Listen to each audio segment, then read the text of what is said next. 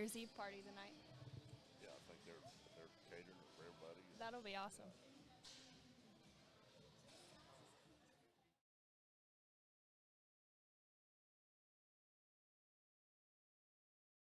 That'll be good.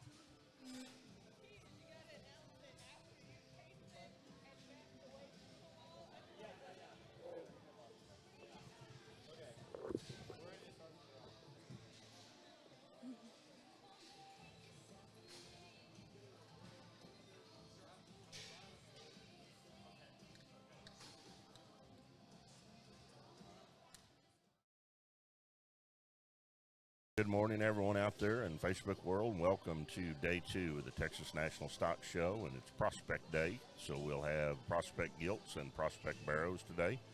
2 rings going on throughout the day. We're privileged today to have Kendall Reitzenstein with us today, and as our judge for both the barrows and the gilt prospects. So, Kendall, welcome to Texas. Oh, thank you. I'm super excited. We're excited to have you line up our livestock today, and always just enjoy another judge's perspective. But give us a little bit of history on your path to here and where you grew up and how you got to where you are today. Yeah, absolutely. So I grew up in Kersey, Colorado, and I still live there, actually. I went to Redlands Community College to judge, and then continued on to Oklahoma State and judged there, and then was the associate coach there at OSU for a couple national champion teams. And then I actually ventured home and was the livestock judging coach and coordinator there at Colorado State University. And I'm actually, today is my official last day at CSU. I just finished that team through Louisville. Now I'm officially on the job hunt. So we grew up raising cattle, and now we've kind of ventured into the pig thing with Blake and my other half. And so here I am. I'm glad to hear you at least admit that he's your other half. You guys are doing a great job there with Goss Livestock, as well as the livestock career growing up. But probably been a little modest there about CSU, I would say, for a youngster taking that program over and from where it was at to getting it where it was in that short amount of time. Congratulations on that. And I know that's quite a move from CSU, but the senior college judging program was dear to my heart. I was involved in it, and it does a lot for them. So thanks for what you've done for those kids there at Colorado. So Yeah. what are you going to be looking for today? What do you like to see in livestock? Oh, basics always first. Structure, fundamentals have all got to be there for these little pigs as they progress and get big, and they got to start with that, and then tack on the extras, and we got ourselves a winner. I like that philosophy. I mean, build them right from the ground up and then make them look good after that. So down here, and yesterday we had our showmanship contest, and luckily you won't have to be judging the showmanship, but I think it'll be a great set for you today. The set yesterday, the top end was extremely high quality, and kiddos from all across the nation will be here displaying. We had a kid from Utah and a few from Georgia and Louisiana. So any last minute comments about this show? I'm really excited. This is quite the scene that they've set here, and the crew that's put this on. And you were just telling me about all the scholarships they give out, which is pretty special for these kids. So I'm looking forward to a great day. We're a pleasure to have you. So good luck today, and looking forward to it. Thank you.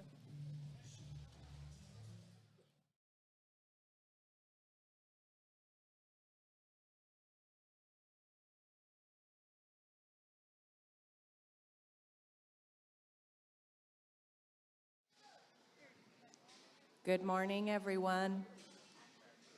Will you please stand while we do the national anthem?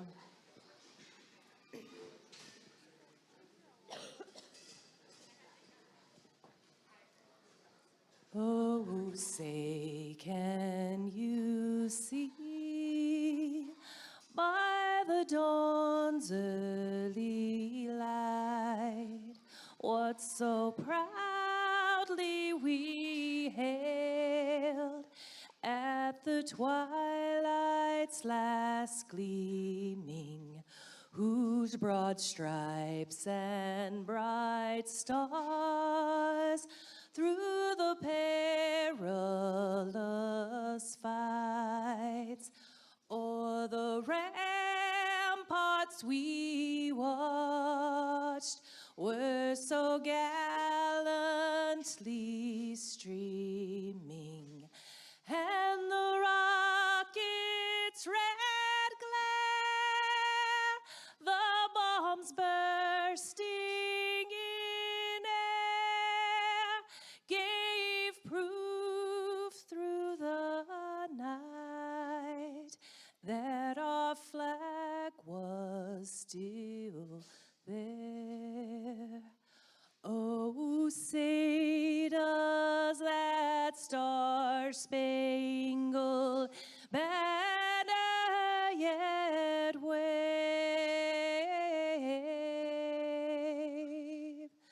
o'er the land of the free and the home of the brave?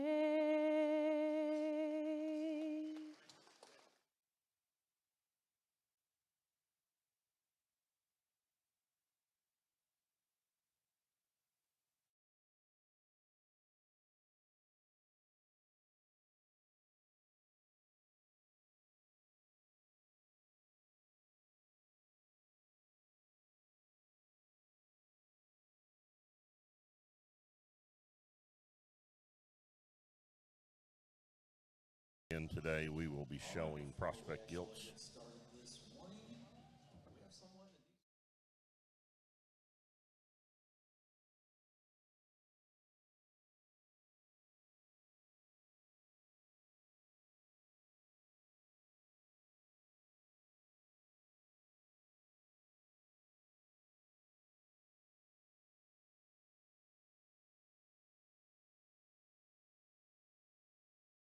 Already having to move a vehicle today, but we are getting ready to be off and going today, and we will show in the same breed format that we did yesterday.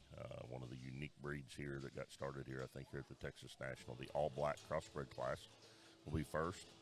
I'm not sure on numbers, but it looks like we've got a similar set of numbers in terms of numbers in our gilt show today versus the gilts yesterday, maybe a little few more. I'm going to guess about 150 in the prospect gilt show.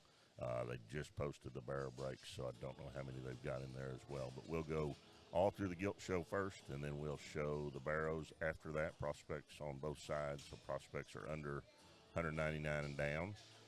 This first class, the all-black cross class, will be weights of 100 to 199 pounds, so all of them in one class. But talked a little bit all the way throughout yesterday and then today as well. I was just visiting with Kendall before our quick interview about the scholarships the Texas National Stock Show makes available for these kiddos, and top three in each class. So first place gets 1,000, second place gets 500, third place gets 250.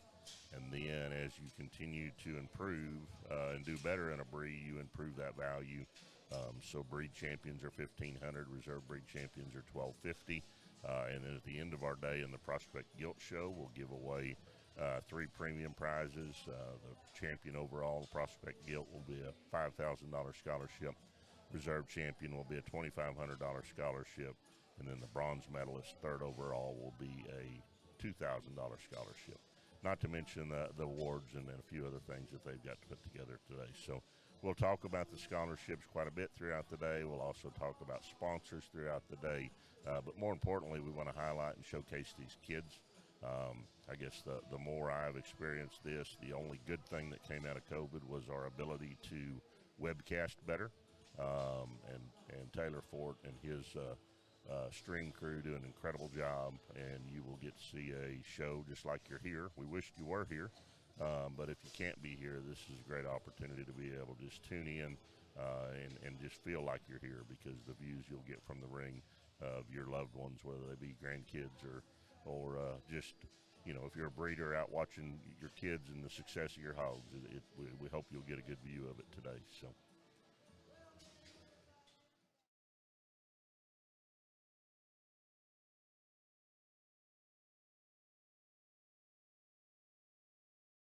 Morning's Prospect Guilt Show, and we would like for everyone to welcome our judge today, Kendall Reitzenstein.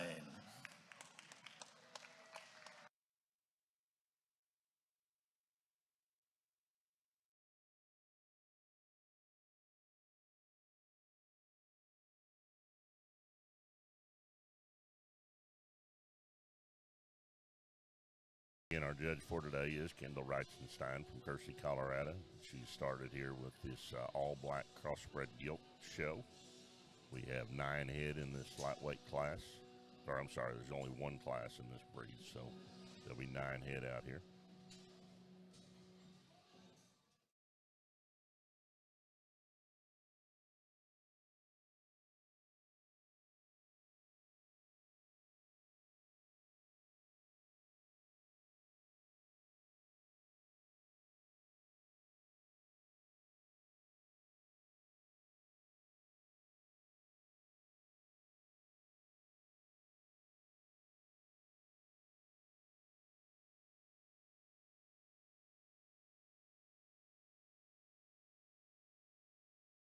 In 9 head in this class, she's found 1 she's already brought in and sent to the scales and is headed to the holding pen.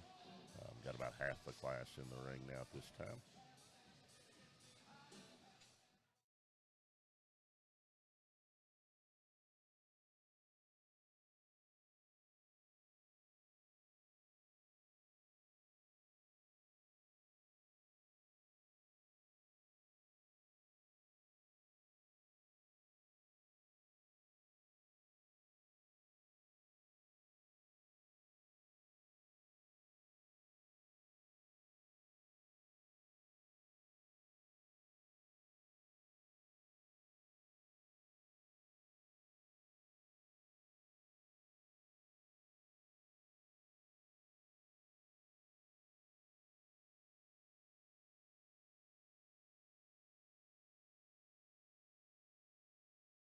The class is complete here in the dark all-black cross classes. We begin our day in the Prospect Guilt Show. Our judge, Kendall Reitzenstein, is sorting through them.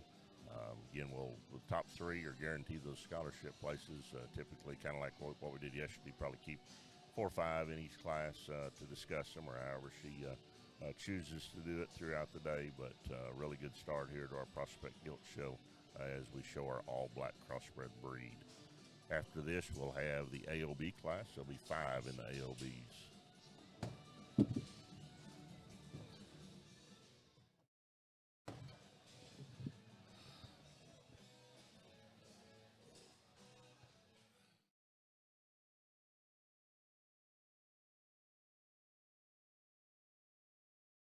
Class to start coming to the ring, please. AOB, start coming to the ring. Well, good morning. It's certainly a pleasure and something that I've looked forward to for quite a while since Taylor asked me, and quite the setting out here, quite the music, quite just everything about this show has got me pumped up. And we start out here on the black crosses. We got a couple out here, or 4, that we're going to send back. Just some parts and pieces to them that certainly you can appreciate. We got to just keep them sound, got to keep them functional as little pigs out here, and then pack on the extras. We're going to work through these top 5. Let's go ahead and congratulate these kids as we excuse them out of the ring.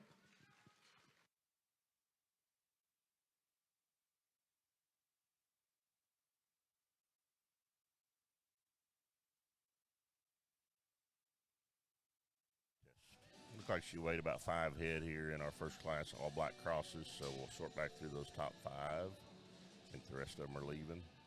Good morning, Brandon. Tim asked me if I could come sit in with you, and had to okay it with my wife. I asked a girl that's with us if she could fill in and take my position, and she said, yeah, I can lean against the fence and look at Facebook all day. That's fine.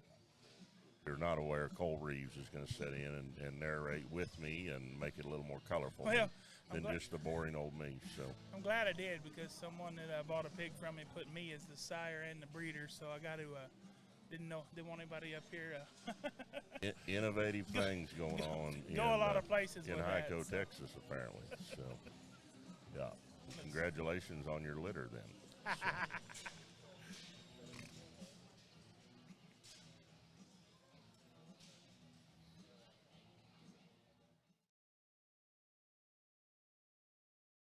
And no, let's see, this is Ty Gorey coming out now with his Mardi Gras that the home race pig they raised themselves.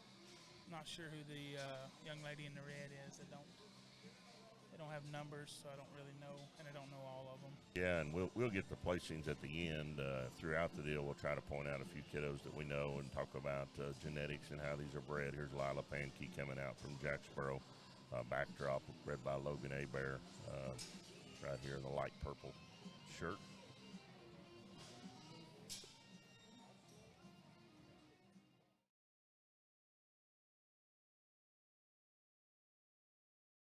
One she pinned right off coming out, this young man. I'm not sure who that is, but that one hit her pretty hard when he hit the ring.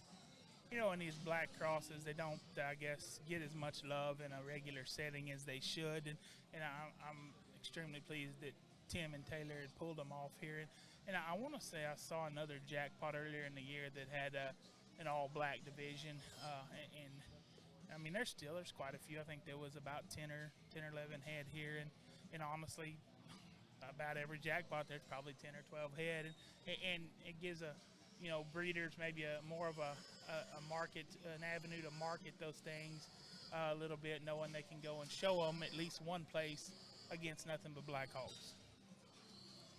Yeah, and there's something about them. I mean, they're cool when they're shaggy and look good, but they don't have enough wow factor. There's no white on them to help them stick out most of the time. So I jokingly always told my son a black one or a red belt would always get us third, so that we didn't want to. Of course, there was a lot of times I'd love to have been third, but Yeah. but these black ones sure get their due out here at the Texas National, both gilts and barras. We had a gilt division yesterday, and we'll have a barra division for them tomorrow. So you're right, and a lot of the solid black ones have come. Some of these boars tend to like to throw solid black ones, and they're still good quality livestock. I agree, and the good thing is, especially on the gilt side of things, there are enough good quality white boars to breed these solid black ones too, to kind of dilute some of that. This fall, some of these show pig sales, I mean, I saw lots of expensive black pigs, more than I've seen in a while. So, and I don't know if this has anything to do with it, but.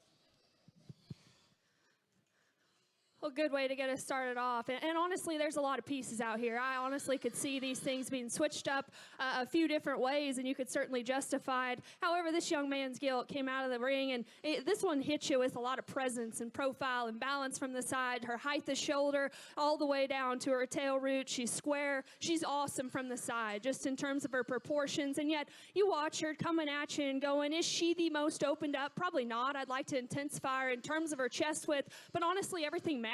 Her chest matches out through her hip and her hind leg. She utilizes and plants and drives off of a good hip and hind leg. And like I said, in this particular drive, I love her head, I love her skull, her proportions, her balance. That's a nice gilt to go ahead and win this particular drive. This one here in 2 kind of grew on me the longer they drove. And you watch her come right at you. She is wider and broader in terms of the base of her chest. She's stouter in terms of her arm than her class leader there. She works a good amount of shape into her square blade up high and all the way out to her hip. Like to just relax her in terms of her loin and lengthen her out of her hip, allow her to reach and drive and go with just a little bit more comfort out of her hip and her hind leg. Front 2/3 of that gilt, though, real intriguing, real good, especially coming right at you. The powerhouse of this particular drive is the one here in 3, and she perhaps is the stoutest mug. She's the stoutest in terms of her chest and her arm. She works the most spread up high and out through her hip. With that, we got to relax her in the angle to her shoulder. We got to intensify her at the ground, and just a little round, a little slopey out of her hip and her hind leg and the way she drives off of it, but one that you certainly like in terms of power, width, and just true dimension. The one here in 4 has got as many unique pieces as any. The young ladies here, real hairy, real dense, real stout in terms of her skull. Really like this one's feature. She's big-footed. She's stout in terms of her density of feature, her bone work, and her foot size. Honestly, her best days are yet to come. She's just a little green, a little more mature, or a little immature, in terms of her body shape and her loin. Pieces are there, though. That one's got some really unique pieces. One here in 5, real stout, real opened up, just a little rounder off of either end. Really good way to get us started off. Let's go ahead and congratulate those kids.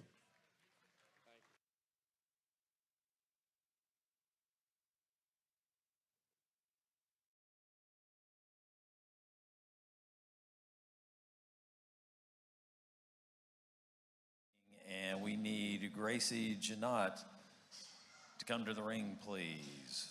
Gracie Janot. And by the way, folks, if I mispronounce somebody's name, do not hesitate to come and tell me how to do it correctly.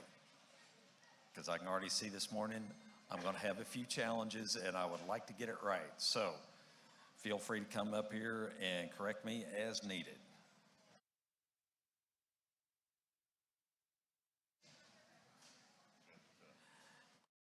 Test.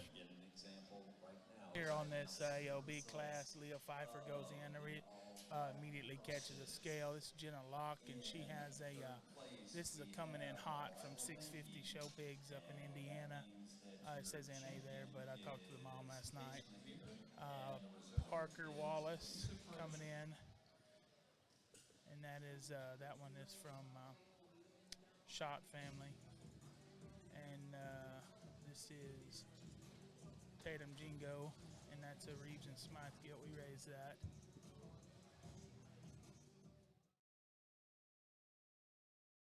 We are showing the AOBs 5 in this class. As Cole was just talking about, placings there in your all-black crossbred class. Your champion all-black cross was Case Meyer from Welch, Louisiana, with an on the money from Oliver Farms. Reserve champion was Marissa Frazier from Wichita Falls, Texas, with a snafu from ET Show Pigs. Third place in that class, Lila Pankey from Jacksboro, Texas, a backdrop from Logan Abear. Fourth was Emily Smith, Lumberton, Texas, with a Next Intention. And fifth place was Bristol Commander from Crockett with a gilt bred by Young Livestock. So good breed there in the all black crosses like we talked about. The champion would get a $1,500 scholarship. Reserves got a $1,250 scholarship plus a few other prizes. So congratulations to our placing and winners and then the all black crosses. So some of these classes are going to be bigger than others, and she'll sort them a little different, but with just 5 in this ALBA class, I assume she'll leave them all out here and kind of just sort them from there. Looks like she weighed Leah and Tatum Jingo. It's going to be your top 2. Leah was the champion yesterday. Nice gilt there. Got a few pounds probably on the gilt that's maybe the other gilt that got weighed there, but I think actually a really good set of Polands, and I mean they call it AOBs, there just happen to be no Herefords here, but I think a really nice set of Poland gilts there. You can do a lot of things with either one of them. The one in pink is Tatum? Yes, sir.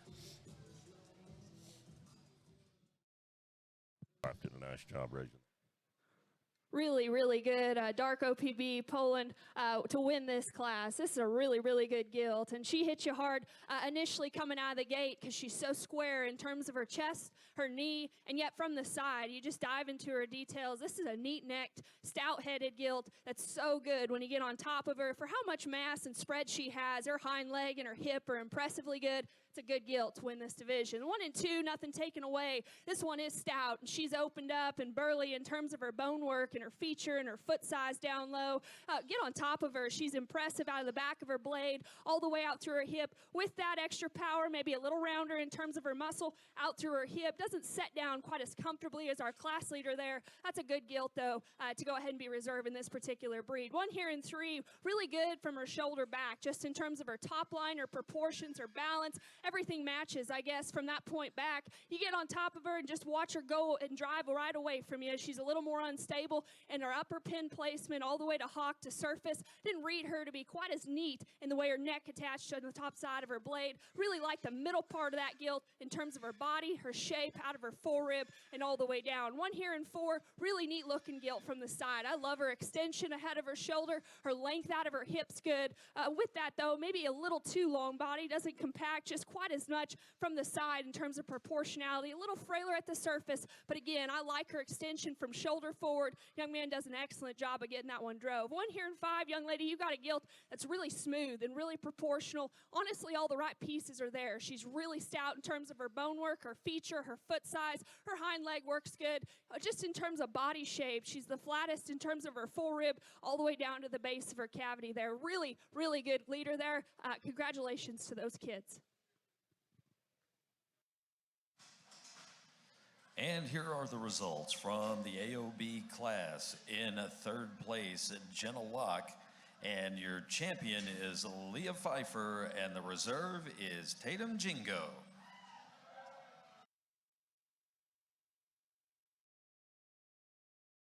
in their champion AOB was Leah Pfeiffer from Temple, Texas. Cole mentioned, and she was champion yesterday in the Big Gilt show. So 200 up yesterday, 199 and down today. Great opportunity to bring a gilt out and get her in the ring twice, and she showcased herself twice. So congratulations to Leah there, and then cashed in twice on scholarships for her too. So Tatum Gingo from Mansfield, Texas, all due respect from Reeves Livestock, was reserve. Third was Jenna Locke, Santa Fe. Fourth was Parker Wallace from Lubbock, and fifth was Gracie Jeanette from Fort Worth. Leah's gilt was bred by Wintex, pulling teeth from Wintex. So now roll into our lightweight Berkshires. I think we got two classes of Berkshires. No, we just got one class of Berks today. So 114 to 199 here in the lightweight Berks, or class 3 Berks, 9 head. Class of Berks, okay.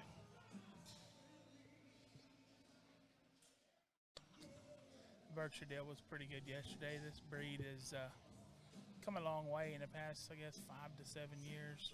That's 2 or 3 years, actually. Really come a long, long way.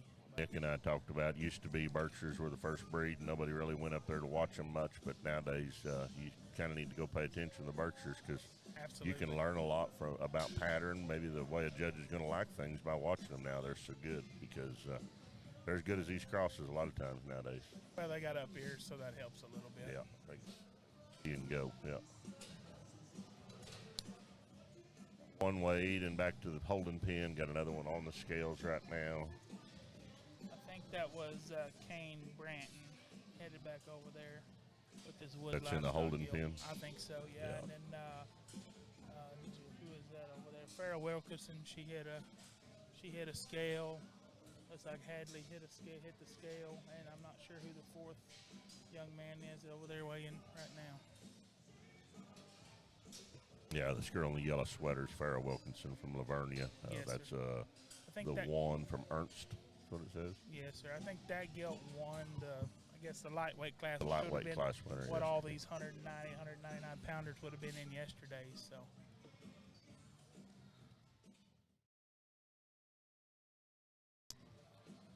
You know, you got some gilts that are there, pushing 200, starting to look like a breeding gilt, and then you've got a few gilts that are kind of still in that jackpotty, young, immature show gilt stage. Just one class of Berks out here, and we've pinned back 4 or 5, I believe, sent them to the scales. This is a good class. I look forward to working through the top end here. We're sending 4 back here, real good in terms of just power and the basics of Berkshires. Just opened up, stout in terms of their head, their skull, and everything matches. Honestly, you get right in front of them, right behind them. We just got to reel them in terms of their skeleton, or just stouting them up at the surface in terms of feature. Really a good class here. Let's congratulate these kids.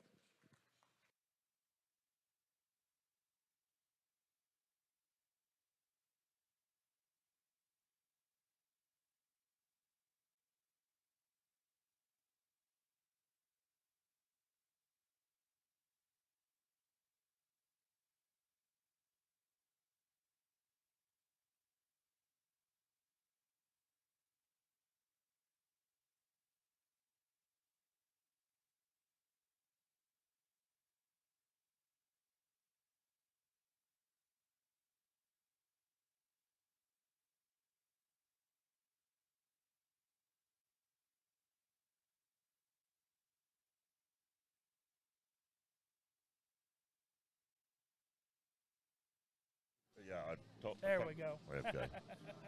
So yeah, we get a long stick and poke you to turn us on. Kept 4 here in the Berkshire class to sort back through, and Hadley Reeves is out here with her gilt from Cole and Melissa Reeves. Young man in the black, we don't know for sure who that is. Lighter weight gilt that wasn't here yesterday, obviously, but nice gilt also. I bet I can tell that may be Kane's other pig, but I bet if they got 840 tag or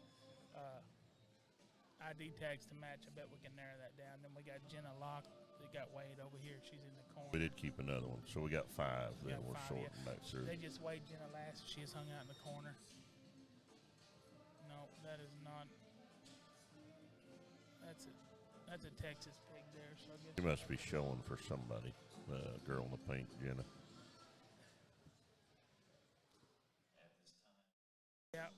So Jenna's going to be probably Kane's little gilt. They got matching Oklahoma tags there, so I'm guessing that's going to be Kane's little gilt. And that just leaves us trying to figure out who in the world. Man is in the black shirt. Kane's little gilt, I think, is going in there 5th. 5-hole, yeah. That's a monster from Wood Livestock.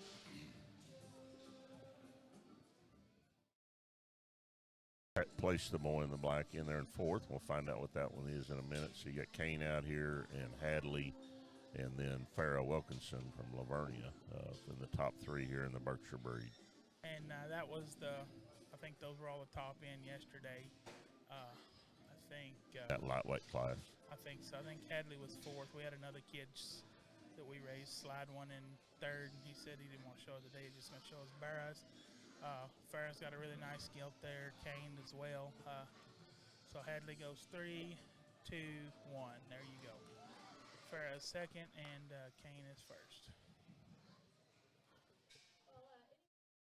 I love Berkshires, and honestly, these top 3, all very, very different, and yet I appreciate the quality within all 3 of them. I'm going to describe them to you how I see them. The young man over here to my left is going to lead us off, and if you call her hip and her hind leg good, she wins this in a smoke show, because everything else about that gilt, she's stout about her head, she's genuine about her chest, and yet from the side, everything matches. She sits on the top side of her blade, she's good down her top line. When you get on top of her, I thought of the 3, she's the best in the turn out of the top of her spine, into her full rib and her mid body. Like I said, her hip stays good. She's square up high. She's just a little awkward in the way she sets out of her hip and her hind leg at the surface, but I don't read it unfunctional. I think she just needs to relax in her top line. Everything else about that gilt I love. She's stout in terms of her features. She's stout about her head. That's a good gilt to lead us off. This 1 and 2 from the side will draw you in, and from the side, she's high in terms of her shoulder placement. She's neat from that point forward. She's jet level to her tail,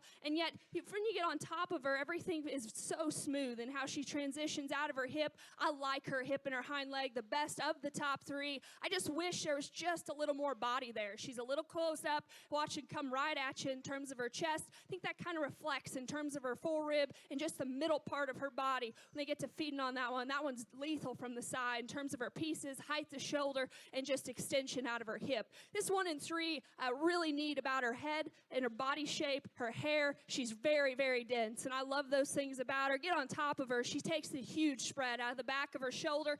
Out of her hip is where I'd like to fix her. Just lengthen her out of her hip, allow her to move and hinge just a little better on a stouter set of running gear. That's a good gilt, though, just in terms of the middle part of her body, bulk and density and hair. I love those things about her. This 1 and 4, much like the 1 and 2. From the side, I love this gilt's proportions. I love her look. I love her head and the way it sits on her shoulder. She's long out of her hip, especially when you get in behind her. Just watch her utilize it. You get on top of her, though, just a little flatter, a little drier in terms of her body shape. You need to just expand her everywhere. This 1 and 5 caught a pin just because I like her body shape and I like her extras. From that perspective, we just got to lengthen her out of her hip, allow her to move just a little more freely. Really, really a good class of Berkshires. Let's go ahead and congratulate those kids.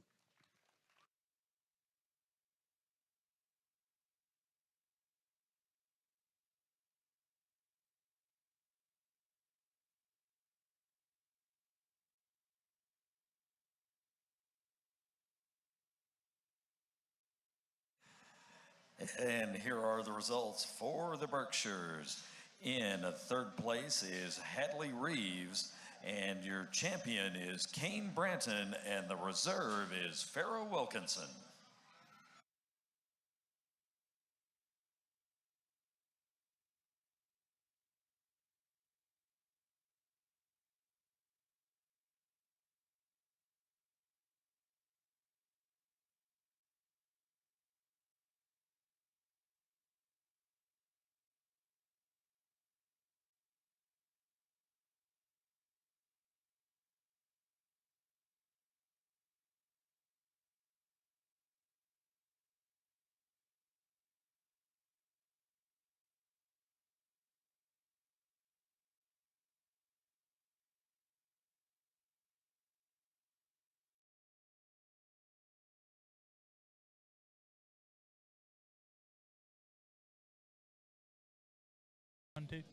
I think we weighed 1, and I think by deductive reasoning, I think it was Hagen Weiniger, because I kind of know close to the rest of the kids, and he's a boy, so that's the only boy name left. Got it narrowed down there. So we are on our Chester Whites. Got 8 in the Chesters, ranging from 132 to 199. You heard our our announcer read off the placings in the Berkshires. A little bit more information. Kane Branton there was a champion with his gilt from a monster bred by Wood Livestock. Reserve champion Farrah Wilkinson from Lavernia, Texas. The one, Ernie Birchmeyer and Ernst raised that one, and then third in that class was Hadley Reeves. That was a heavy petting that we raised. Heavy petting. So nice Berkshire breed. Now roll into the Chesters. Got one weighed and pinned. We thought was. You think you got that one figured out? I'm pretty sure that's Hayden Weiniger, because I know the other three boys in the class, so it's got to be Hagen, and that's not much information on the sire or the breeder, so I guess I know more than the general public.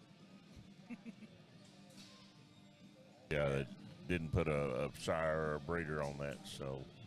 It's Kate Swan got a pin. Cash McCamey, they sent him to the scales too.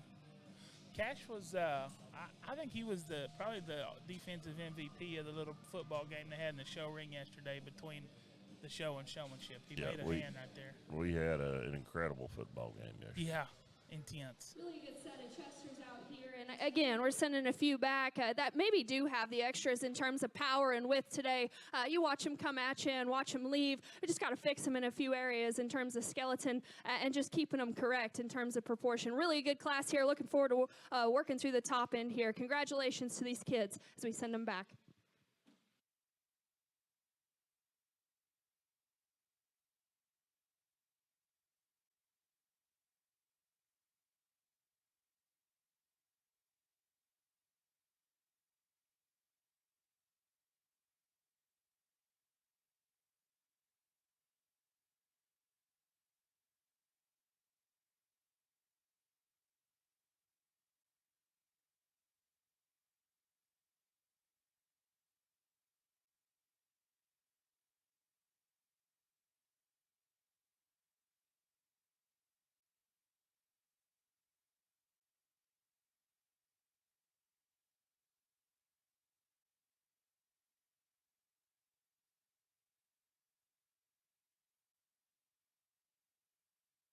I'm joking.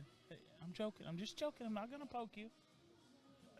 We're back here with the Chesters, the top end. Got 5 kept, 5 weighed. Nice set of Chesters here in this respective breed. So I know Cash McCamey, Kinsler, Jingo, Kate Swan. We deducted that was Hagen. And, well, I guess we got to do some figuring on this other one. And I'm going to say that other one is Margaret Duke, because her brother was 4th in the last class and had almost the identical premise ID tag. Look, they taught us that at Tarleton. You can tell I'm not an Aggie by my deductive, logical reasoning skills. You know, that is glad you're realizing that. I mean, that's been a topic of discussion. I know some people get a little bit hesitant to come to the Texas National because of the 840 requirement. But honestly, folks, if you're paying attention to livestock health and biosecurity reasons, we all really need to be abiding by that 840 tag and carrying our health papers. And our Texas Animal Health Commission probably hasn't been as stringent as they should in other states. Most of the other exhibitors we talk about, I mean, they're pretty certain it's pretty common for them to get a set of papers and have all the proper documentation. So we know it's frustrating on that 840 tag for some, but think about the biosecurity that we need and then the state health standards we're supposed to follow. Well, that's what's important. And I'll tell you from a standpoint of like just animal diseases, and I work with the USDA a lot with my petting zoo, and my inspector actually went to the Bahamas. They transferred her there. She's working with them because they have African swine flu. That's really close to the United States. And if we get that over here,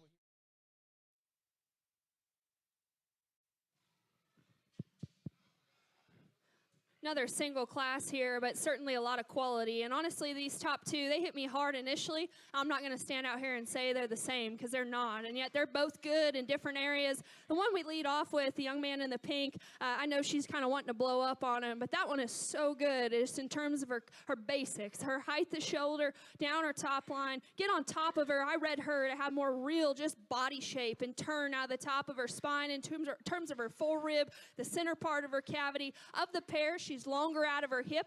I think she reaches and steps just a little more comfortably out of her hind leg. Now, she's neater about her crest of her neck. She's neater from that point forward. She's not as wide-chested as the 1 and 2, and she's not as stout at the surface in terms of her ankle size and her feature. That's what makes it close. I just love this gilt from the side. I love her extra extension up front and out of her hip. This 1 and 2, I told this young man, he does a heck of a job of driving her. She is stouter at the surface. She's bigger in terms of her feature and her ankle size, and she is stouter chested in terms of her knee and the base of her cavity coming right at you than our class leader. From the side, we got to lengthen her out of her hip. We got to clean her up just ever so slightly at the top side of her neck, but that's a really, really good pair of gilts that are a little different, but I appreciate both of them quite well. This one here in 3's got some neat pieces. I love the middle part of her body and her cavity and the turn she has into a middle part of her forerib and her center body. Coming at you and going away, there's plenty of power there. We just got to reel her in terms of her hind leg, just a little awkward in the way she sets out of her upper hip, hock to surface. That's a good gilt, though, to be there in 3.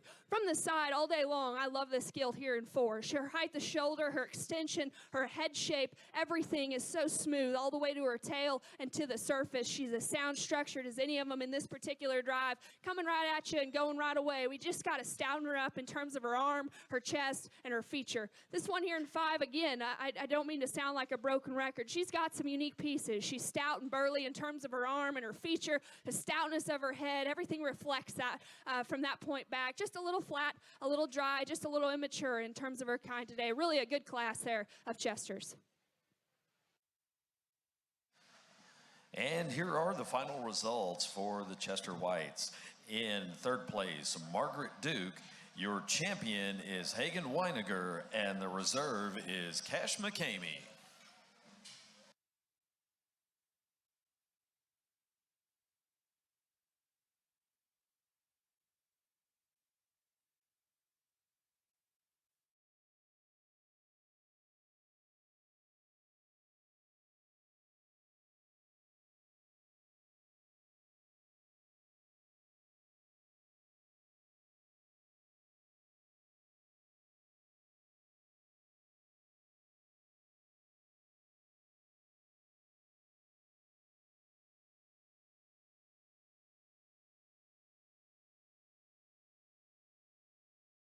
Got the Chester breed down. Again, champion Chester, Hagen Weiniger from Wichita Falls. Don't have any information on that gilt. Congratulations to Hagen on his $1,500 scholarship for being breed champion. Reserve breed champion, Cash McCamey, Hawkins, Texas, perfect fit from Gortney.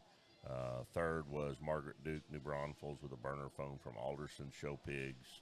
And 4th was Kate Swan, Sanger, Texas, with a gilt from Bratton's down the line. So now roll into the dark cross breed. We've got 4 classes here in the dark crosses. And before we went off a minute ago, before Kendall made comments, we were actually kind of touching on animal health, safety, and Cole was making a good point. I'd love to go back to that visit, Cole, and talk about what your lady that had to go to the Bahamas and kind of touch us on swine flu. What I was saying is she spoke fluent Spanish. They sent her. Here it was. They sent her to Puerto Rico because they had an outbreak in the Bahamas. They sent her to Puerto Rico as a first line defense to get a plan together, because if African swine flu, it's not far. People swam from Cuba to Florida every day, so it's not far from the Bahamas to Puerto Rico to the mainland, and we got to we have to combat that, because if that gets over here, it don't matter. There's no 840 tag in the world that's going to allow them to continue this. They're going to pretty much shut down any swine movement unless it's straight to a slaughter facility. So, the people that say, I'm not going if I got to have health papers. Health papers are $35. Any vet is going to take 10 minutes out of their day to write a 4-H FFA kid a set of health papers to go to a show. I understand it's maybe a little inconvenient, but at the end of the day, and I talk with the guy that's kind of over this region quite a bit. He and I'm not saying we're buddies, but, I used to be a little bit of an outlaw, so, I used to have to talk to him, but now I don't. I mean, I take animals to about 15 different states, so I know the importance of health papers. And I'm not going to rag on these guys for doing their job. Sometimes they may go a little far, but I think health papers are actually a good deal because, and granted, of the pigs here, in any show I've ever been to, 99% of them are healthy. I mean, I told somebody earlier, I said, I don't know that I've ever really gotten a pig sick by going to a jackpot because generally people don't show sick pigs, but there's so much internal things that we don't see, and that's just why it's important to have the animal tracking. Show over here, and again, a lot of good gilts I'm sending back with a lot of things I like in terms of chest width and extra power. As we go throughout the day, I've just got to keep them sound. We got to keep them good and reeled in terms of their skeleton. I got to keep them correct at this stage of the game as they progress. But again, there's some gilts out here that are stout in terms of their skull, wide in terms of their chest, and certainly have power to play. Again, congratulations to these kids. We'll work through the top end.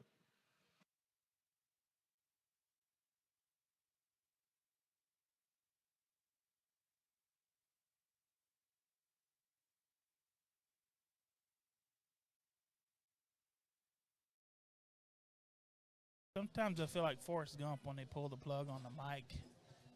Well, I mean, she is probably watching that, listening to you, and got the mute button handy. But Cole, I appreciate that perspective, and the one thing I think all of us need to understand, that's part of our project too. I mean, as much as we want to worry about getting out here and getting a pretty ribbon and doing well, but that's the educational side that our kids need to be learning too. Is that we just went through a pandemic from a COVID perspective on the human side, and that can happen on the livestock side very easily as well. And we don't want that to happen. We don't want to lose the opportunities we've got. And that swine flu is very real and very near. And so just kind of another opportunity for education. Hey, I wish they'd make Californians get health papers before they let them move into Texas. I'll be honest with you. Now let's keep it on livestock today. Hey, health papers are health papers. Yeah. So we got way off base here in this dark cross class, but we promise we're going to get back to talking about some kiddos Looks like here in we the have lightweight. Farrah Wilkerson, both of Ashland's gilts. This gilt looks to be from Dan Young. I got to find out if he's got one in there or not. I don't know. Farrah Wilkinson out here in the yellow sweater. That's an On the Money from Greg Sutherland. You said both Ashlands were out there. Ashland, I don't know which one she's driving. She's driving the S&K gilt. She's driving a backdrop from S&K Genetics, and her other gilt Hadley's driving the Word of Mouth that we raised. Okay. Dark Cross Class 2 to start coming to the ring, please. Dark Cross Class 2, please come to the ring.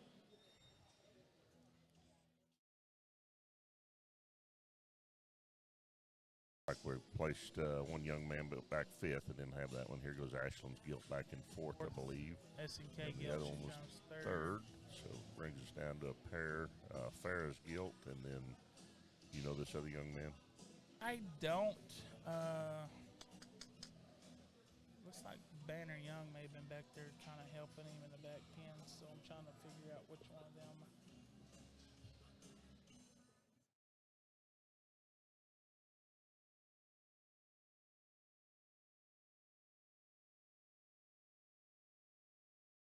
Another good lesson, you always got to be afraid of who might be listening out there, but Doc Gleason chiming in on that too, and it is important. I wanted to mention that we all need a good working relationship with producers, veterinarians, and government officials, so 100%. Making sure you've got a good vet relationship is very important for these kiddos.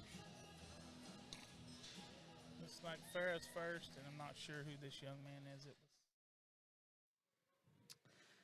Another really good pair of them here. And I guess I'm willing to maybe sacrifice just a little bit of power and width and side with build and just kind of this gilt that leads off. I'm absolutely in love with this thing's head or ear set, her extra extension from the side. And honestly, that just kind of tells the story for what's to come. Her height the shoulder all the way to a stout tail root. Her hip and her hind leg, to me, is what leads off this pair. She's longer out of her hip. It allows her to reach and utilize her hip and her hind leg and her hock placement more correctly and stable than the one that's going to be in 2. This one's good from the side. Her proportions, her body shape, to me, reads long-term. That's a long-term kind of a gilt that's only going to get better with time. I think her chest is genuine all the way out from behind. Now, is she a stout and opened up and maybe maxed out as the 1 and 2? Probably not. This 1 and 2 is beautiful in terms of her presentation, skin and hair, or width of chest, or stoutness of arm. All those things are class leading, and it worked her up fairly quickly.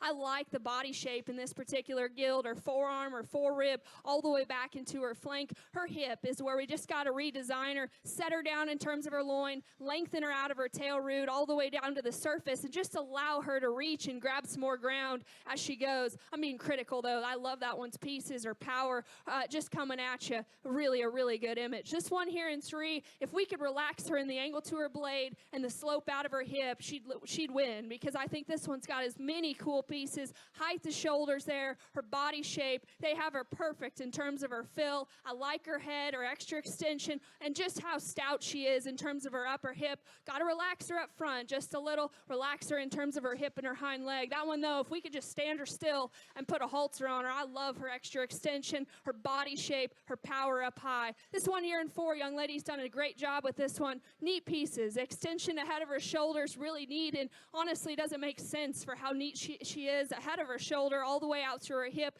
She's stout in terms of her arm. She's big at the surface. Got to reel her in, just make her a little more comfortable out of her hip and her hind leg, a little rounder out of her shoulder as well. That one, though, is opened up in terms of her center cavity, like her extension, like her look and presence about her front end. 1 and 5 got a pin because she's just fundamental. She's good in terms of her skeleton. She reaches and drives perhaps on the best hip and hind leg as any of them in this particular drive. With that, though, work her up just a little rounder in terms of her kind, just a little plainer in terms of her design as well. Really a good class. Let's put our hands together for that first class at crosses.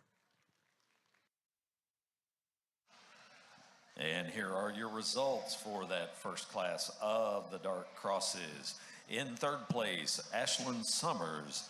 In 2nd place is Farrah Wilkinson, and 1st place goes to Easton Johnson.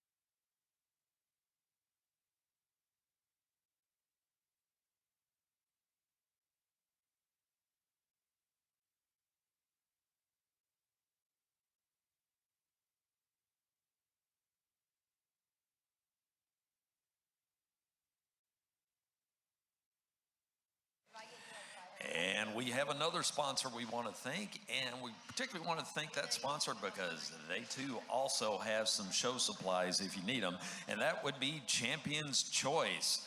And they also have plenty of shavings over there if you need those today or tomorrow. So go check out Champion's Choice, and thank you for being a sponsor.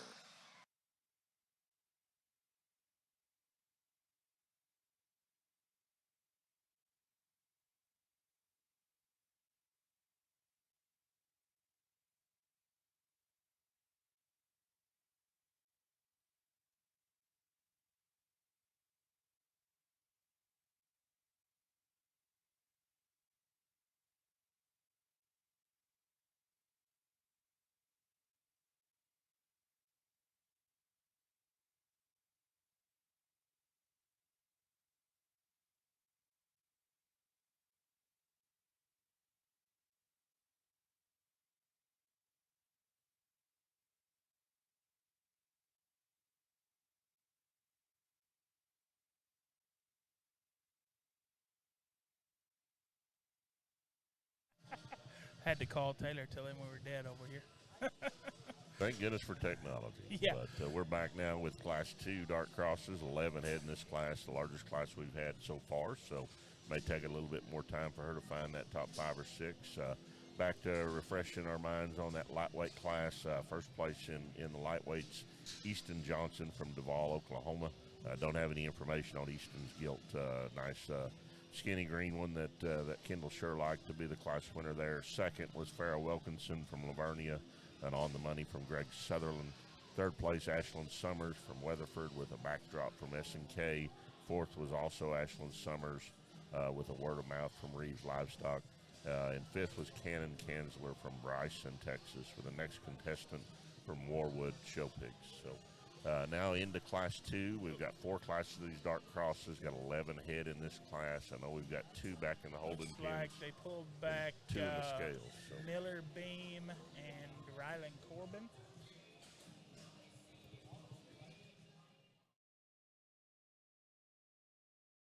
Crosses over here, a pin back or wade 4. We're going to work through the top end. Really good pieces again in this particular drive. Really good from the side of all these gilts that I'm sending back. We just got to add just a little more in the middle part of their body, their forerib back into their flank, or maybe reel them in as you watch them go away. Certainly, again, some good gilts we're sending back in a really tough class. Let's go ahead and congratulate these kids. We'll work through the top end. Looks like these first 2 classes probably could be some Division 3 and 4 gilts at Expo. Pretty good set, really. Sending some good ones back to the pen. Yeah, and you know, I talked a little bit yesterday. Everybody's got a different way of getting these things to their end point, and everybody's got a different end point. So I mean, you see all shapes and sizes nowadays when you come to these, depending on how you like to feed these things. And some people like to keep them skinnier and greener, and some people like to keep them kind of bloomy and show ready, and take them whenever they need to go. And so as high as show feed is, I'm about ready to turn mine out on the oat field. Yeah, and that's the thing, and that kind of goes back to another great opportunity to have this show is kind of a stopping point and an opportunity to come through here and collect some scholarship money for these kids, because Absolutely. it is expensive what we give for livestock plus what we feed livestock for. Josh Dildine and I were talking about that this morning. When I was county agent 100 years ago, we used to talk about a break even. We used to talk about kind of Wait, there's a break even in show pigs? well, we used to. And anyway, though, the cost of everything, as you guys know, from an inflationary standpoint, hasn't missed the show pig deal either. So it's an investment in your kids the way you need to look at it. My kid got a Houston scholarship, $20,000, and tickled to death with Houston and FFA and what he went through to get that. But I know we spent a lot more than that to get it. But it was well worth it. I mean, I think there's nothing better to do than get kids involved with livestock. Well, it's the relationships you make and the connections, and it's like, I mean, honestly, it's like going to college. If you don't need to go to college, but then don't. But I think it's more the connections you make, the people you meet.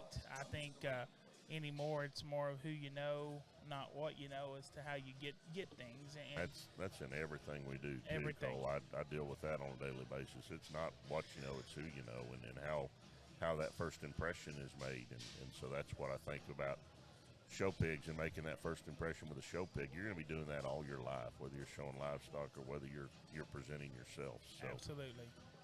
And it's like a life, I guess, kind of like showing pigs. I'll get back to that in a second. We're going to cut us off. Really a neat pair of gilts here we land on, and again, very different, and yet the Berkshire marked one here, I guess when you get on top of them, watch them come at you and watch them go away. This one's got a lot to her. She's awesome in terms of her forearm shape, her stoutness ahead, everything reflects and tells the story from that point back. She's awesome behind her blade and the shape and the turn and the curve she has all the way up into her upper hip. I love her reaching ability out of her hind leg. For how stout she is, she really drives and plans stance aggressively out of her upper hip or hock to the surface. Like to maybe just raise her up in terms of the point of her shoulder, just a little round up front, and maybe that's where the 1 and 2 rivals her. I love that one's power. I love her denseness of feature, bone work, body shape, and extra power with still a great running gear. This 1 and 2, it grabs you in from the outside looking. This one's awesome in terms of her head carriage, her height of shoulder. She's long out of her hip, and that allows her to drive and just go all day long with her structure, her angles, especially out of her hip and her hind leg.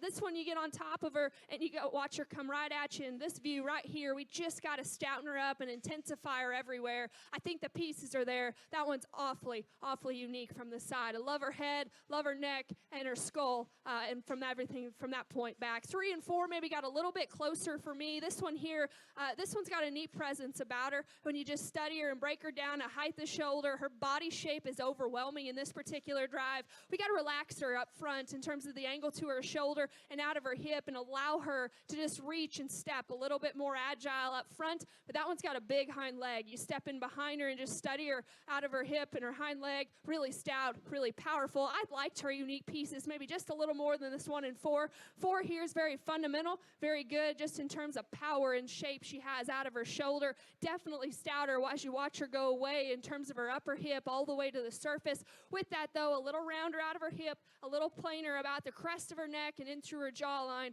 That's a good gilt, though. Really a nice class, interesting top pair on the top side.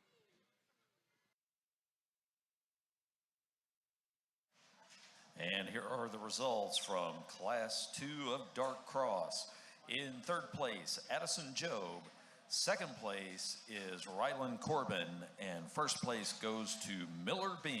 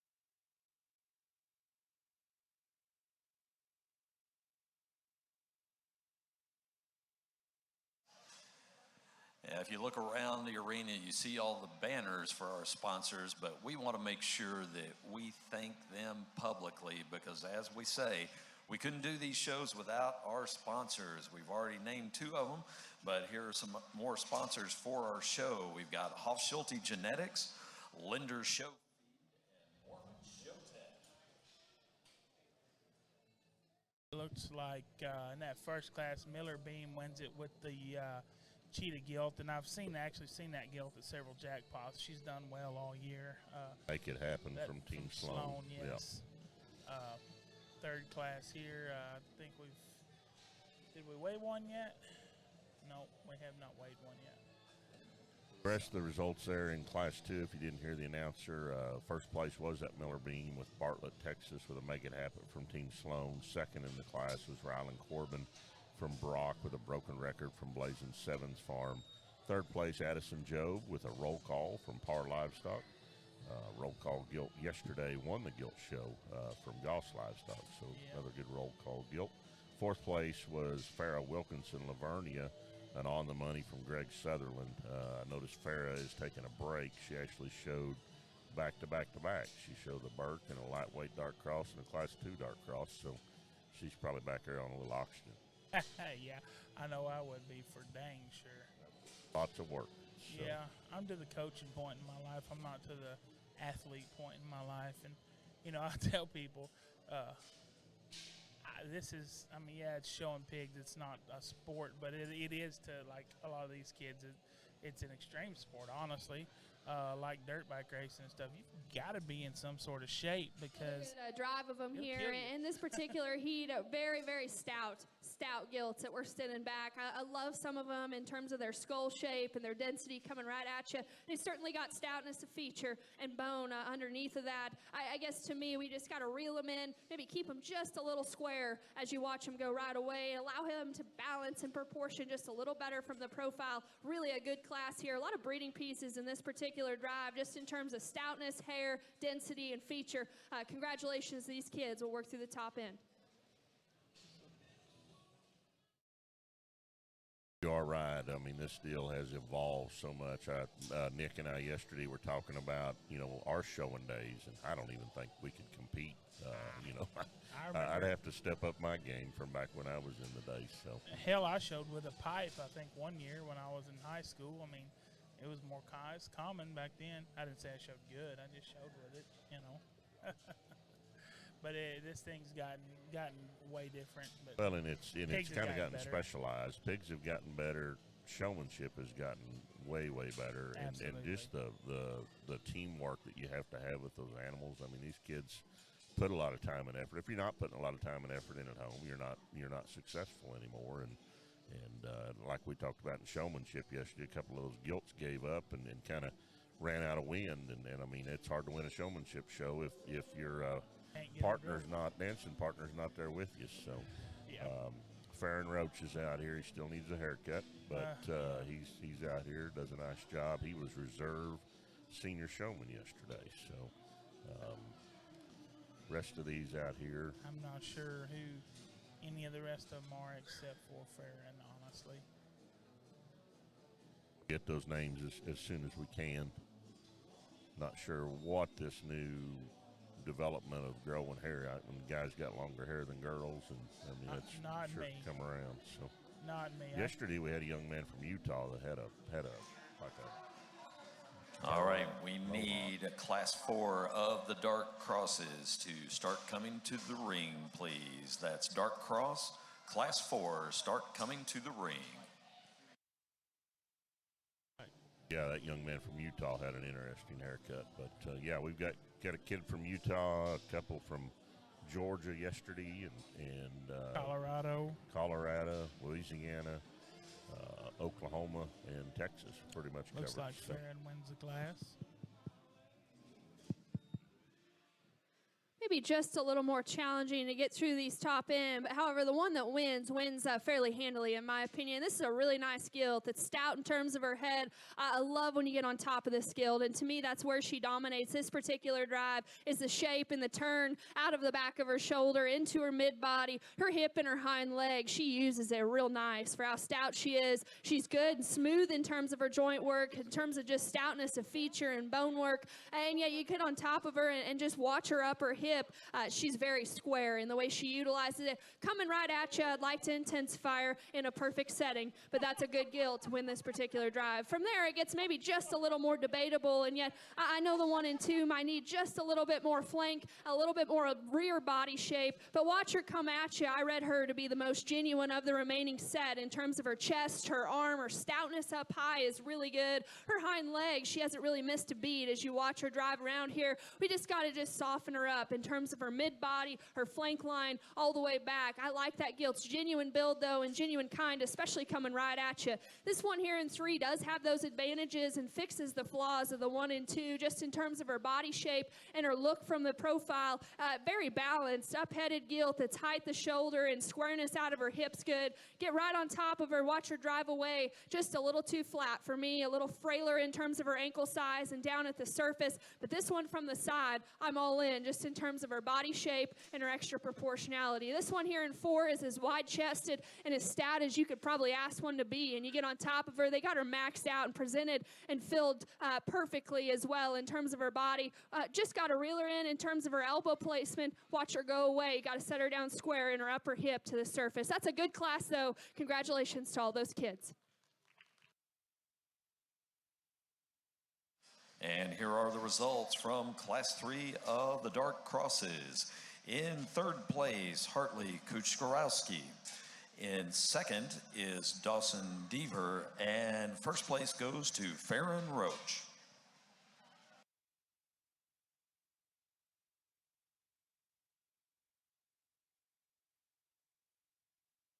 There you go. Looks like class 4. I guess, Brandon, we could be like John Madden and Joe Buck. I'd be the one that everybody hates. So Which one was that? I don't know. Everybody talks about him on Facebook. Joe Buck. Yeah, I guess. John Madden was always the beloved one, though. I don't watch. But also, professional John Madden sports. was always the one that might just say anything, so you would fit in that yeah, John Madden mold I as guess well. so. Looks like Farron Roach won that last class. Yeah, Farron wins it with home raised gilt. Those guys are doing a good job down there at Palo Pinto. Born again from Roach Livestock. Second, Dawson Deaver from Keensburg, Colorado. We talked about the national show that we've got. So out of Colorado, last minute from Viger. Third place was Hartley Kuchorowski from West Texas with a gilt out of Wicked. And then fourth was Lily Ford from Weslaco with a tricked out from Premium Blends. So nice set there in Class 3. Now showing our heavyweights, Class 4 dark crosses. After that, we'll roll into our dark cross drive and award 2 more scholarships to our Grand Reserve champion dark cross out here today. So got one coming in right there. The young man in the black vest, she liked right off the bat, sent him right to the scales. Already got one back weighed and in the holding pen here in the heavyweight dark crosses. So looks like she's finding a few she likes. And I just know from looking at this list, there was some gilts that showed yesterday in the big gilt show that did very well, that were very good gilts yesterday. So this will be a pretty intense, exciting class here. Biggest class we've had today, too. There's going to be 13 in this heavyweight dark cross 13 class. 13 of them. There you go.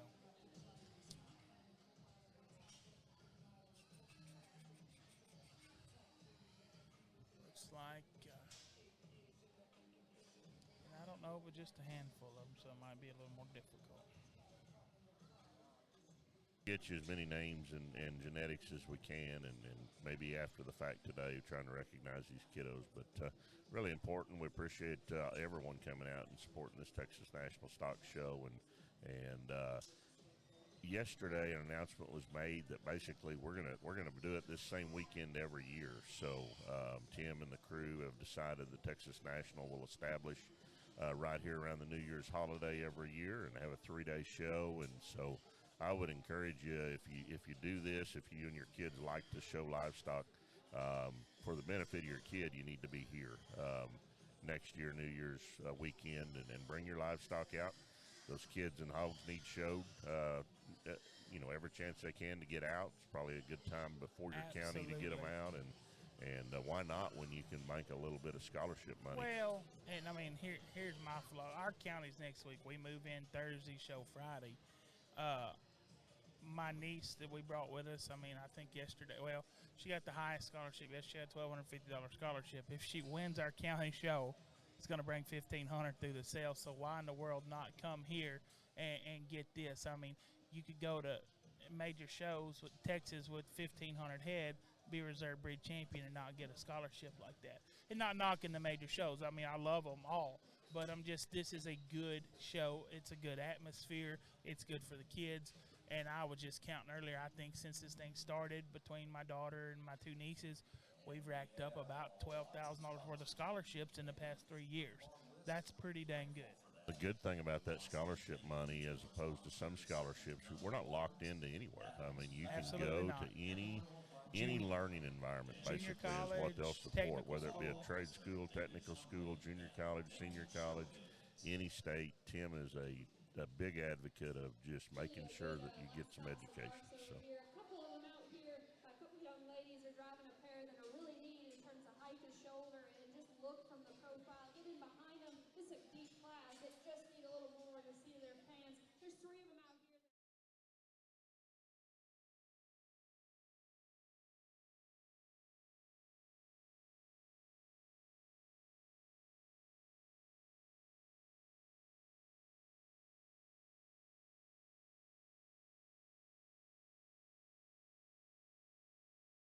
And biggest class we've had, heavyweight dart crosses, 13. She's sending a group back. I know she's got, looks like 5, 6 head kept here in the final drive here in the dart crosses, the heavyweight class.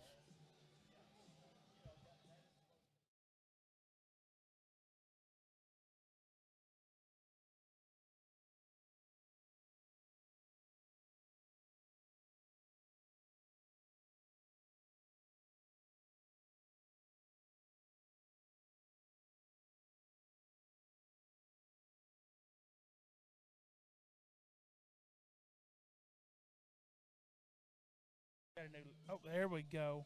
Thank you. Oh, she can't hear us. So we're on the top end of the last class of dart crosses. I know this Lily Ford gilt. That's a Corb gilt. He was reserved yesterday. Yeah. Nice gilt. That was a very good little pig. I no saw huddle her, from Corbs. saw her when she sold and thought she was extremely good and disappointed. I mean, she didn't disappoint. I mean, the only thing kept me from owning her was her price tag. That's a good pig. Farron's coming out with his Berkshire marked one here, half blood Berk, I think, 3/4 blood, something like that. Yeah, they've gotten along pretty good with them kind of synthetic Berks the last couple of years. They sold one last year at San Antonio for quite a bit of money. I think she's second or third in class, you know. Got that's actually a role play from Winners up there, yeah. which is still probably more Berkshire than as much Berkshire as most papered ones. But thank you, Tanner. Young lady in the red sweater is Lily Cooper from Wolford. She's got a tricked out from Wintex.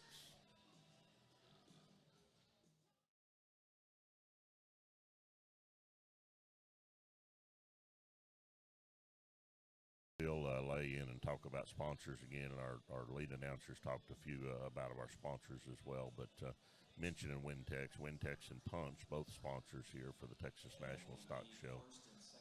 But Will and his family yesterday, Coulter had a great day and was champion Supreme Gilt yesterday with his York Gilt and looked very, very nice. So congratulations on Coulter. He banked $5,000 scholarship, and he's 9 years old, I think. So first year, third grade. So he's got a long time to go, and that's what we're talking about. You can always come back. Come back every year and get a $5,000 scholarship. You know, I mean that's the thing. If you start them here at 5 or 6 or whatever, and go till you're 20, I mean you can get. The possibilities are limited or unlimited. I wonder if, with as much as Hadley's going to bank, do you think she could become a lender to some other kids later on in life? I mean, help support theirs. Yeah, she's done all right, but her parents are poor, so we spend too much money on show pigs. We got to win as many scholarships as we can. I can assure you. So. We did it. If we were doing it to make money, we were probably in it for the wrong reason. We don't need to lose it, but it's good for these kids. When someone comes to me and wants to buy a show pig, and they say, "Well, how much money can I make back?" and I tell them, if that's what you're worried about, showing pigs might not be your thing. Not knocking them, but it's not everybody's cup of tea. But I think maybe. When Ashlyn graduated her senior year, she made money. The rest of them, we just had fun.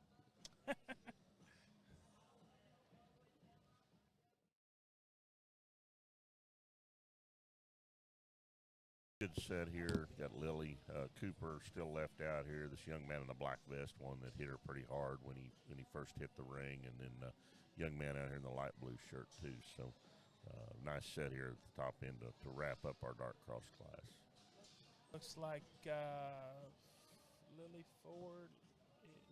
Cora Ford is fourth with the Corb gilt. Farron Roach is fifth with the Berkshire Mark gilt, the role play gilt from Winter Livestock. And you're right, the only one I know left out there is,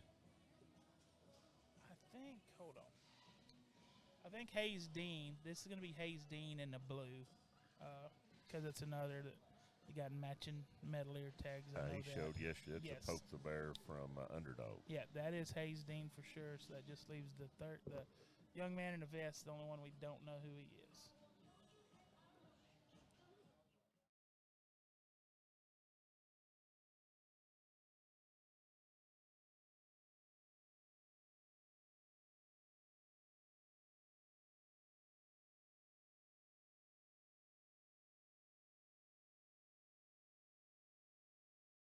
Good environment, though, to bring your kids and family to over the New Year's weekend. Tonight, we're going to bring in the new year together. They're going to cater a meal for all the exhibitors tonight. So, again, going back to trying to plug and tell y'all, I think you ought to be here next year. I really do. I think you ought to bring your families out and come to Wichita Falls. I'm 100% on course with that. Hey, this is a challenge. I go to the restroom real quick. I think honestly, if you could piece these top three together, you're going to have a pretty good one. I'd like to fix them in an area or two. I don't want to get too critical. I think there's a lot of quality within this class. The young ladies that leads us off, just the longer they drive, if you get right in front of them and right behind them, of the top three for me, she's the squarest and the most genuine. She's opened up in terms of her chest. She is square and out of the back of her shoulder, and she's short backed and allows her to be so dense and opened up in her forerib, her forearm, the texture to her forerib, and all the way back into her flank. To me, is class leading. And you get in behind her, she's impressive in terms of the stoutness of her hip and her upper squareness up front. Now, is she just the neatest about her neck and the stoutest feature? No, she's not. I'd like to intensify her at the surface, maybe just clean her up just a little in terms of her jawline, and maybe that's what makes it close. For those reasons, though, I still think she balances in proportions from the side, because she's got height in the shoulder, and she's square out of her upper tail and her upper hip. That's a good deal to lead us off. This 1 and 2 is a little meter to look at perhaps from the side. She's more extended ahead of her shoulder. She's longer out of her hip, and she is stout at the surface. She's big-footed, big ankle, and real good in terms of her hind leg as well. For how neat she is from this side, get right in front of her, on top of her, and watch her go away. Just a little too plain for me, a little more closed up in terms of just her time and her basic cavity of her body shape down into her forerib and her upper hip. That one from the side, though, awesome in terms of just her stoutness of feature, her ruggedness, and just burly legs and hairy in terms of her hind. This one here in three, Together like you did earlier. I love this skill. See, here's She's the place a to come. If I can for me. squeeze a I few like of her those so I can stoutness see of it head, better. her ears, and her stoutness of arm and her chest. I like it. I like that For how software. big she is coming at you, I like this setup the way you got it. super easy to do, too. And I don't know for us to be helpful because we don't always know. Cole knows more of the kids than I do. What'd be ideal because it's in time as they get pinned back.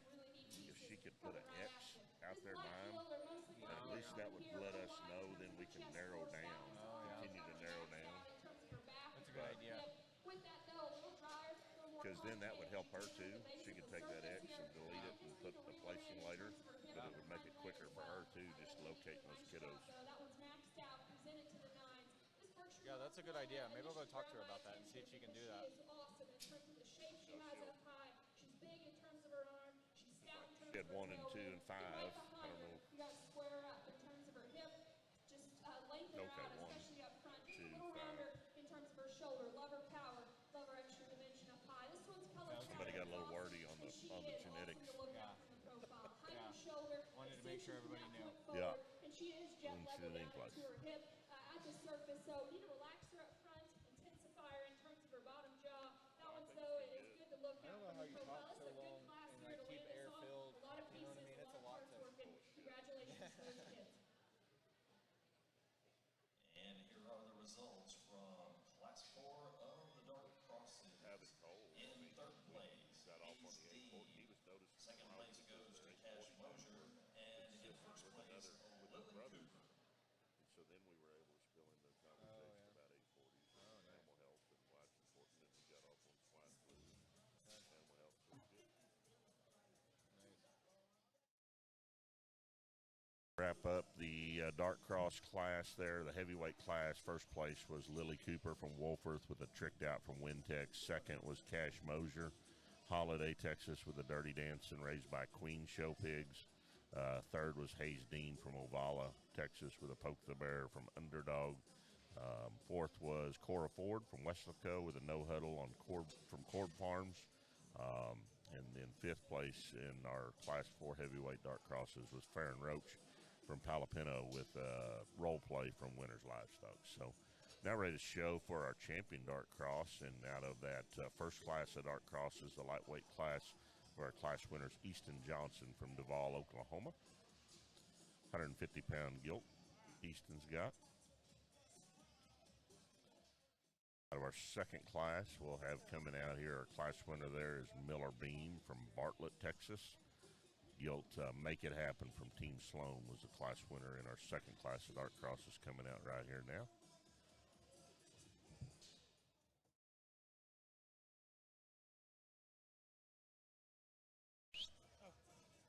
So next year, Reeves Livestock will be sponsoring a set of stairs to get on and off of this stage.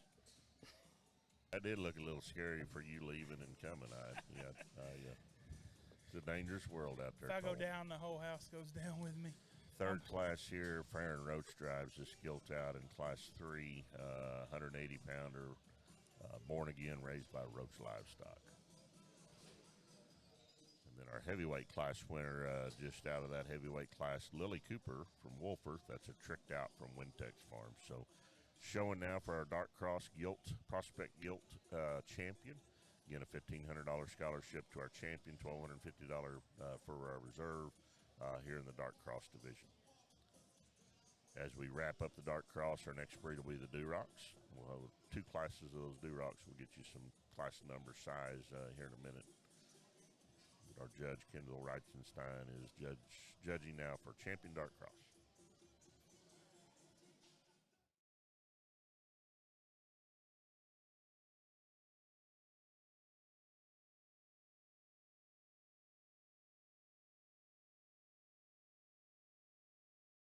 Earlier we talked about, or before when we started, the only good thing out of COVID is how well we can do these webcasts now, and kind of, you're almost like you're there. I mean, with the camera angles that Taylor and his crew do. Taylor is amazing at this. I mean, he is cutting edge. I mean, there's other ones out there that do a good job, but I think Taylor's just kind of next level.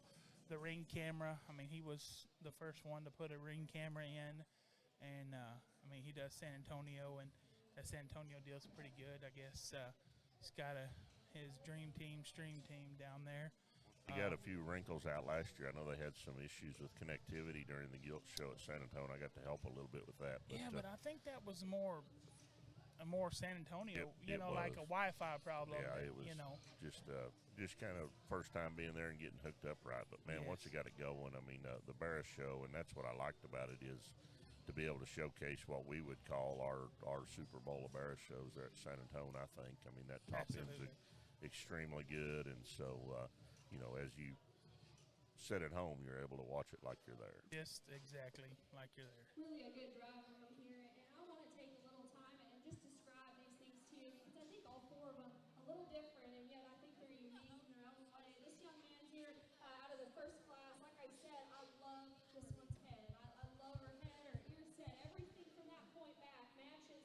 She is so stout in terms of her tail root, which makes me believe her better days are yet to come, because she's got all the right pieces. Her running gear, her feature, her foot size, and her toe spread are excellent.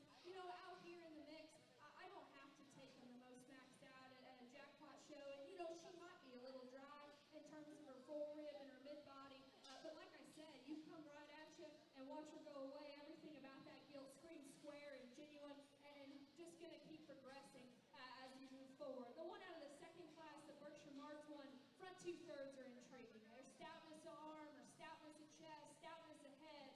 I love this one's boxy build and her forerib and the texture she has working out of the backside of her blade and her upper hip. Like I said in class, her reaching ability out of her rear skeleton is extremely good. You throw her into the mix and maybe just a little puffy in terms of her hock joint today. Maybe not quite as long hipped as a couple others out here and quite as high at the top of her blade. I'm being picky though. I'd love to have that one as a stout, because she's so stout, she's so dense, she's so opened up, especially when you get on top of her. One out of the third class, her head carriage, presentation, and profile, it is just so proportional. Her height to shoulder matches out to her hip. She's flat back. She's good in terms of her body from the side.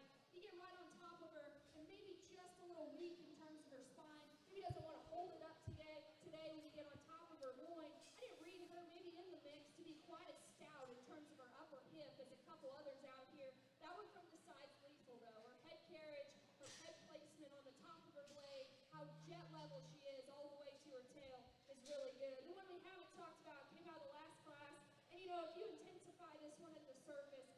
to me, she wins fairly handily because this one is so fundamentally correct. She's so wide in terms of her chest. Everything matches all the way out to her hip. And, you know, that one's just built very practical. She's fundamentally good in terms of the middle part of her body. You get on top of all four of these, and to me, she swallows them in terms of just the turn she has out of her forearm, forerib, back into her rear rib and flank. And for how stout she is and just burly and boxy in her kind, her hip and her hind leg, she's never wore down. She's got an awesome hip and a hind leg as she pulls it past her tail ridge. Maybe not the neatest about her head or just her throat, and maybe not the stoutest at the surface. I love her functional, fundamental kind, her body shape, her squareness. Everything reads pretty good about that particular gilt. There's a lot of different ways you can go out here. I'm not going to say I'm going to do it 100% right. Not everyone's going to agree, but I do appreciate the quality. This has been awesome so far, and all these first place and even the seconds we'll bring in are certainly pushing. Again, really, really good division here. The one that hit me just in terms of fundamental squareness, not missing a beat in terms of skeleton, things I've been staying true to. Young lady of the last class is driving our winner. Congratulations. Looks like Lily Cooper is your champion dark crossbred prospect gilt here. Scout gilt from Wintex. Congratulations to Lily.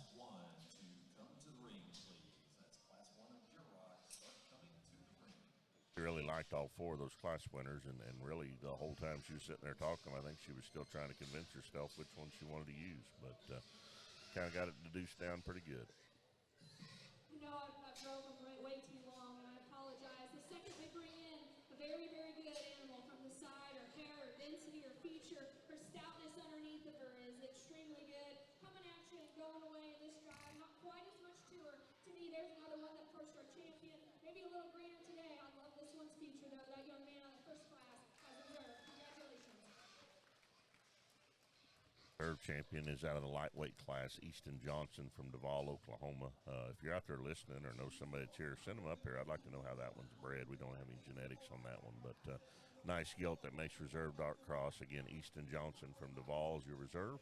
Champion comes out of the heavyweight class. That was Lily Cooper from Wolford, Texas. So congratulations to our dark crosses. Now we just roll right into another breed. And again, we're going alphabetical, so Durocs are next.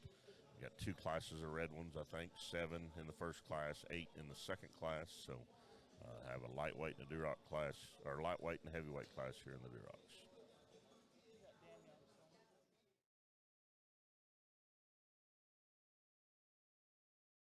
Oh, looks like really good, really good dark cross drive there. I don't know. I like looking at good show pigs. I don't like looking at bad ones, but I don't think anybody does. But I like looking at good show pigs. Your champion is Lily Cooper, and the reserve is Easton Johnson.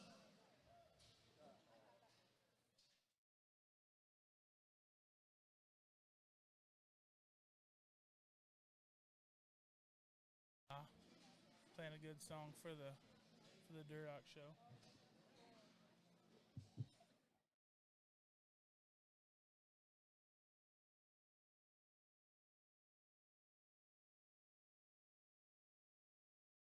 I'll have to take your word for it on the music deal. I don't know if it's a good song. It's just a song, Red Kingdom.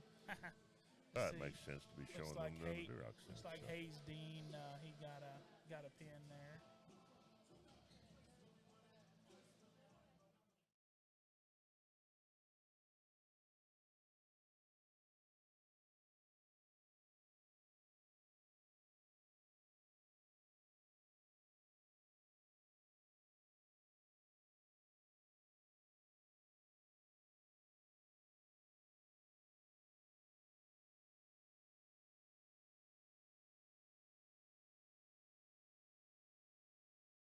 Seven head in this lightweight Duroc class.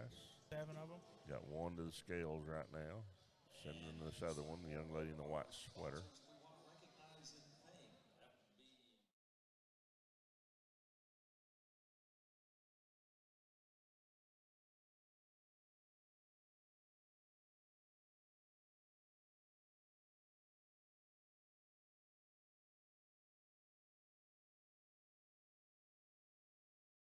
So he has pointed out a few of our sponsors here at ringside. I want to go ahead and shout out to all of our sponsors. And again, the amount of money, the scholarship dollars that are given out. Couldn't make this show possible without this sponsorship that Tim and the crew have supplied or gotten out and hustled for this deal.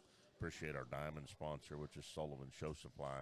Our gold sponsors, Champions Choice Oil, Hoff Schulte Show Pigs, Lindner Show Feed, Mormon Show Tech.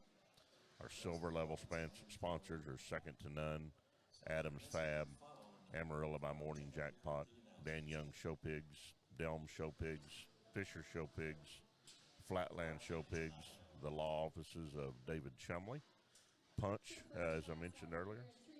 Lost one to the scales there. Uh-oh.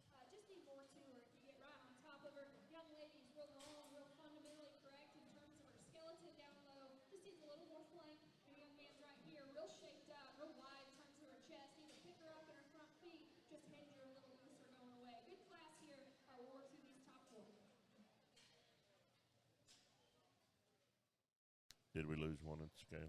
Looks like it. They sent him out of the ring. That would have. That's unfortunate. That's a nice skill. Looks like we lost another one to the scale.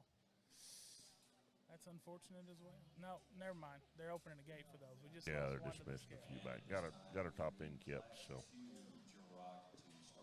RW Genetics, one of our sponsors as well. I mentioned I was right there on that line, and appreciate Rick and his crew. Rick's come, I think, every year and helped with the ring and helped with the scales. And you know, if someone like Rick Whitman is believing in this show and comes and commits his time and effort, obviously we got something good going on. So thanks for Rick for all of his extra help he throws in here. Rick's been here since day one. That's what I was thinking. So, and that's a tireless, thankless job. I couldn't stand there with a clipboard weighing kids all day. Yeah, and unfortunately, I mean, that's one of the things we still have to stay on top of. I have been to a lot of jackpots where they kind of just keep that set of scales out there for people looks to lean on because, you know, kind of then we push the envelope and they want to keep it fair as we can. And so it does take extra time and extra manpower, but, you know, of course, San Antonio, Houston, the major shows, they're ruthless, you know. They take that I don't give a damn pill in the morning before they go start weighing and classing kids. But that's okay. They're supposed to. Finish out that list of sponsors just real quick. West Texas Genetics, another silver sponsor. Wintex Farms. Byers Farms is a bronze sponsor, both Texas and Illinois. Ram Alloys and the Stud.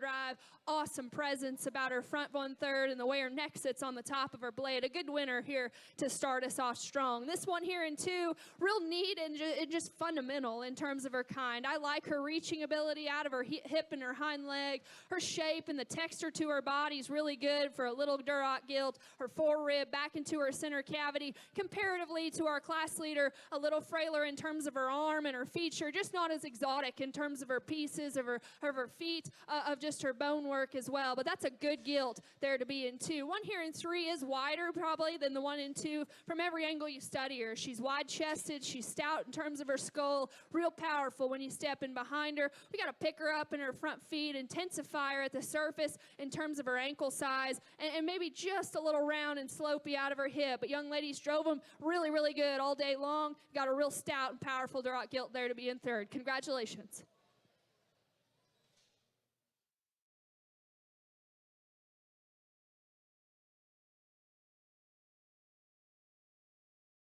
Okay, so placings there in the lightweight Durocs. First place went to Emily Smith from Lumberton, Texas, with the green bottles from Twisted H Show Pigs. Here are the results from Duroc Class 1.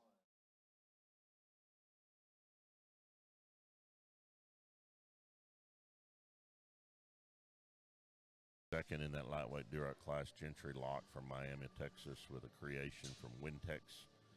And third place was Hadley Reeves from Hyco with a backfire from Trogdon's, yeah.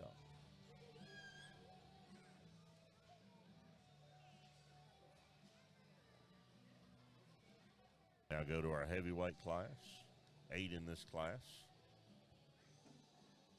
Range from 169 to 199.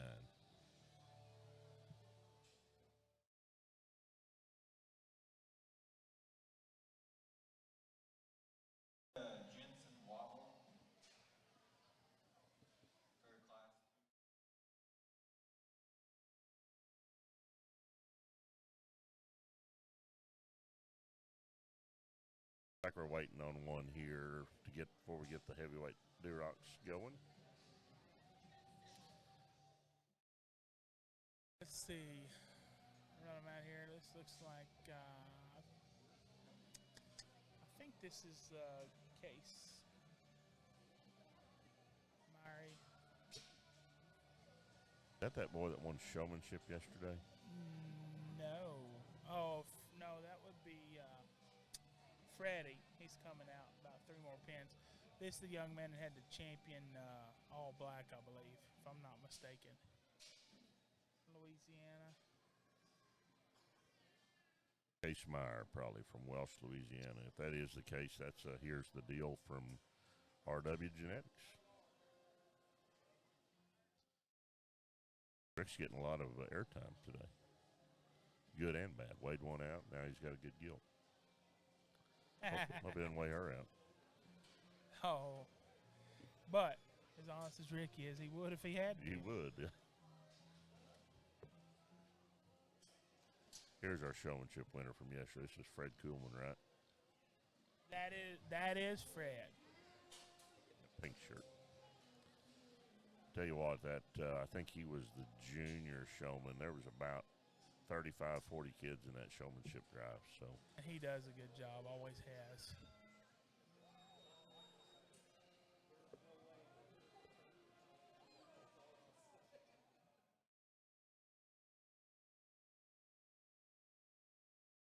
I go Reed coming in. Maybe the last one in here in the heavyweight. No, we got one more still to come. 8 head.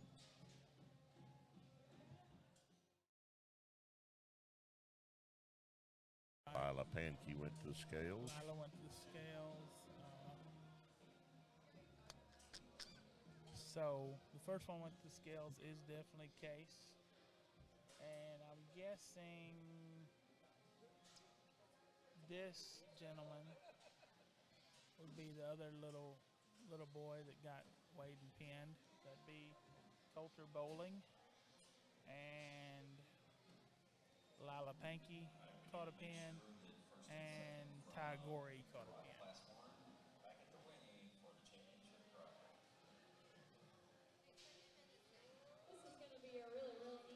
And we're sending 3 back here. Young man's here, real good in terms of height of shoulder, very extended from that point forward and out of her hip. Just a little awkward in terms of her rear step, maybe just a little flatter in terms of her body. Young lady here, awesome front 2/3 of this particular gilt. Skin and hair's on point. It's from that point back out of her hip is where we got to fix her, lengthen her out. And the young man's here, very stout, very opened up in terms of her kind. With that, a little rounder out of her shoulder, a little rounder out of her hip. Real good class here. We'll work through this top end.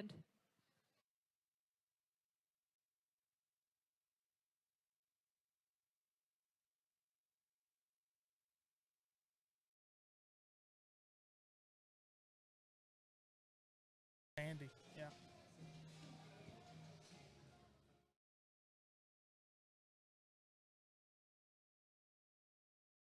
Okay, now we are finishing up our heavyweight Durocs. Got 4 left in the pins. I think this is Coulter Bowling. Here's the deal, X-Bone. No, here's the deal raised by X-Bone. Show pigs. I go Reed coming out next. That's a deal with it from Royal Crown Show Pigs. Ties from Springtown, Texas.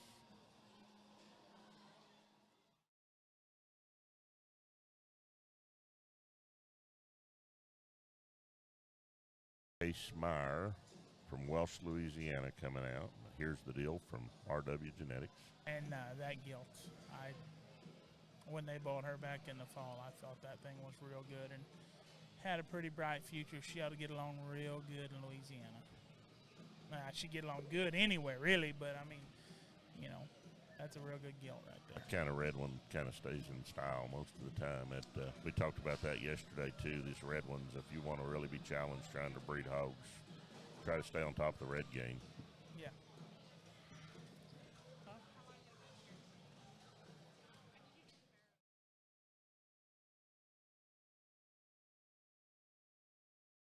Last one out here is Lila Pankey with a main character, Miller bred gilt. I want to say Lila won this class, which would have been the lightweight class yesterday of the Durocs with that gilt. All right. I think she filled up a little better today than she did yesterday. I like that gilt a whole bunch, really.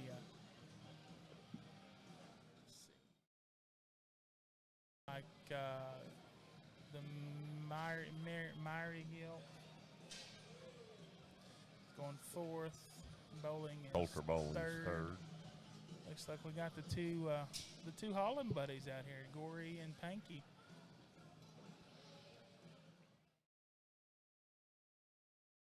Royal Crown gilt is the one that Ty's got, and then Lila's is from Miller Brothers.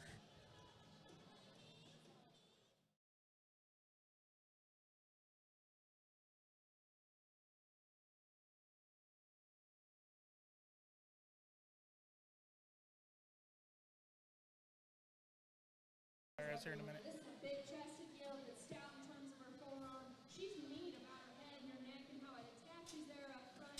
She's boxy in terms of her body shape and has some spread out of the back of her shoulder. You know, from the side, I want to say, or taking her hind leg up and hip and hind leg swivels just a little, and yet you get in behind her and her hock stays square within her framework and within her skeleton. You look like you're looking for a skateboard. That's a good gilt, though. I've never seen stoutness of feature, opened up, and still look good and feminine about her head and her shoulder and how it attaches. This one here, too, is really fundamental in terms of her body shape. Just her full rib and texture all the way back into her rear rib and flank is certainly good. I actually like her squareness from every angle you study her. Maybe just a little plainer up front. I'd like to attach her neck a little higher in terms of her shoulder and stouten her up as you watch her go right away. But that's a good gilt just in terms of body shape and functionality. Young man here has got an awesome gilt in terms of her hip and her hind leg, perhaps the best in terms of her reaching ability and the way she drives the surface and plants it past her tail. Like her length out of her hip, her skin and hair and just profile is extra good. Her extra length of body maybe works against her today as she just is a little flatter in the center part of her cavity. Didn't read her to come at you quite as opened up and quite as square for how awesome she is going away. That's a good gilt, though, and the young man does a tremendously good job. This one here is wider and square coming right at you than the one we just talked about. She's opened up and square out of the back of her shoulder.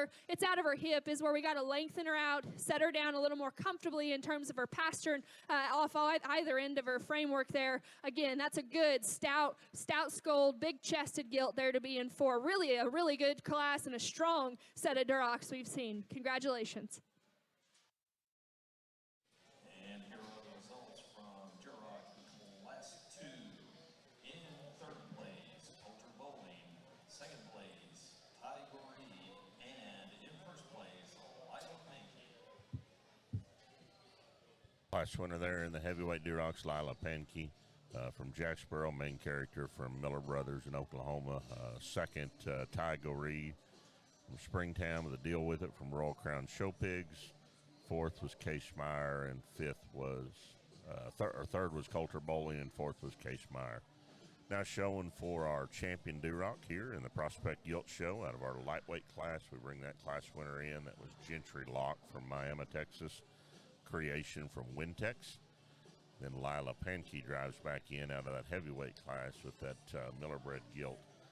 That is a main character. So best of luck to these two young ladies. Our judge, Kendall Reitzenstein, is fixing to pick a champion.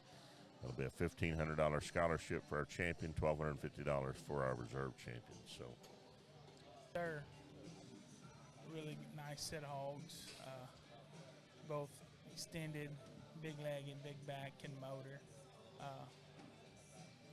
One's a little greener, one's a little more ready. I mean, you know, just a little more mature, but I do like that pair of gilts. Talked about Lila's gilt yesterday in the big gilt show. She was in the lightweight class and won her class, and looks very good. Good pair.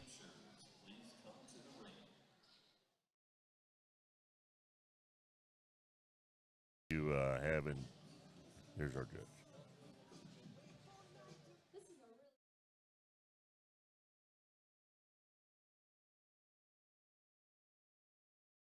Barn at home, because I think they're so hard to put together, and then when you get there, the unique pieces and everything they put together is so neat. And I think both these gilts really exemplify that, because they're both really neat, they're both really good, and yet they're different. The one out of the first class, her head carriage and striking and almost arrogant presence about her front end is neat, and yet you study her forearm, her density of feature, her stoutness of just toe spread and ankle size and bone work. And for her to be that stout, she's still smooth jointed, which I think is really neat. Her hinging ability out of her hip and her hind leg stays really good and fundamental when you get in behind her in terms of her skeleton. Her body shape from the side's good. Her stoutness and power, it's all there. Like I mentioned in class, like to just bring her up in terms of her loin and just strengthen her down her top line. But honestly, I think that's why she's so sound, is because she's so loose in her spine. She's so loose and flexible in her framework. And then the one that wins the second class, she is a little better in her knee and her chest floor coming right at you than the one we just talked about. She is opened up and square in terms of her chest and her arm.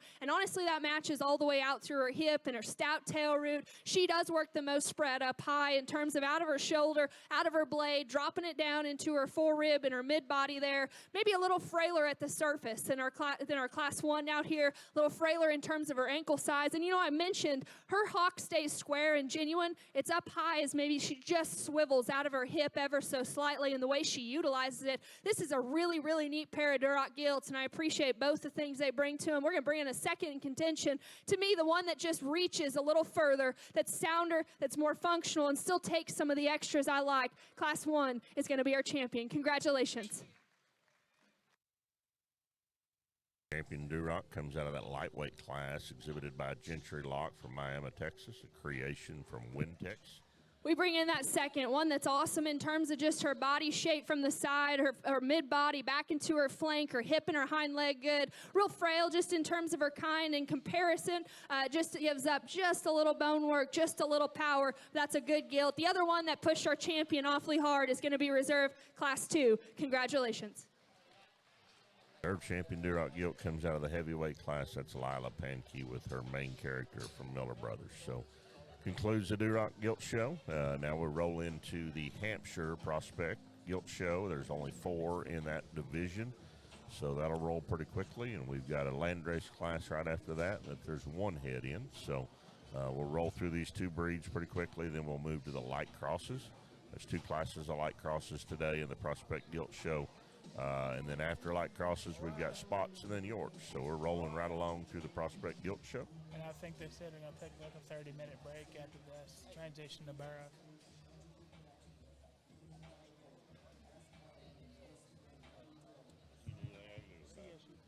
Huh?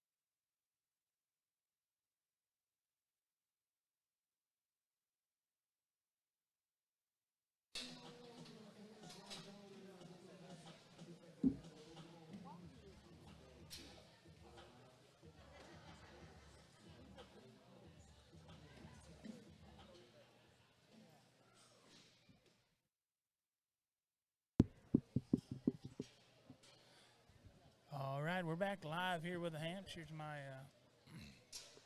co-host went to take care of some business. Looks like we've got just 4 head in here. Maybe just, looks like just 3 up here though. Hold on.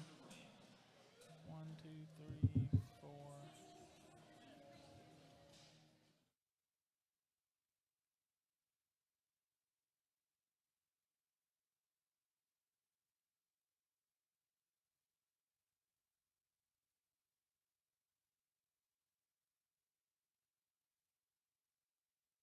Three head, huh? Only had Yes. 3 head in Yeah, Hampshire. looks like just 3 I head. think one of them got accidentally entered and looks like maybe it was a Hampshire Barris. So I gotcha.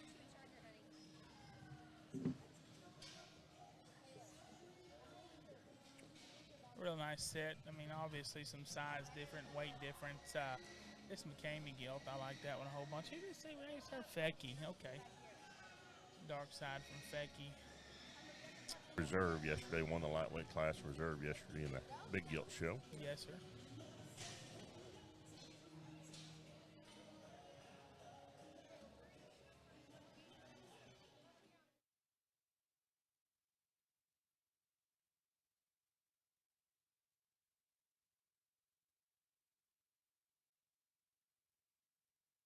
Little gilt out here looks like it's going to be 3rd. And Honestly, just 3 Hampshires to work through, but I like all 3 of these, and I think they got some different breeding pieces they can bring forward. The young man here that's going to lead us off, this is a good gilt just in terms of her boxy, short back kind. She's awesome in terms of the mid part of her body shape. She's square coming at you, and to me, in this particular drive, she is the squarest in terms of her chest coming right out of the gate. She's the strongest and the stoutest in terms of her ankle size and down at their feature. Need to lengthen her out of her hip and maybe allow her to reach and drive off of her hip and her hind leg just a little bit better, but I like that gilt from her loin forward and squareness, head, stoutness, and just feature to go ahead and lead us off. The young man's gilt that's going to be reserved today, she is the longer hipped option that takes a far-reaching step from her hock all the way to the surface. She's a little more extended kind from the side, and certainly you could buy into that in terms of her shoulder from that point forward. She's got a good shape up high. I didn't read her to be quite as just stout in terms of her body shape or in terms of the mid part of her lower body out through her flank line, and just a little plainer at the crest of her neck. That's a good gilt, though. That's a good pair here. And nothing taken away from 3rd, because this one does have some far-reaching pieces in terms of her hinging ability off either end. Maybe just a little longer bodied, a little weaker in terms of her spine. That's a good division there of just 3 Hampshire gilts. Let's go ahead and congratulate those kids.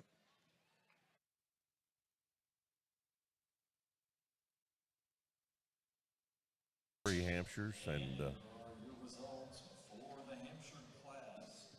Your champion will be Landon Barnett, and the reserve is Cash McKinney, and in 3rd place, Emily Smith. Looks like we have our single entry land race here. Kendall could have took a break. I could have judged. Yeah. the break. Oh, yeah. Just a single entry landrace gilt out here the young lady brings us, but one that certainly comes out of the chute real stout and square in terms of her chest, her arm, and her shape up high, and the dimension she has out of her upper hip. Maybe just need to relax her just a little in the way she sets out of her hock joint, but again, that's me being critical. This is a really nice gilt, and she gets to be a division champion today. Congratulations.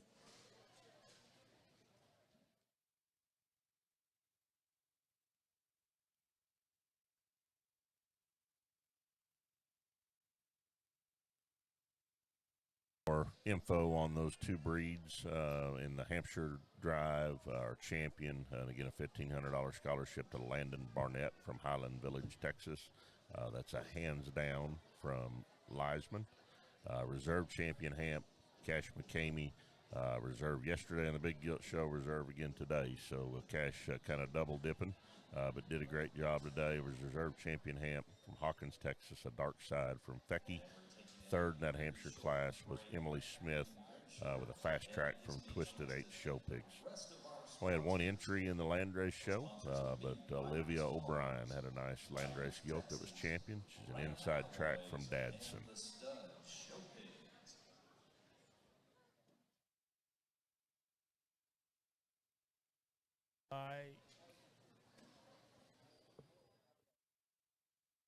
Like we're taking a short little break. We will roll into the light cross spread division. We've got 2 classes of those light crosses, 8 in the first class, 8 in the second class. And then we're getting awfully close to the Prospect Gilt Show ending. We've got a spot class, 1 class with 9 head in it, Yorkshires with just 4, and then we'll do, I believe we'll place a top 5 in the Gilt Show, Prospect Gilt Show. Again, the top 3 we talked about, scholarship-wise, $5,000 to the champion Prospect Gilt, $2,500 to reserve champion Prospect Gilt, and then $2,000 to the bronze medalist in that Gilt Show as well. But I think we'll do 5 deep like we did yesterday. So stick around for that. I think we're going to take probably a 30-minute break, possibly in between the Gilts and the Prospect Barrows, just for your planning purposes. But we'll try to announce that as we get close to the drive, and so you can make sure you stay tuned in and don't miss your kids showing. But appreciate y'all joining in on Facebook, Texas National Stock Show. Again, like we mentioned earlier, this is going to become an annual event. It's going to stay right here around the New Year's holiday, so encourage you to plan on it. Great opportunity for pigs and families and kids to get out here and showcase their pigs. So we've really enjoyed it. This is day 2. Yesterday we did the big gilts, 200 and up.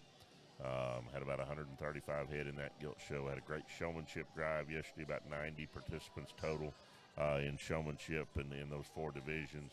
Had a little fun with an adult showmanship as well. Prospect Gilts and Prospect Barrows today. And then tomorrow we'll show the big barrows, so 200 and up on the barrows. So full weekend of hog shows and great opportunities for kids. Absolutely. And I think tonight they've got a dinner and a band. So, I mean, you can sit right here in this barn and ring in the new year and in 2022 doing what you love, and start 2023 doing the same thing. So. Yeah, I used to ring in the new year around midnight, but I've found the last 5 or 6 years, if you go to bed about 10 and you wake up the next day, it's the still new year. Yeah, Yeah, it's me too. So Me hard to get too. old.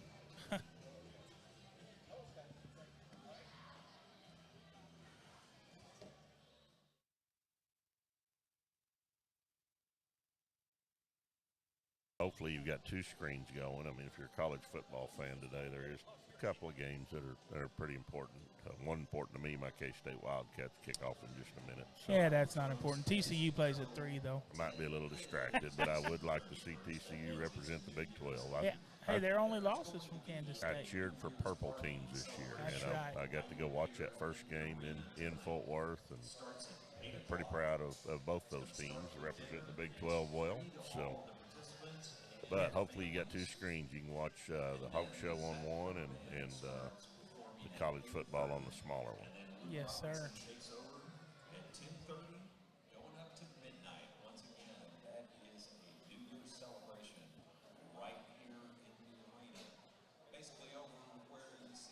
Just joining in, our judge today for the Prospect Gilts and the Prospect Barrows is Kendall Reitzenstein. Kendall's from Kersey, Colorado. Been involved in the show cattle business growing up, a livestock judger, and been involved, judged at Redlands, judged at Oklahoma State, coached at Colorado State. She just announced to us today that today and is actually going to end up her coaching career there at CSU, so I wish her luck in whatever she decides to do next. But Kendall's one of the bright young minds out there in the livestock industry and really has a passion for this. I got to watch her do the heifers last year at San Antonio, or maybe the year before, and does a good job every time she steps into the ring. So appreciate Kendall being here and doing such a great job in the Prospect Gilts and the Prospect Barrows. I agree. Looks like Gracie Bohannon went to the scales there with the last dance.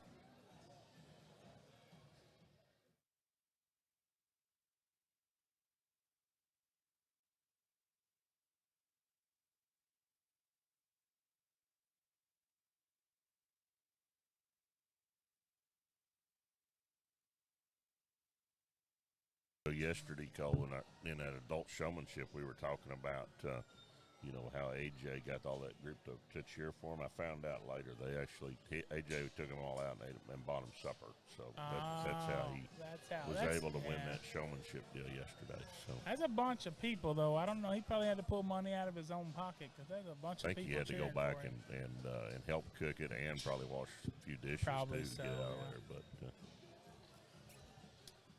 a lot of solid white gilts in this deal. That's good. That's good. When you try to make dirty Yorkshire Bears, you're going to end up with some gilts too, so that's good. that white deal's been fun to follow down here in the state of Texas, and that white bear deal is really fun. Improved that breed, or I mean, I think so. And we were able to show one a couple of years ago, my son's senior year, that was a lot of fun. So everybody's got a different breeding program. We kind of saw that synthetic-looking Burke earlier. Now we got some solid white ones in the light cross deal, and whatever makes your Good way to start off our light crosses. And actually, all four of these gilts were sending back a lot of similar traits in terms of height, the shoulder, extra extension, and real nice from the profile, just in terms of proportions with their extra extension. Got to have a little more down low in terms of body shape and just feature coming at you and leaving. A good class here. We'll work through our top end. Let's congratulate and put your hands together as these kids head back.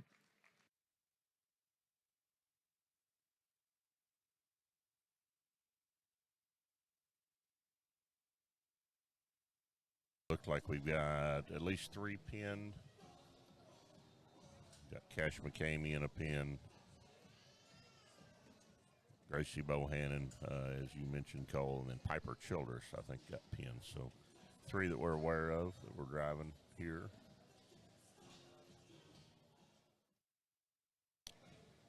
I know this little gilt right here that Cash and John has been pretty fun to watch. I've seen her at several jackpots throughout the year. Guess that's a cricket from Ogle. Mm-hmm. Yeah, I don't think there's a boar named Crochet, so we're just gonna go with crickets. Got awful. Scotty never didn't. He never was one for spelling things He right. had fat thumbs. He couldn't type. This looks like the gilt raised by Vice Genetics, if I'm wrong. Not wrong. If I'm correct, the solid white gilt there, that's a good one too. I think all 4 of the gilts pinned back were solid whites, so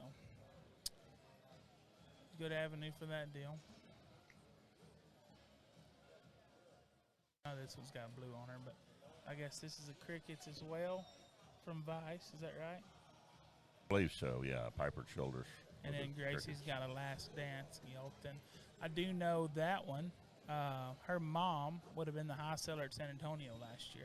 I do know that much about that one. Yeah, so. I like that gilt. Yes, sir. That was I think Leo Canales and them raised that one's mom, if I'm not mistaken, and she was the high seller at San Antonio. So Cash's little gilt here. It's another. It's an Ogle bred gilt, real nice little gilt too. So.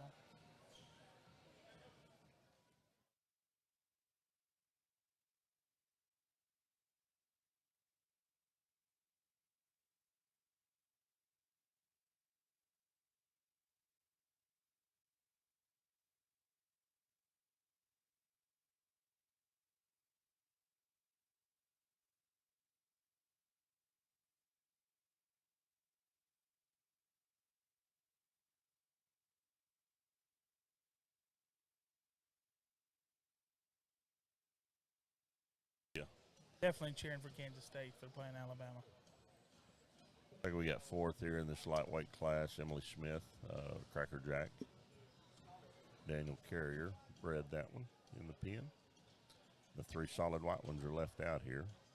And I mean good, like just something, if you want to grab a hold of these, take them home and make Yorkshire Bears to bring down here to Southwest next year. Well, maybe the year after, the size of some of these. But, I mean, good, solid, fundamentally correct gilts. And show gilts, but also have, those extras to move the breed forward. I tell people a lot of times, sometimes, I mean, there's a difference between a show gilt and a breeding piece. I mean, the breeding piece doesn't always win. neat pair of them here, and a little different in terms of kind. I know that our class leader, she needs to hinge just a little looser out of her hip and hind leg, but to me, I can't beat her because everywhere else is so neat about this particular gilt. She's awesome about her skull, her head. I read her to be a little better at the top side of her neck than our two. This one's neat about her skull and just her forearm coming right at you. She's awesome in terms of balance, proportion, squareness out through her hip. Get on top of them. I like her body shape and her texture down into her mid-body. Like I said, we've got to hinge her just a little looser and free her out of her hip and her hind leg. She still remains square, though. She still remains square coming at you and leaving. It's a good place to lead off. This 1 and 2 does reach further in terms of her rear step and her hock placement down at the surface. She's neat about her shoulder angle, and she's boxy and dense in terms of her body and her upper hip as well. Up front, she's a little more short, a little more compact, if you will, about her head, a little crustier at the top side of her neck. I didn't read her to be stout in terms of her arm or her feature up front. I'm being critical, though. That's a good pair of gilts. Interesting to discuss their differences. This one here in 3, real stout in terms of her feature and her bone work and her toe spread. She's fundamentally and just kind of fault-free in terms of her kind and her hind leg as well. Coming at you, she wants to close up the most of the initial trio, a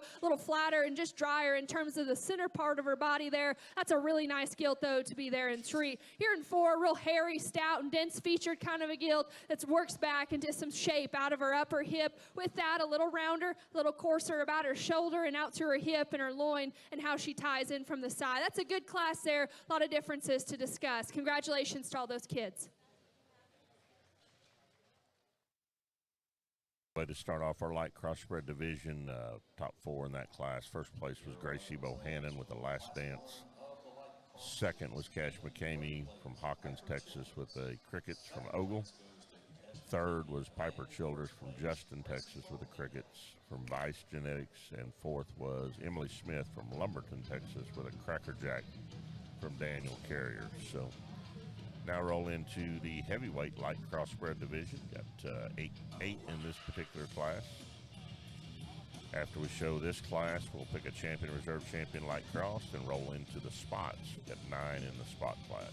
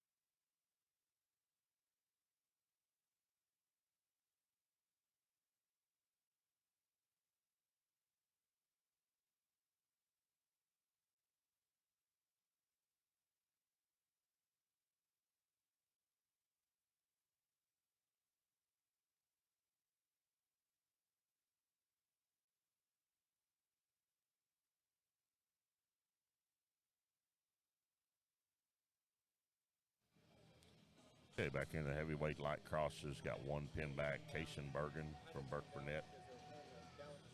Also got a couple already sent to the scale. I know Allie Bridges in this class. Allie had the champion light cross yesterday. Again, one of those tweener gilts turned in at $199 today. She's just going across the scales.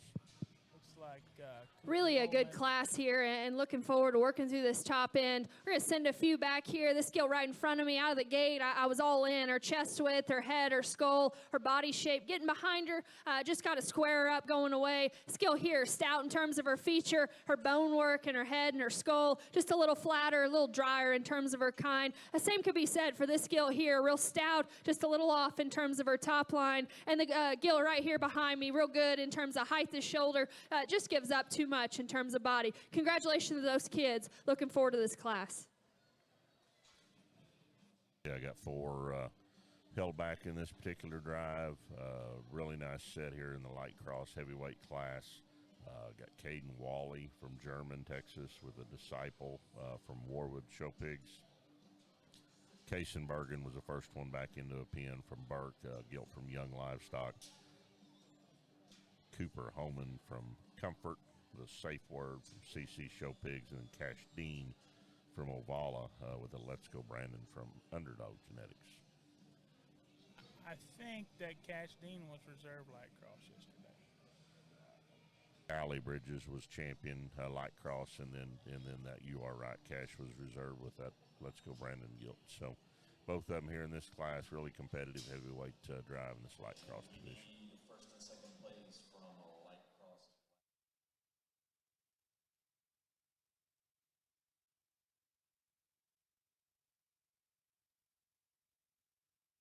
Yeah, and the other one that got kept back is Allie Bridges from Toller.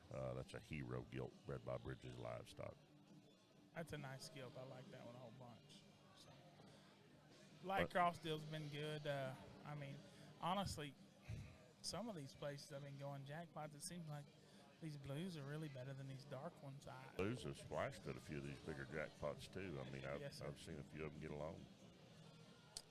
And I like the opportunity for them to get out. It's kind of like that all-black class. You get a blue one, and sometimes they don't flash up quite as good with those flashy black and white ones. So, right. Neat opportunity for them to kind of showcase. But this is a very high-caliber class. And we do still have, two big shows in Texas that separate them, Austin and San Angelo. I mean, I wish they all would, but, we can wish in one hand and in the other and see which one fills up first.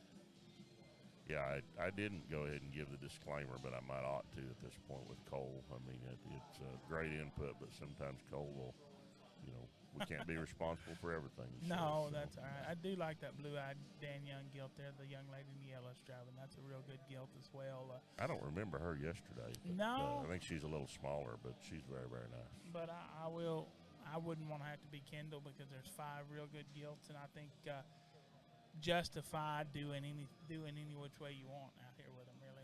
Well, it's nice when you got options like that, and you can kind of just put them where and longer she drives them, they'll probably sort themselves out.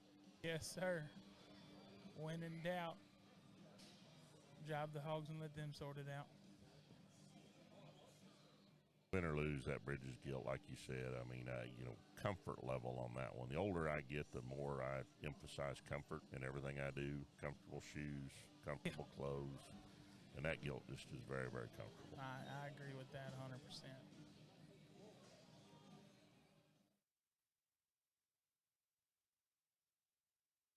Cash Dean goes back in 4th, I believe. Got a 5th place as well. Got her down to top 3.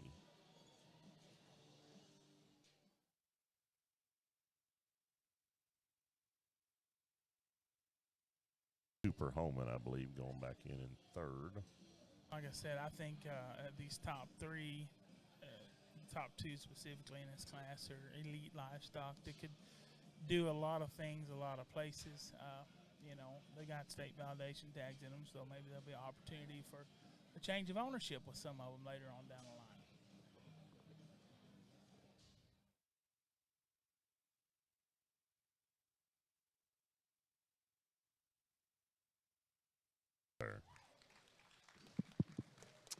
probably the deepest class we've seen so far, to be honest with you. A lot of quality goes through in this particular drive. The one I land on, she may be one of the first ones out of the gate, and she's driven a long time, and she has not missed a beat. She is huge-footed. Her toe spread, her hind leg is absolutely perfect in the way she drives and plants off of it. She's longer out of her hip than the 1 and 2. I read her hock to be just a notch square, especially her right hock than the 1 and 2. That gilt is awesome in terms of her mid-body, her center cavity, her extension ahead of her shoulder. She's got a neat, cute head on her and how it ties into her blade. Maybe pick her up in terms of her top line, and she's not as opened up and busted open in terms of her chest as the 1 and 2, but that's a good gilt. It all starts at the ground for me, just in terms of her advantages. This one here in 2 has got some exotic pieces. She is wider in terms of her chest. She's better in her knee than our class leader. She's real good out of the shape she has out of the top of her spine and out of her blade all the way out to her hip. She's boxy. She's got hair dripping off of her. If you study her out of her hip, she's a little shorter out of her hip there, and you getting behind her, we got to reel her in terms of her right hock. I'm being very critical. That's a high-quality gilt that's got a neat pieces about her, especially from her low and forward. This one here in 3, young man, you do an excellent job of getting this one drove. She's big. She's busted open in her chest. She's stout in terms of her arm. Got as much natural shape and groove up high and out of her hip as any. Because she's so tall-shouldered, she's a little straighter about it as well. A little straighter in the angle and the slope she has into her knee. Just a little more compact in the way she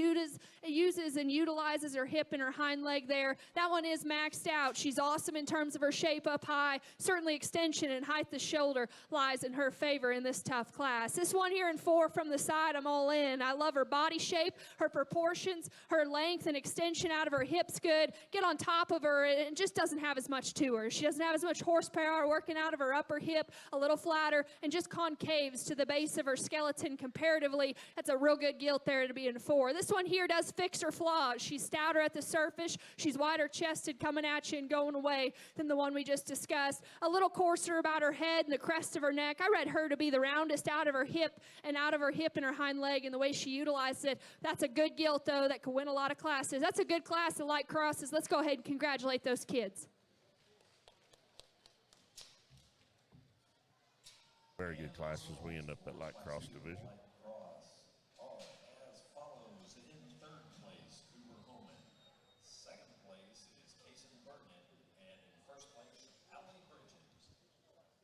Now showing for champion light cross out of that lightweight class, we bring Gracie Bohannon's gilt back to Last Dance.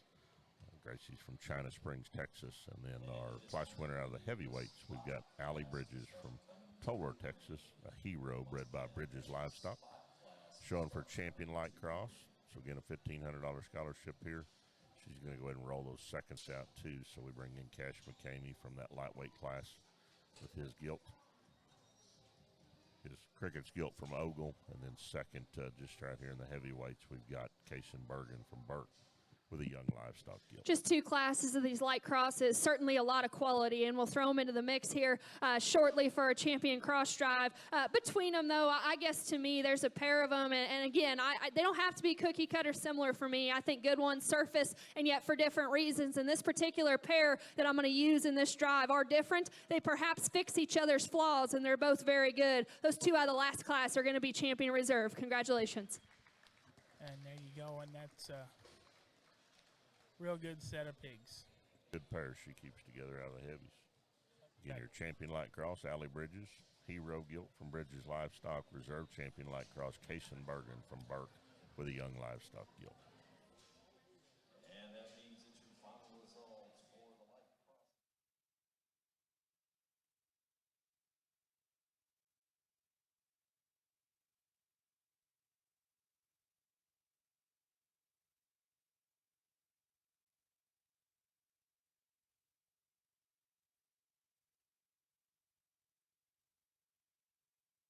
Now roll into the spots. Got 9 in the spot division. 9 in this class.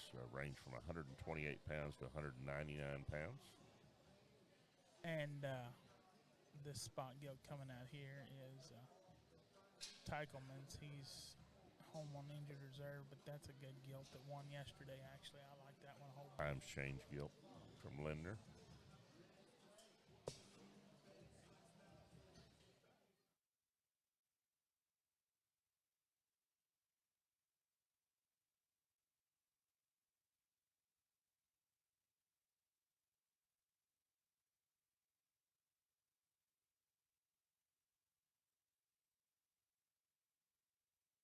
that spot gilt's pure. He's got 2 whips on her trying to get her head up, and she's just not going to do it. Those spots sometimes got a head of their own. A little stubborn. So we got one that we've got weighed and headed to the holding pen. Got 9 head again here in the spot division of the Prospect Gilt Show.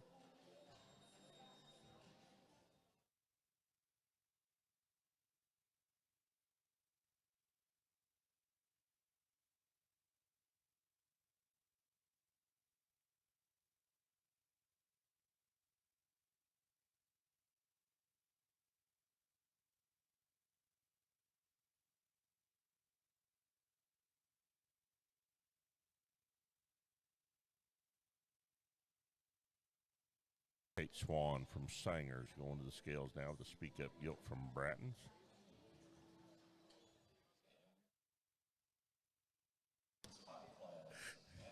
Kate Cooper just came in from Wolford, Texas. Kate's Otis Gilt from Wintex Farms goes to the scales.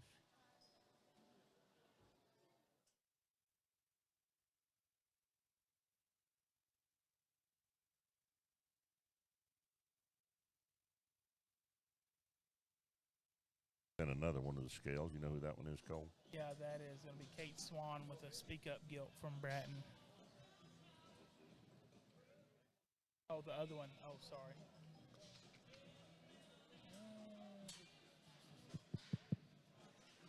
Just one class of spots out here in this particular drive. We got to fix just a few things in terms of hip and hind leg, maybe pick them up just a little in terms of their shoulder. There are neat pieces in terms of balance and just proportions and extra extension. Again, a good class here will work through the top end.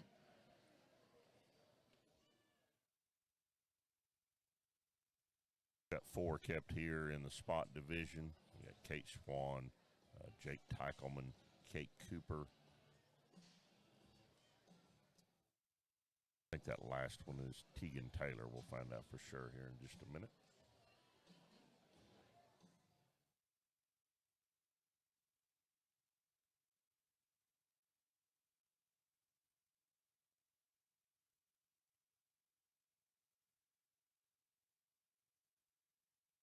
Immediately when we get done with the spot division, we'll go into the Yorkshire Drive. Got 1 class of York Prospect Gilts with 3 head in it.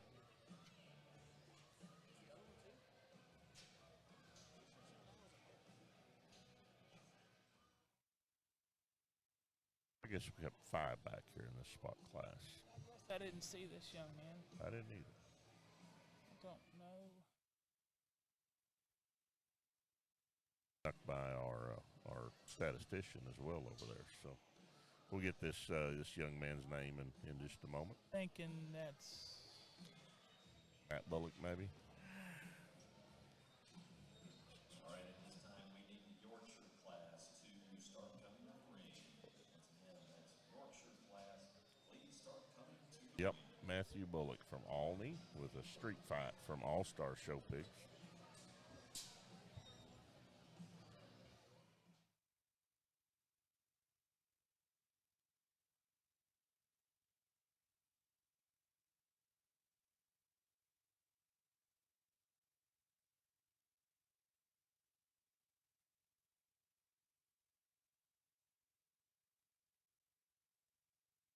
Really nice set of spot gilts out here. Yesterday they were a good set too. The top end very, very good. You can get we kind of talked about the Chester breed, the spot breed. You can always get plenty of muscle on these things. It's form and function and design and balance. soundness, yes, absolutely.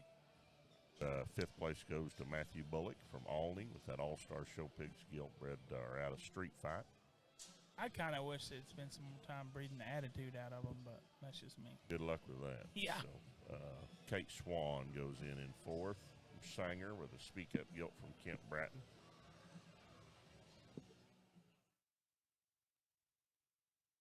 Down to our final 3 here in the spot gilt division, the Prospect Show. Again, 1st and 2nd. 1st will be the champion, breed champion, and get a $1,500 scholarship. 2nd will be the reserve champion as well and get a $1,250 scholarship. So congratulations to these kiddos already. And also 1st, 2nd, and 3rd in every class. You know, would already have gotten $1,000 for winning a class scholarship, $500 for second and $250 for third is the way that. So all three of these kiddos are guaranteed a little scholarship money.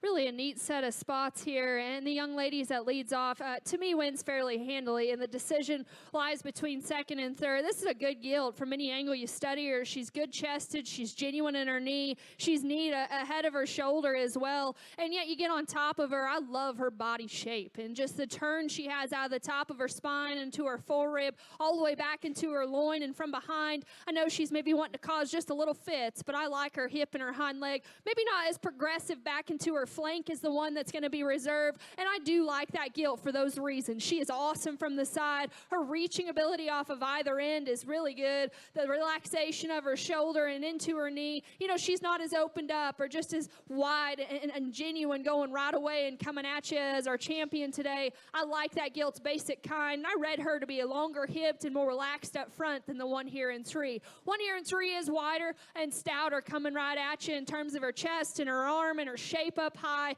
They got her maxed out in terms of just her turn out of the back of her blade and her body shape and out through her hip, just a little rounder off either end, and consequently doesn't read quite as good ahead of her shoulder or out of her hip in the way she sets at the surface. Certainly powerful and certainly opened up. This gilt here, real long, real extended and good in terms of the length out of her hip and her hind leg especially are good. Coming at you, we need to open her up in terms of her chest and just reflect it back into her body. Young man brings out a nice gilt here that came in a little late into the class, but I thought she deserved a pin. She's wide in terms of her chest, has some shape up high and some hair and density, just a little shorter stepping off either end. A really nice class, just a single class of spots there. Let's go ahead and congratulate those kids.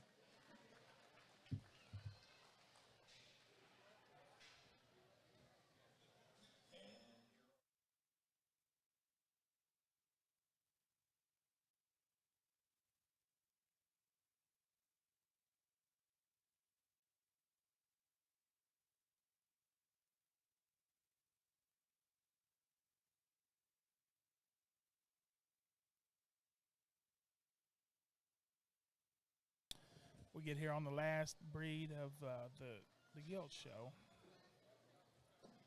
Three head here in the Yorkshire breed. Back to kind of revisit that spot deal. Champion was Tegan Taylor from Wichita Falls with a mattress pad from E.T. Showpigs. Yep. Reserve champion spot was champion spot yesterday, but Jake Teichelman from Lawn, Texas with a times change gilt from Lindner. Third was Kate Cooper from Wolforth with the Otis from Wintex Farms. Fourth place was Kate Swan from Sanger with a Bratton gilt out of Speak Up. And fifth place was Matthew Bullock from Alney with a Street Fight from All-Star Showpigs. So congratulations to our spotted exhibitors. Got three Yorks into the ring. I think she's just rolling all three of them to the scales. There's a fourth one somewhere, I guess. Scratch. Oh, they scratched her. Like, yeah.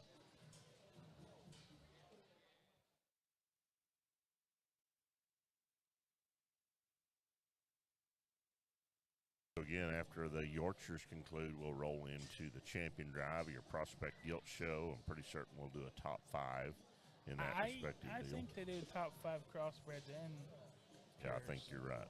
just like That, you are right. Yeah, they'll Barrett's the come only back thing and they do bring the just top purebreds, five. and then yeah.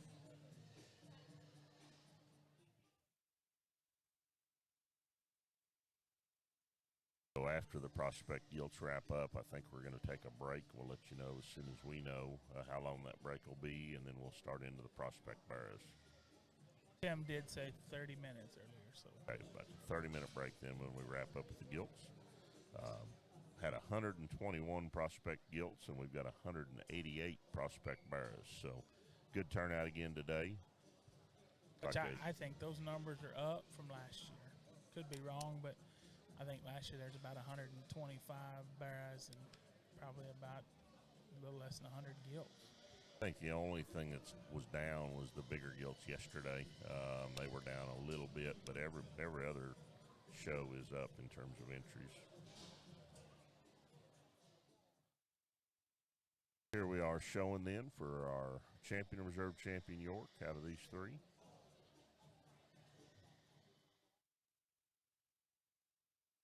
I think there's, to me, a gilt that just kind of stands out, and I like that one a whole bunch. But the other two are very good gilts as well.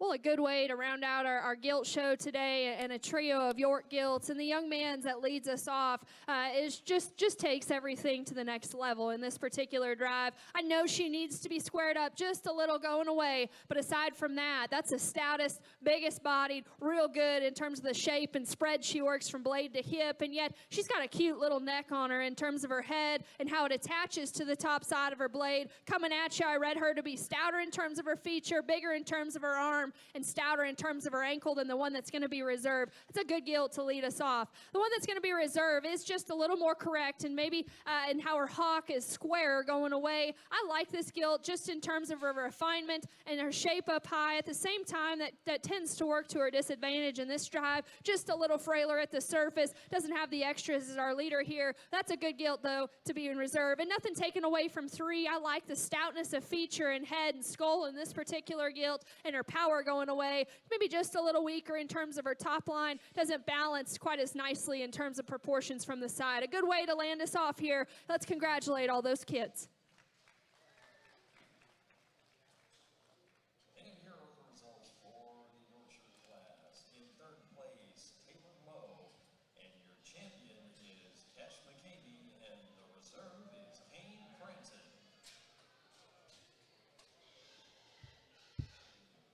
All right, now we get ready for the Grand Championship drives. We'll let you know after awards have been determined. We will have an awards ceremony following immediately thereafter.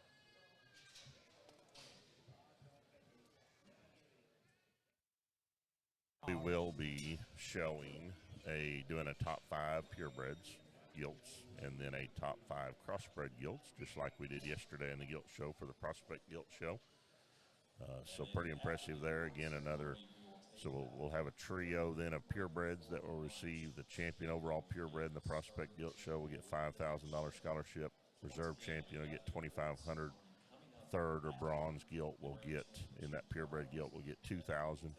Then we'll roll into the crossbreds, and we'll do the same thing for those 3 divisions of crossbreds, the all black, the dark cross, and the light cross. We'll pick a top 5 there, but those top 3, again, the champion cross will get a $5,000 scholarship. Reserve champion cross will get $2,500, and third or bronze will get $2,000.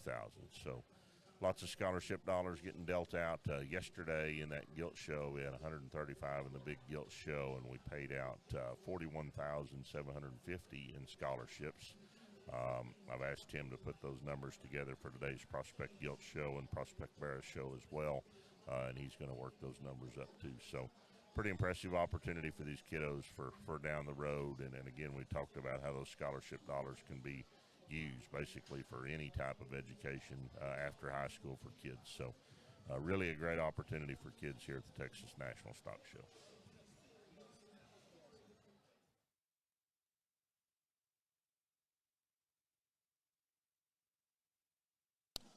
Kansas State just scored 10-0 up on Alabama. Loose was loose. Yeah. 88-yard rush touchdown against Alabama. I know. I thought you were going to knock the table over when he dove into the end zone. I hate to get too excited because I did watch us play. We were up 28-10 on TCU in Fort Worth, and so a lot of ball game left. But hopefully you're watching the football game on the little screen and the big show on the big screen like we are here. Absolutely. I think it's been a very competitive Prospect Gilt Show today, from the crossbreds to the pures. And every year here it seems like, there's gilt at the top end of this thing that go on down the road to some bigger shows and still do a really good job there and are successful there too. So the quality has always been good here from the time we started it, and I don't expect it to ever really change. But I mean, maybe not the biggest numbers, but the quality and the top end of the pigs here is the same as any other show. Been winning, you're going to keep coming them out and bringing them out. So.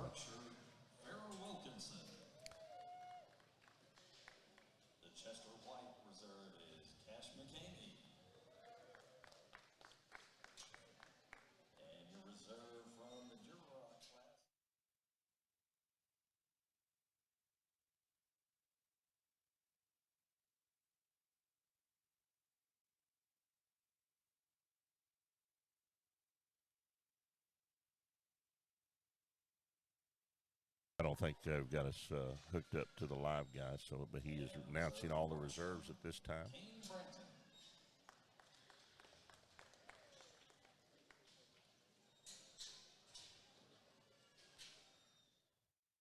Real quick, we'll go through in that all black cross. The champion black cross is Case Meyer be coming out.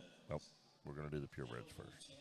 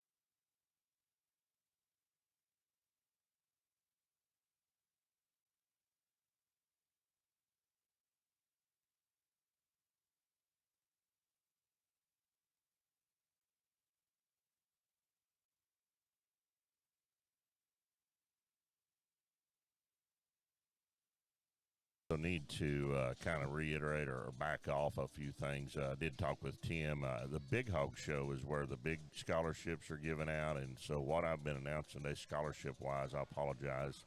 They're not paying as much in scholarships. They're paying more cash here in the Prospect Show today.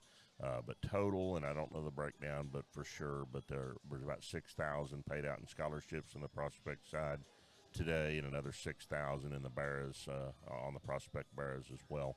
Yesterday we paid out $41,000 in scholarships, and then tomorrow in the Big Barras Show we'll pay out similar or very close to that number. So apologize for that, but on this Prospect Show it's not the same setup as the scholarships were in the Big Hog Show. But run back through here, and I don't know if we had the public address announcer hooked up when we did, but champion all black cross out here, Case Meyer from Welsh, Louisiana. He's not out here right now. Oh, this is a Pierce. I'm sorry. Champion AOB out here is Leah Pfeiffer from Temple, Texas. Champion Berkshire, Kane Branton from Antlers, Oklahoma. Champion Chester is Hagen Weininger from Wichita Falls, Texas. Champion Durock out here is Gentry Locke from Miami, Texas. Champion Hampshire, Cash McCamey from Hawkins, Texas. Champion Landrace, Olivia O'Brien from Decatur, Texas. Champion Spot is Tegan Taylor from Wichita Falls. And then our champion York, Cash McCamey from Hawkins, Texas. So congratulations and good luck to all of our purebred gilt exhibitors in the Prospect Show. You guys can just stop driving them just for a second here. This has been really fun, and I know we got a barrow show and a cross gilt here to pick in a minute. But you know, I didn't know what to expect when I came here. I've heard great things about this show, and it's awesome. You know, stepping in this ring and getting the opportunity to do this is certainly awesome. I went to school with Taylor, and so it's pretty full circle for me. And when he called and asked me to do this, I was super excited. Anytime you come to the state of Texas, you know it's going to be good, and you know the quality is going to be good. And yet the kids are going to be respectful and good kind of kids. So hats off to you guys for bringing them to me today, for raising these kids right. I know it's a Prospect Show, and to me the hardest thing to judge are Prospect Pig shows because there are so many different kinds and where you want to lie your priorities and what you want to give up.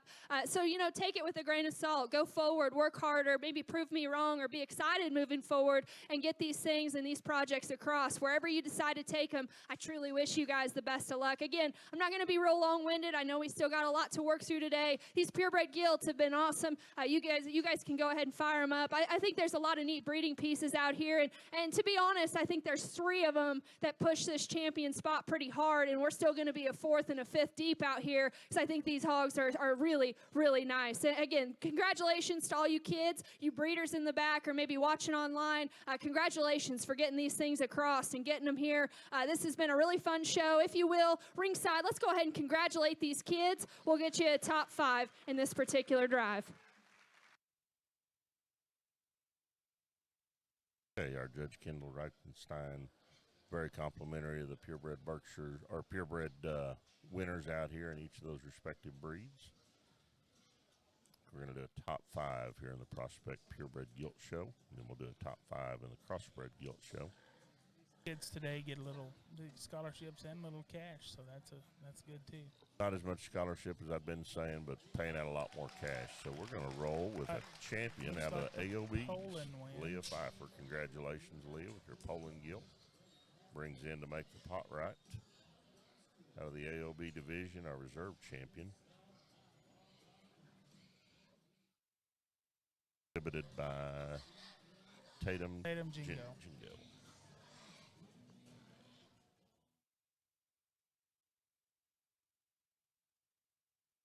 Berkshire is reserve. That's Kane Branton from Antlers, Oklahoma, reserve. Prospect gilt, so now brings in Farrah Wilkinson with her reserve champion Berkshire to show for 3rd overall. 3rd overall comes out of the Chester division, right? Yes. Hagen Weiniger from Wichita Falls. Congratulations, Hagen. We still don't know anything about that gilt, but very nice Chester gilt. Brings in then the reserve Chester to show for Cash McCamey. Cash, I think, she's got 3 out here now. 4th overall comes out of the Duroc breed. Gentry Lock. Gentry Lock with the Wintex gilt from Miami, Texas. Brings in reserve champion Duroc gilt, which was Lila Pankey from Jacksboro. Quickly got our top 5. Looks like we're going to do that 5th overall. Just be our last choice here in the Purebred Prospect Gilt Show.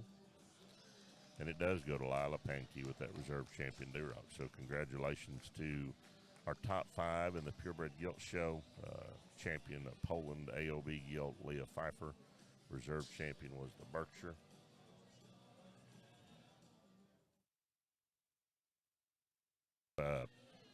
Shown by Kane Branton from Antlers, Oklahoma. 3rd overall was out of the Chester division, and that was Hagen Weiniger from Wichita Falls. And then 4th and 5th rounded out were the Duroc gilts.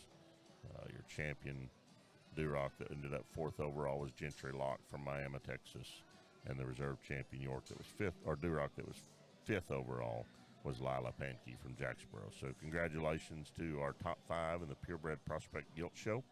We now roll into our crossbred drive. We'll have 3 breeds represented there, the all black cross, the light cross, and the dark cross. So we'll roll into pick our top 5 for that.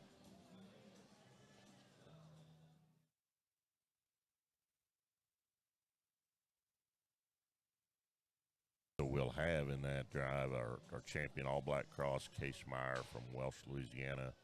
Back in case up will be Marissa Frazier from Wichita Falls with our reserve champion all black cross. Champion dark cross then it's Lily Cooper from Wolforth.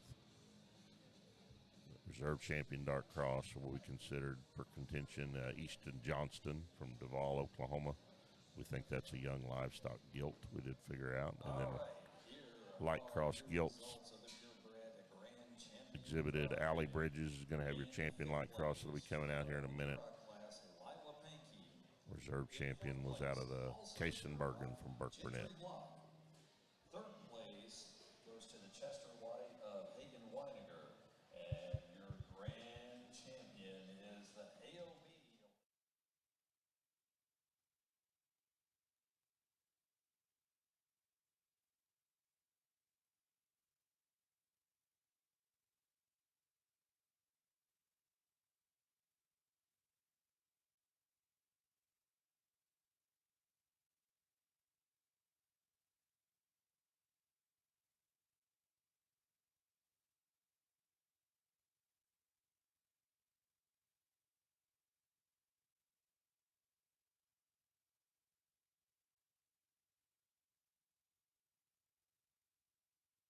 Reserve All Black Cross comes out. That's Marissa Frazier. Wichita Falls. And here is the Dark Cross Reserve, Easton Johnson. Johnson was reserve champion Dark Cross of the Young Livestock Gilt.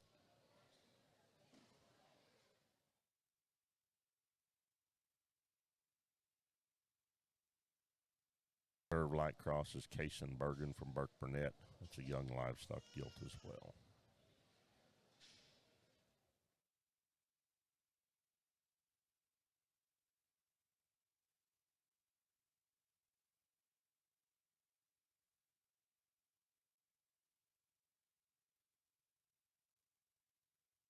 The Black Cross Division, Case Muir from Welsh, Louisiana, comes in to show for Champion Cross Gilt.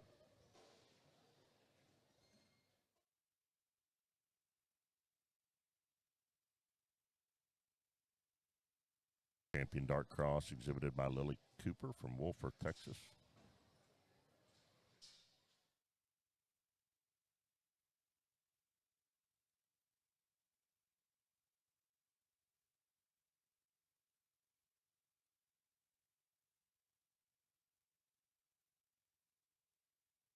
Champion Light Cross now comes out, gilt exhibited by Allie Bridges from Tolar, Texas. So best of luck to these three. Again, we'll be doing a top 5 in the crossbred gilts.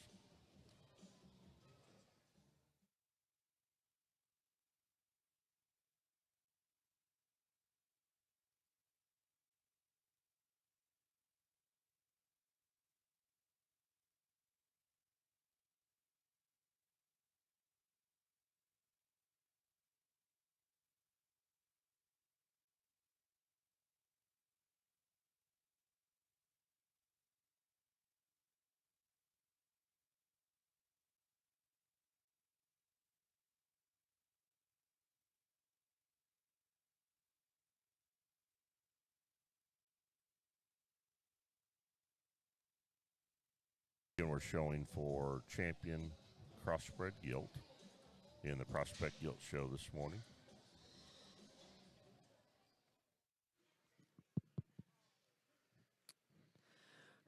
Really a fun cross division, and we get the black cross, the light cross, and dark out here, and all three of these guilds, maybe not similar, but the thing that they do have all in common is that, watch them come at you and watch them leave, and they're genuine, and, they're square in terms of their chest, they're good in terms of their hind leg, and the critics would say maybe I'm a little too critical on hind leg and skeleton and function, but to me, they got to start right at the surface, and they got to tack on the extras, and they got to work it up and still have some of those pieces in order for them to go back home and be generators. And to me, that's important because they got to thrive and survive as they go throughout their show career and go home and work for these kids or go back to the breeders.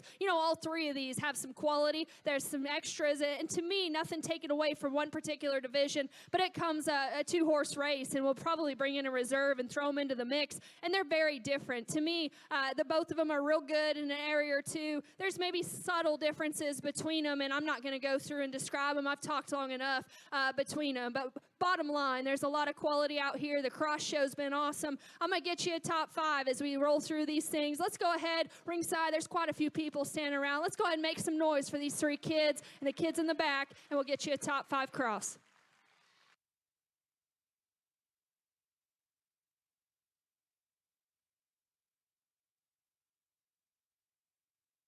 Champion Crossbred Gilt comes out of the Dark Cross Division. That's Lily Cooper from Wolford, Texas. Congratulations, Lily. Now brings in reserve champion, which was Easton Johnston from Duval, Oklahoma. Reserve now, Crossbred Gilt, comes out of the Light Cross Division. That was Allie Bridges from Tolar, Texas. So then brings in Kason Bergen from Burke Burnett to show for 3rd overall Crossbred Gilt.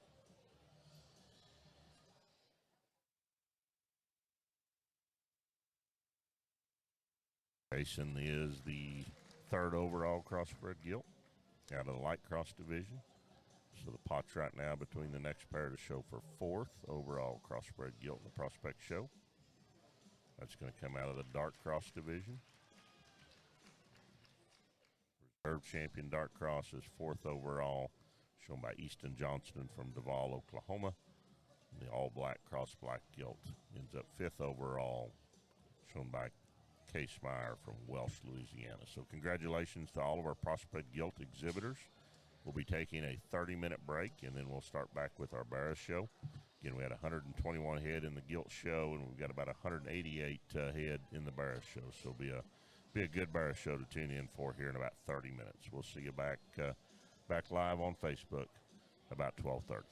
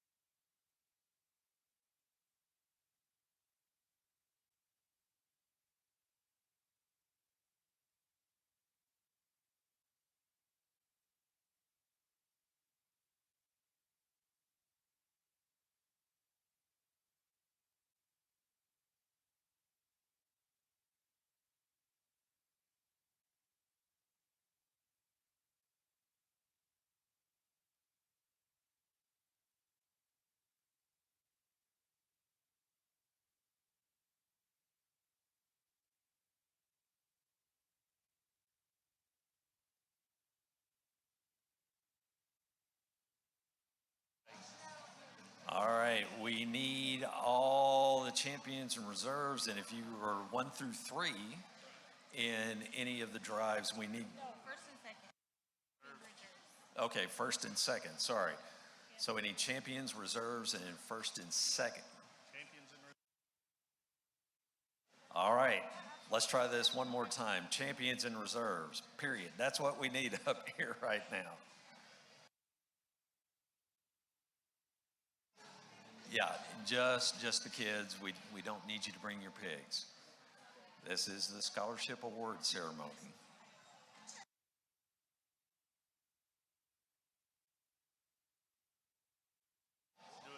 All right, for the grand champion purebred prospect gilt, $1,500 scholarship goes to Leah Pfeiffer. And the reserve grand champion with a $1,000 scholarship, that's Kane Branton.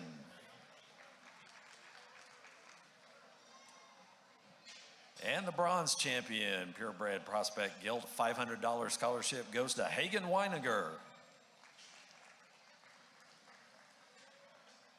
And the grand champion crossbred gets a $1,500 scholarship. That goes to Lily Cooper. And a $1,000 scholarship for the reserve grand champion crossbred. That goes to Allie Bridges. And the bronze champion crossbred gets a $500 scholarship. That would be Kaysen Bergen. And the champion all-black cross gets a $250 scholarship. That's Case Meyer.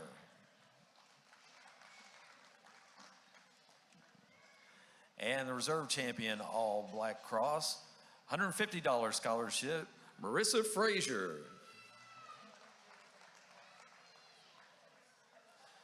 The champion AOB, a $250 scholarship, Aaliyah Pfeiffer. The reserve AOB, $150 scholarship, Tatum Jingo. Champion Berkshire, $250 scholarship goes to Kane Branton. And the reserve Berkshire, $150 scholarship, Farrah Wilkinson. Champion Chester White, $250 scholarship goes to Hagen Weiniger. And the reserve champion Chester White gets a $150 scholarship, Cash McCamey.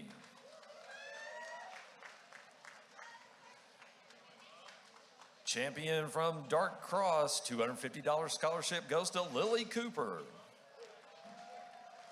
And the Dark Cross Reserve champion gets a $150 scholarship. That's Easton Johnson.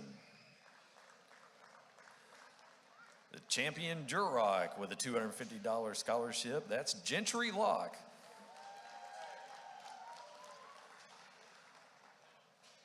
The reserve Duroc with a $150 scholarship, Lila Pankey. Champion Hampshire gets a $250 scholarship. That goes to Landon Barnett. And a reserve Hampshire with a $150 scholarship, Cash McCamey.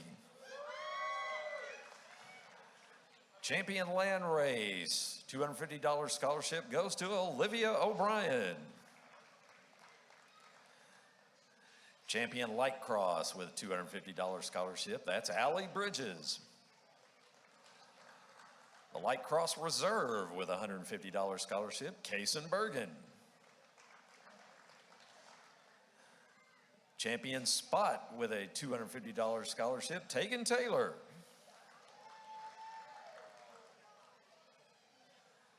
And a $150 scholarship for the reserve spot, that's Jake Teichelman. And the champion Yorkshire, another $250 goes to Cash McCamey.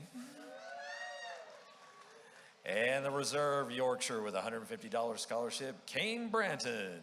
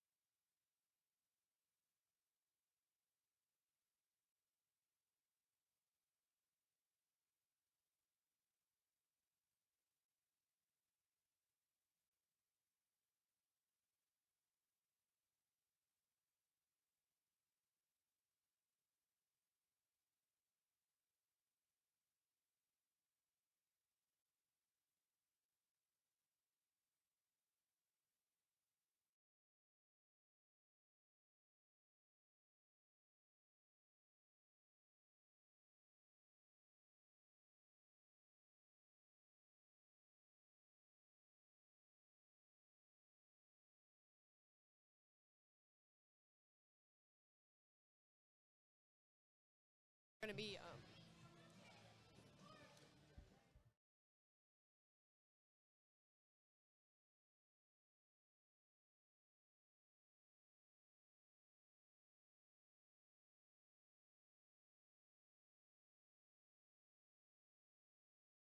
oh my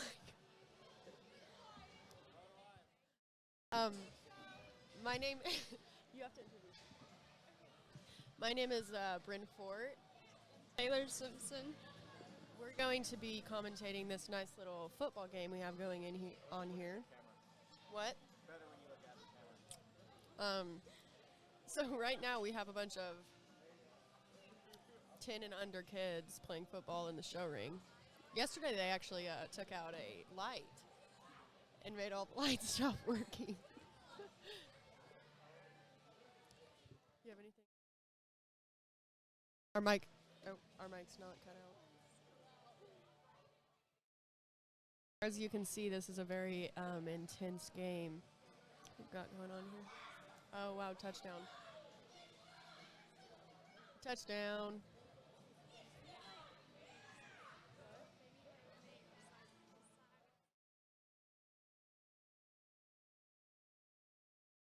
We can't tell who's on whose team. I guess we'll figure it out here pretty shortly. Looks like little boy in the black caught the football.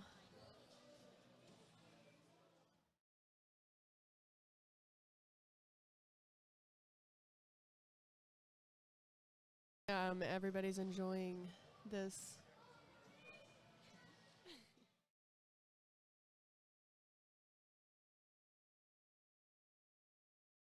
Getting in position to, snap the ball. Oh, we're running. We're running. Wow. It's down. First down. That was pretty good. Oh, we got a fight breaking out. Switch back.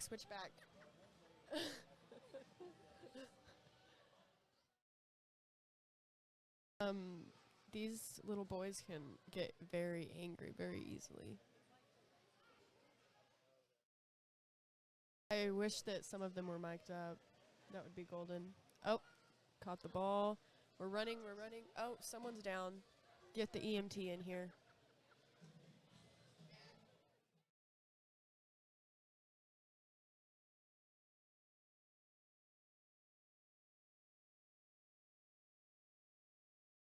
I think little boy in the black is okay now. He looked like he was hurt there for a little bit.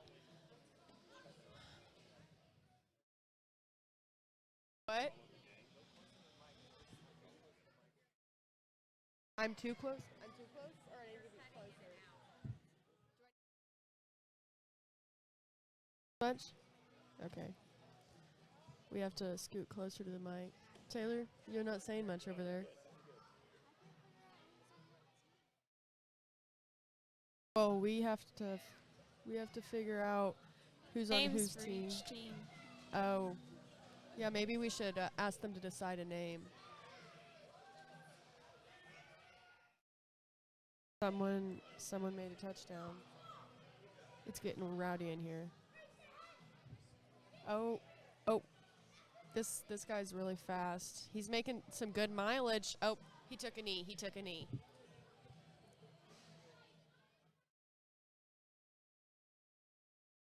Hats against no hats. I think it is hats against no hats. But then he doesn't have a hat on. Hey guys.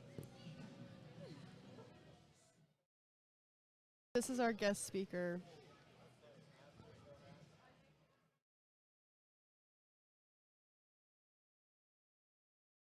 We're on the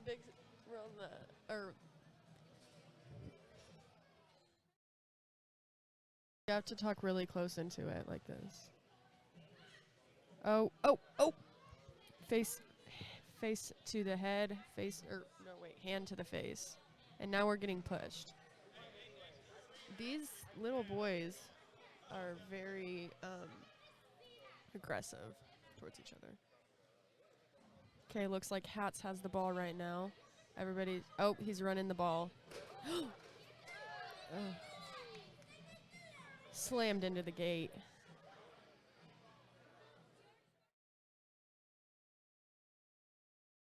someone's getting onto him.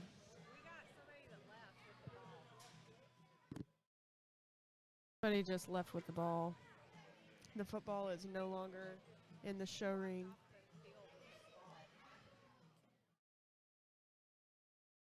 Yeah, can you guys hear me?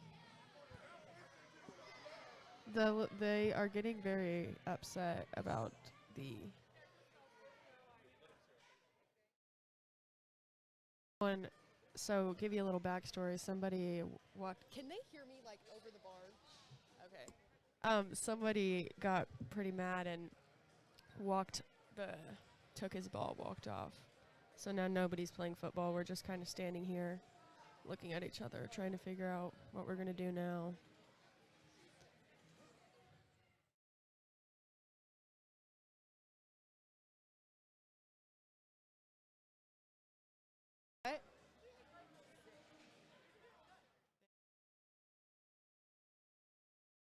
Oh, football is back in the arena. Football is back in the arena, so we can start getting this game back together.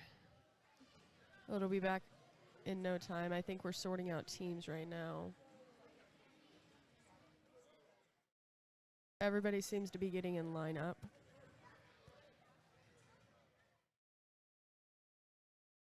There's quite a few small little kids out here. It's kind of worrisome. Oh, he's going really fast. The big kid in the long sleeves is going to go first round. The big kid in the long sleeves is going to go first round. They say the kid in the long sleeves is going to go first round in the NFL. Yeah, they're pretty committed because the show ring is soaking wet, and they don't seem to mind. They're just laying down in it, rolling around. If you guys can see a little kid in the black just kind of rolling around in the wet shavings. Ball has been snapped. Oh, intercepted, touchdown. Intercepted and touchdown. Play of the night. Okay, now Hats has the ball.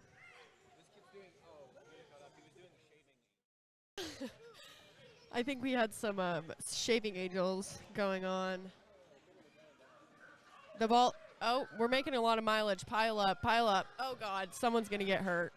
Oh, and he's down. Very close to the end zone, but didn't quite get there. First down.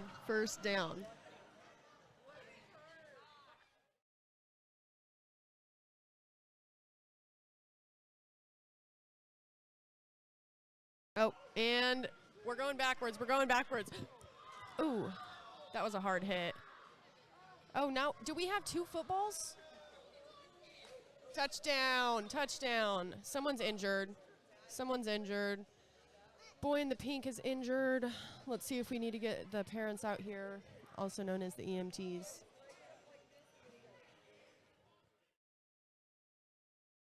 This has been our entertainment here at Texas National for the past couple of days. Oh, and we're going backwards. Intercepted, touchdown. Touchdown. Taylor, you're not saying much over there. What do you think about the game? Pretty intense. For all of you guys at home, you can buy tickets for this football game at texasnational.com. $50 a pop to watch these kids tackle and beat the crap out of each other. Oh, we're doing a timeout. I don't know. I don't know if we have a coaching situation going on over here. You guys can't really see. We need to get Taylor out in the ring with the video camera to get some real good footage. Hey, you should go out in the ring and get some good footage for this so that we can make it a little bit more legit right there. Taylor, she's going to video with the camera of the football. Just don't let it get hit. Oh, sorry, guys. Okay, I think the timeout is over with. Ball is snapped. Oh, we've got a girl out here. Woo! She is feisty. She's better than most of these boys. Wow, that was very intense. Oh, fumbled. The ball has been fumbled.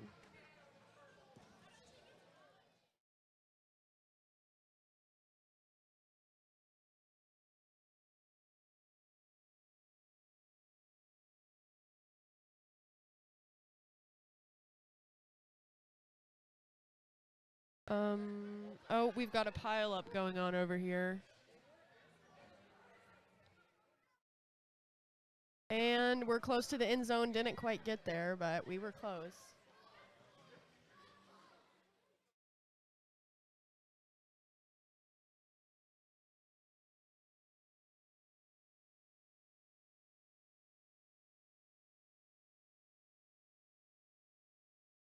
Okay, I think we're really close to the end zone, and we'll see if we can make it. Defense is doing a really good job here of keeping offense out of the end zone. They're still at the same spot.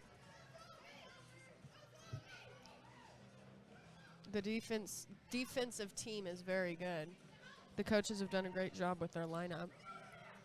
He's looking for someone to pass it to. Can't find anyone. I think he's going to, pass and, caught. Touchdown.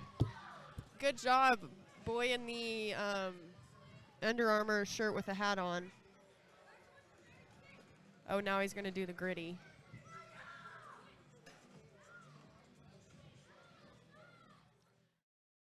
Taylor, what do you think of this entertainment this weekend? Exciting.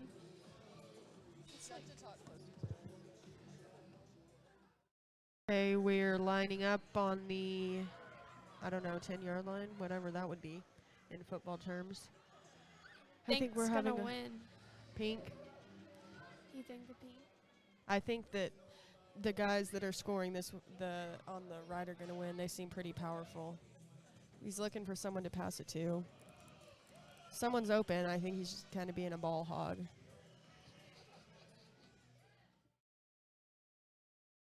Oh, and first down. Ball has been fumbled. I don't know who has the ball now. Do you know which side has the ball? Going this way, I think. Referee in the ring says it's going this way.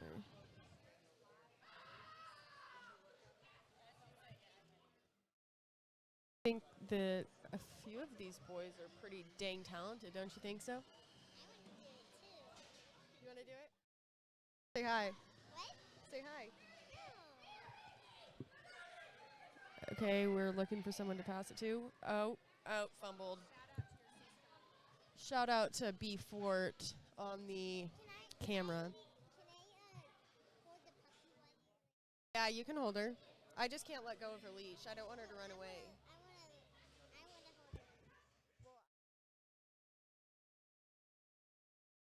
Looking for someone to pass it to, but okay.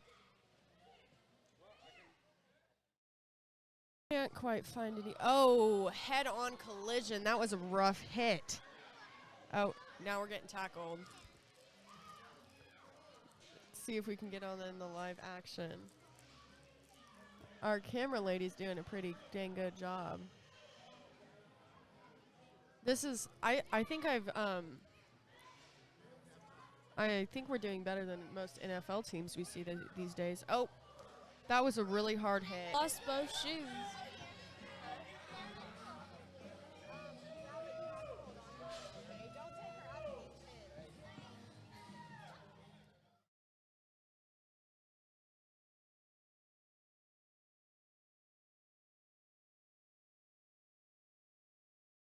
I think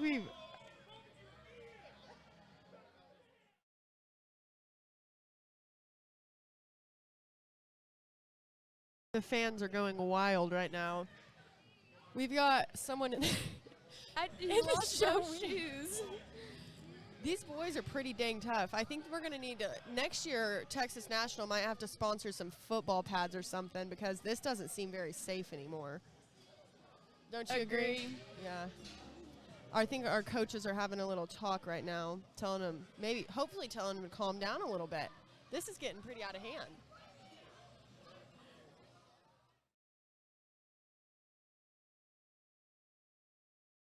The ball has been handed off, and we're doing a run. And, oh, not yet.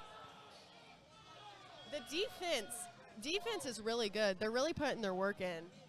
Didn't quite make a touchdown. Didn't touch the panel, I don't think. Was that a touchdown? Touchdown. Touchdown, kid in the black. Kid in the black, touchdown. Oh. We need a ref out there. Someone tell AJ to get out there and be the ref.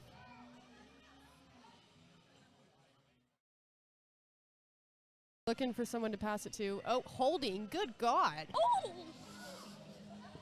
Holy. That was a hard hit. We're definitely going to have some concussions after this whole debut.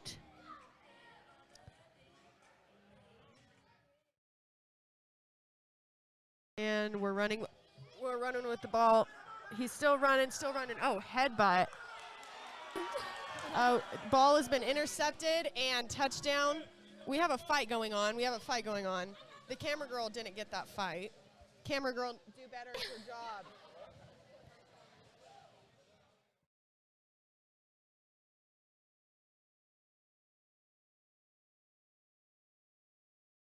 I don't know how long we're going to be able to keep. When's the lunch break over? 12:40.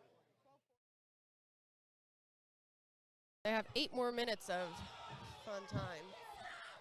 Oh, I don't know what just happened. Do you know what's happening right now? Oh, someone's on the ground, though. We've got some good music going on. You guys can't hear it, but is someone hurt? Is someone hurt? Our camera lady's getting. This kid in the long sleeves with the blue plaid's really getting dogged on tonight, or today. I guess it's still the afternoon.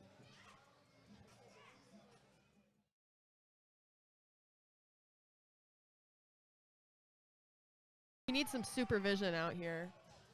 Oh. Touchdown. Really great. See, this side is doing progressively so much better than the other side. Their coaches need to tell them to. I think it's because we have, like, nobody supporting them on the other side. Yeah. I would hate to be the guys. Oh, the judge is out here. She's going to get hit by a bunch of 10-year-olds.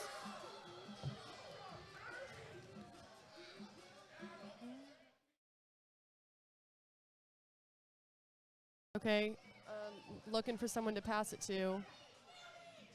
Oh, ball was not caught.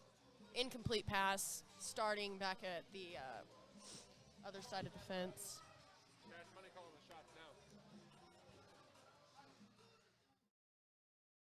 I don't know why we're standing over here now. Handoff. We're running fast. And touchdown. I don't know where it is.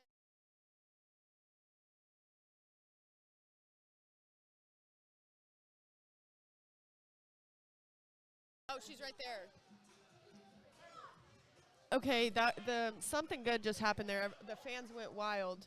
I wish that. Hey, camera lady, can we show the fans?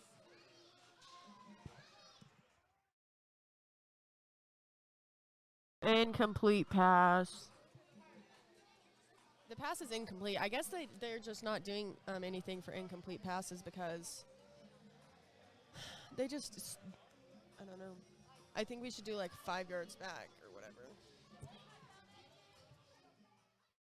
We're trying to tell each other what to do over here, if you can see that. They're trying to, and we're off. Looking for someone. They're really bad at holding, too. Incomplete, says boy in the Under Armour. Now we have another girl joining us out here. Maybe she's telling her brother to get his butt out there, but out of there.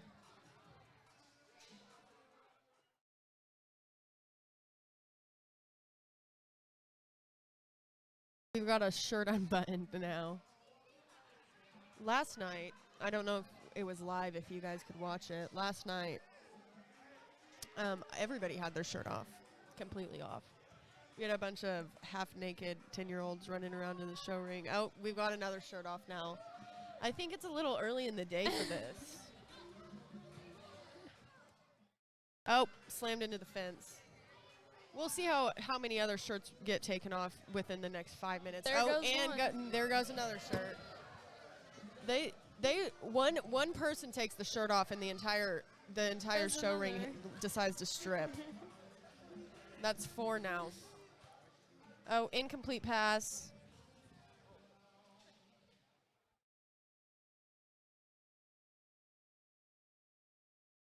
No. Taylor, what's funny? Say it into the mic.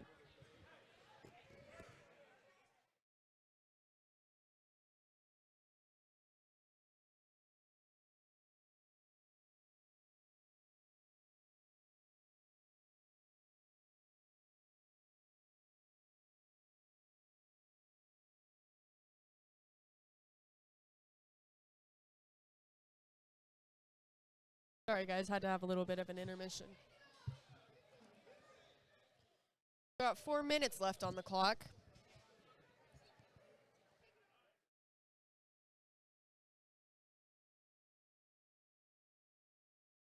The fans are pretty astronomical. A lot of people love to watch this. Yesterday, we had people begging to put it on Facebook Live. Whoever's on Aux. Ed's getting into it. Oh. There goes another shirt. How many naked boys do we have out here now? 1, 2, 3, 4. Oh, there goes there another. goes another. That's 4, 5, 6, 7. 7 shirtless little boys in this show ring. On the 10th day of Christmas, my two left naked to me. 10 half-naked boys.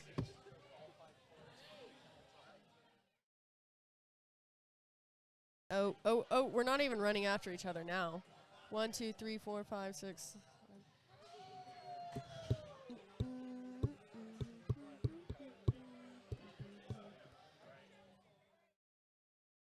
You guys are enjoying my humming and singing into the mic. Oh, the girl's got the ball. This is very intense. She's not down yet. Oh, maybe she took a knee. This is very aggressive. It's kind of the dads are getting really into it. Touchdown! All right, that is the last play of the game. Oh, we're getting shut down. That's the last play of the game, and we need to get the ladder out and fix some of these lights.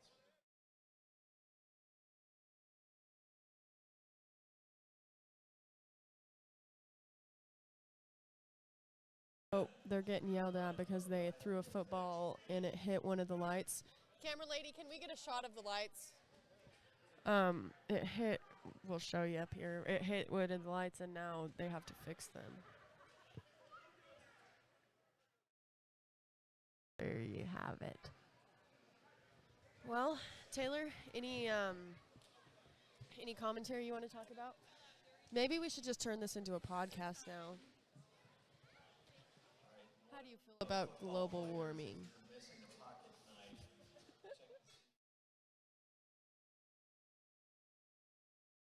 There's still 2 little shirtless boys. Oh gosh.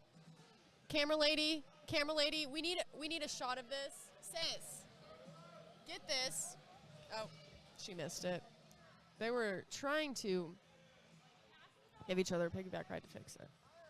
But they've got the ladder now. They're going to fix it right up. Oh, sorry. No, I love her. She's sweet. But 2 little girls were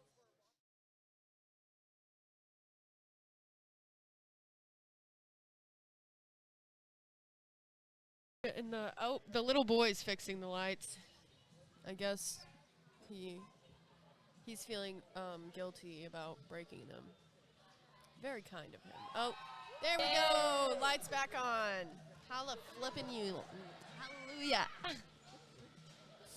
Okay, now we have And he's exiting the show ring, giving high fives out for his great work. Woo! You can see the victory lap.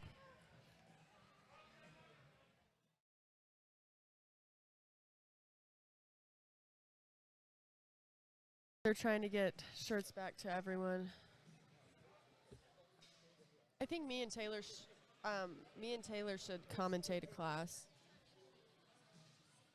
Do you want to commentate a class of show bearers? I can't.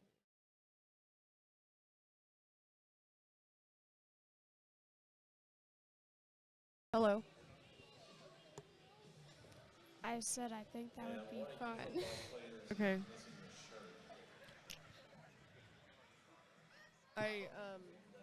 No can. Okay. Oh, it's being claimed, all right.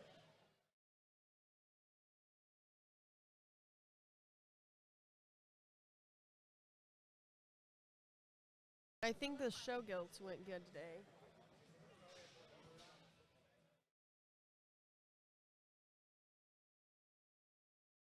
Ollie.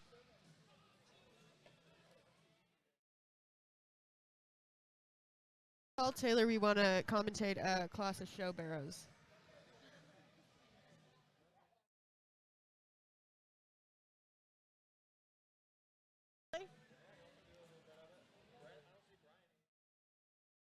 We're going to be commentating the class of Black Crosses.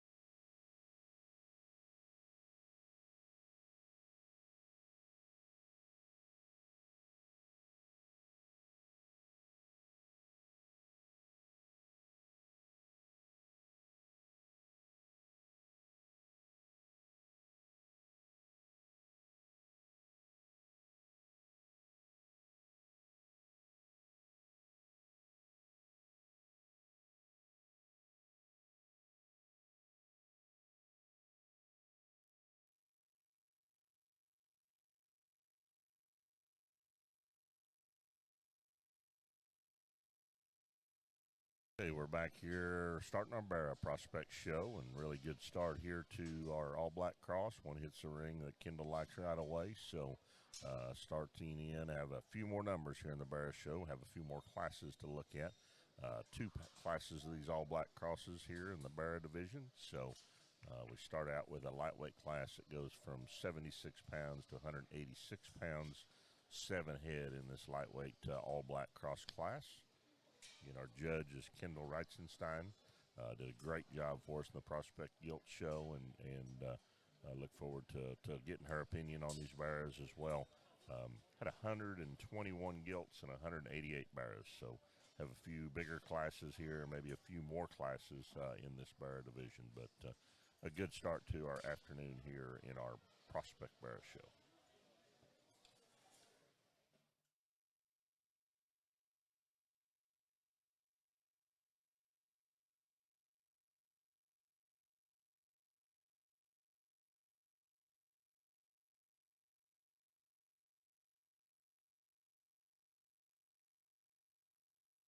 Got one went to the scales and already back in the holding pen, one headed to the scales right now. I'll try to get you this information as they kind of get in and get pinned. I believe that first one hit the ring. Again, we have 7 head in this cross class. I actually have 2 weighed and pinned, and then one was going across the scales just a moment ago. So first one pinned is Blaine Miller from Burke Burnett, black barrow from Young Livestock. Good way to get us started off on the Black Cross barrow side over here. And 3 of them we're sending back as we progress through these barrows. Again, similar things as the gilt show. Got to keep them good at the surface. In this particular drive, we got a pair of small ones that might be just a little rounder in terms of their muscle texture, but certainly stout skulled, big chested buzz. This one here we're sending back. Height the shoulder, squareness from the side, proportions are there. Just got to stouten them up, coming right at you and leaving. In 7 in this class, she sent 3 back and kept 4. So the ones she kept Blaine Miller from Burke Burnett, Cooper Homan from Comfort. That's an if only from CC Show Pigs. Pretty sure Farrah Wilkinson got kept. She was in the yellow sweater there, just got pinned. That's an on the money from Greg Sutherland. And all black cross class 2.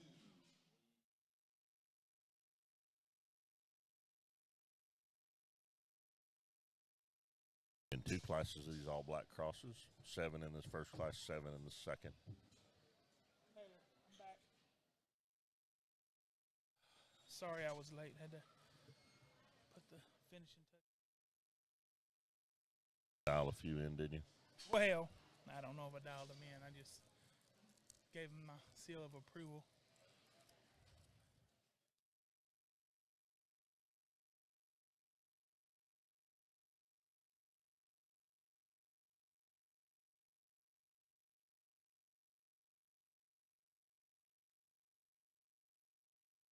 The other one out here that was kept, Elena Ware from Corsicana. That's a tricked out from Derek Childs. 4 of them here in the lightweight dark all black cross class. Again, I apologize earlier on the gilt deal. The scholarships aren't as stout as they were yesterday in the big gilt show and the big barrow show, but they did still award about $6,000 in scholarships in the gilts this morning. They'll do the same thing in the barrow show today, and then also dealing out about $4,000 in prize money in the prospect show. So a little different payout. Apologize for the confusion if there was any, but still great opportunities for our kids.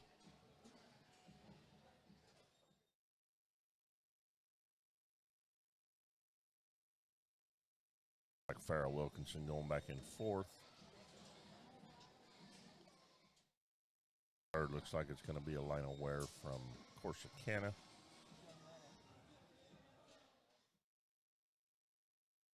Cooper Homan out here now, and Blaine Miller. Blaine's barrow was the one when hit the ring, she immediately sent to the scale. It's a nice barrow from Young Livestock. Cooper's barrow is from CC Show Pigs. That's an if only.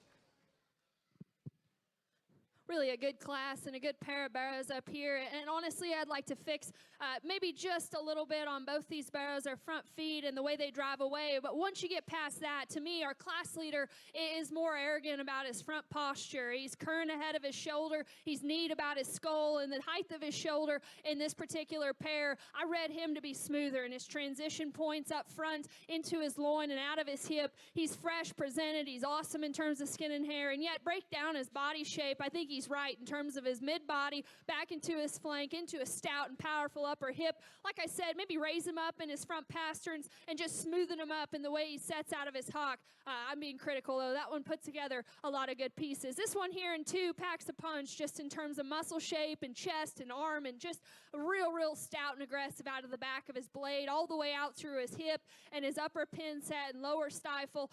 From the side, I guess to me, he's a little lower set in the way his neck sits on the top of his shoulder. He's a flatter-footed barrel that just needs cleaned up in terms of his joints ever so slightly. Again, that's a boxy, big back kind of a barrel that's going to be there in 2. The one that comes in next, awesome from the side, and when he gets his head up, his strength on his top line and squareness out of his hip is good. I just wish he grabbed another gear out here. Watch him come at you a little closed up in terms of his chest, maybe just a little tighter hinged and tighter wound off either end, but that one from the side, he runs uphill in terms of his look and his extras from the profile. This one here in 4, maybe just a little square, a little more genuine coming right at you and leaving than the barrel we just discussed. He works a big hip and a big pin set in that particular barrel with that extra power, maybe just a little rounder in terms of the slope and the angle to his front blade and out of his hip and how he transitions. This is a real nice class, so let's go ahead and put your hands together. Congratulate those kids.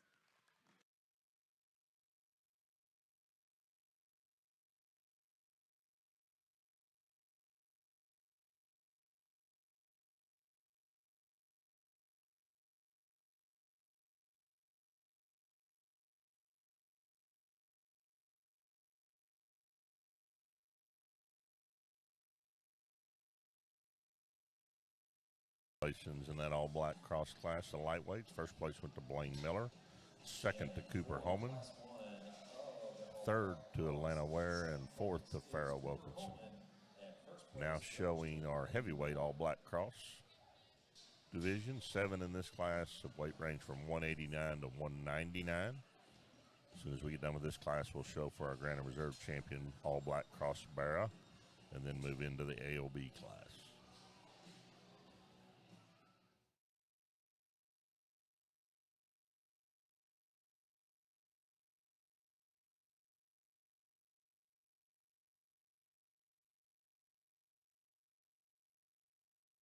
I don't know if you ain't caught any of it. The football game was pretty intense for the 30 minutes that we had right there. Yeah, it really was. Sure. It looks like we have some commentators up here for it, too. We did. So it's growing. Next year, we may just X the Pig show and have a shirts versus skin football game. I'm thinking we at least need to be telecasting that to everybody. I mean, it's pretty intense. I mean, these kiddos they play hard while they're here too. Once in a while they get out of the ring and let us have a pig show. Like Shelby Brown and Jackson Kane both got sent to the scales, and this other young man, did they put him up there yet? Hadn't got him yet. She'll have him in a minute, but yeah, Shelby Brown just came in, got sent to the scales pretty quickly. So this other one's Kane. Yes, sir. Jackson Kane from Yes, Temple. sir. Yes, sir.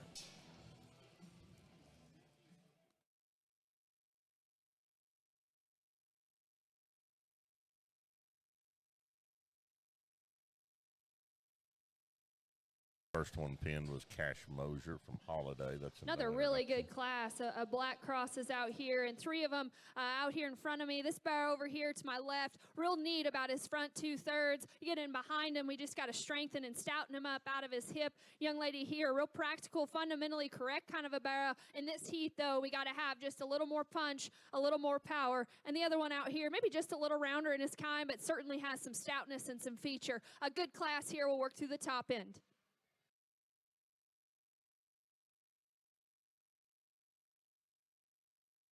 And similar to last class, sent 3 back, kept 4, reworked those. And we've got Cash Mosier, no introduction from Terrio Show Pigs. Jackson Kane, Temple. Shelby Brown from Lubbock. That's a Shug from Lindner's.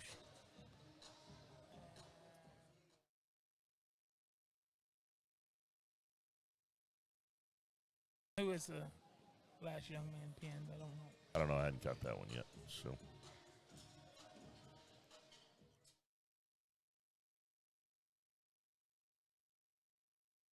It's Lane Espinoza. He's the only other boy name on the list.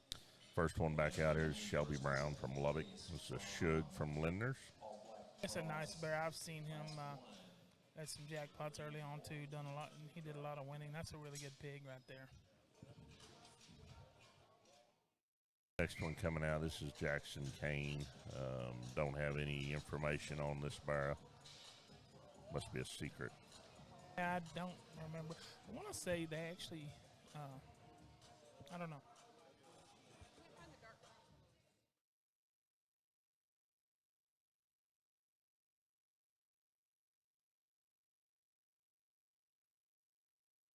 Kinsley Hudgens, I believe, was one of the other kiddos that got kept.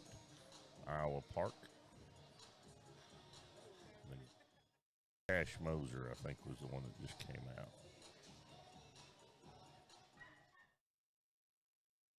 Sorry, that's Lane Espinoza, not Kinsley Hudgens. Lane Espinoza from Whitesboro. I thought that was a strange name for a young man. Honor code. You never know anymore. No. But I do think these top three are really good. And honestly, color, whatever, peel the hide off of them, look at them, they're very good pigs. This one that Shelby has, that's got a real stout mug. He's tall-shouldered, extended, very flexible. Jackson there in the middle, that one has got a lot of power, big round rib cage in him. Another one, I guess, kind of really a combination of the two barrows, but they're all really good barrows. Looks like Shelby wins the Good class. set, yeah. Really a good barrow to lead us off. And honestly, he wins and wins fairly handily, in my opinion. That's a big-chested, big-arm barrow that's awesome in terms of his hip and his hind leg. From the side, honestly, everything fits. He's proportional. He's good about his head, his neck, the crest there, and all the way back into a stout tail. It's a good barrow to lead us off. This 1 and 2, I guess 2 and 3, a little closer. In this barrow, the longer he was out here and kind of grabbed a gear, he worked his way up for me. He's got some neat pieces. He's got a big ditch working out of the back of his shoulder. He's a long stepping barrow off of either end. And, height the shoulder's good. His strength down his top line and out of his hip. He's maybe just a little frailer in terms of his jaw, and that's starting to reflect back into his body shape and his ankle size. Need to intensify him at the surface, stouten him up, and just drop him down in terms of his mid-body and lower body. That's a good barrow, though, to be there in 2. The one that comes out in 3, one that comes out in 3 is real dense and stout in his feature, and that really, his body shape and just mid-texture is what made that pair close for me. He's got big, hairy legs and dense in terms of his skull and his feature. He's a little shorter and more compact off either end of his framework. Like to just lengthen him out, allow him to reach and go and kind of grab another gear out here. But again, hit mid-body, just texture of his body shape and his stoutness of arm and stoutness everywhere else is certainly good. This one here in 4, one that comes next, really good from the side and proportionality, especially shoulders back. I thought he worked his way up because he's fundamental. His skeleton reads long term in terms of his angularity off either end. Maybe it's a little lower set in terms of his neck, but to me in this drive, just a little too frail to work his way up. Really a good class of black crosses. Let's go ahead and congratulate those kids.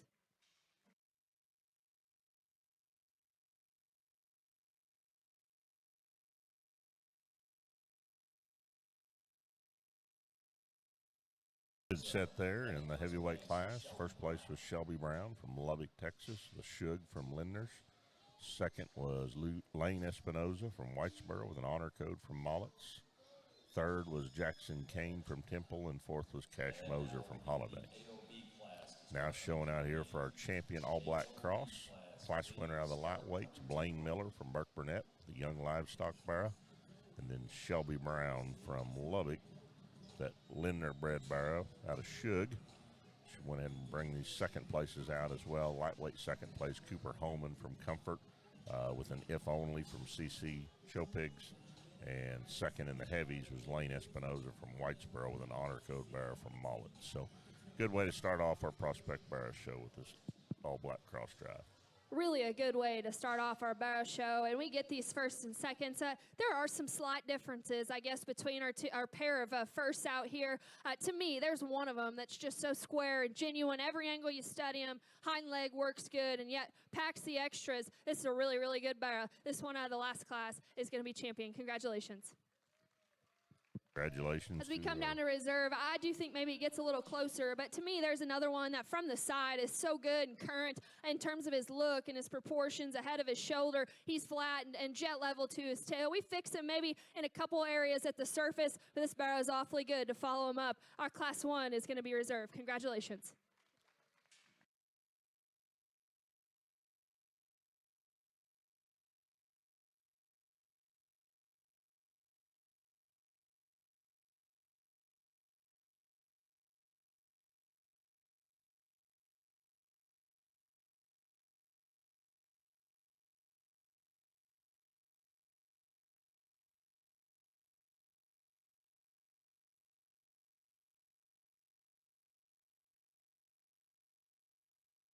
Now move into the AOB drive. Again, they're in the all black cross barrows show. Champion comes out of the heavyweights. That was Shelby Brown with that Lindner barrow, sired by Shug. Reserve champions Blaine Miller out of that lightweight class with a young livestock barrow. Blaine's from Burke. So now move into the AOB division. Got 5 head in this class.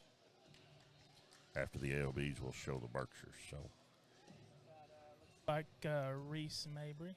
Reese Mabry goes to the scales with a Staten barrow, and first Hereford of the day has made an appearance. yeah, one in the pink, that is Tatum Jingo. That's actually in all due respect from WD, not from me.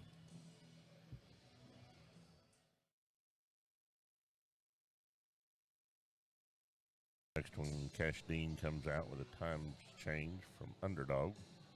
That's a really nice Poland bear there as well. That first, them two that hit the scales are real good. This time we need Berkshire class.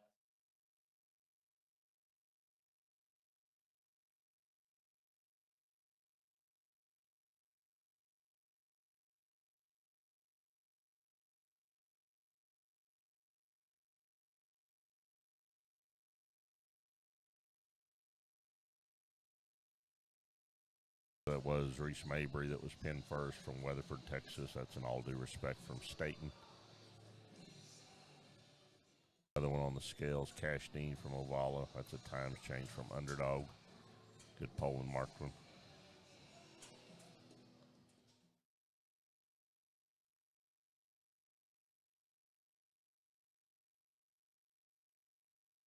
She's placing those other two, and then got one on the scales. I think that's Kane Branton went to the scales from Antlers, Oklahoma. Kane's got a modern trend barrow from Lockman Genetics. Oh, they did a good job there, Chad Brown.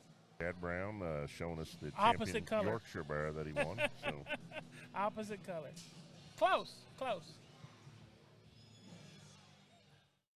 They'll just go cut it down off the fence. I think they're still on the fence. started on the wrong end, apparently. Yeah. Solid color, just different solid color.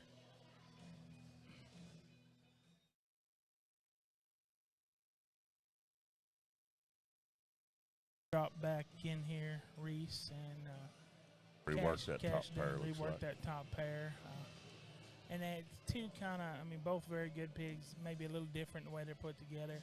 One's a little stouter, bulkier, one's a little prettier. Both flexible sound, both big ribbed. Hereford goes third of Kane Branton's. Good Hereford, though. Very good for a Hereford bear. I do like that one. Best Hereford in this class. Yes. Best one we've seen all weekend. That is correct.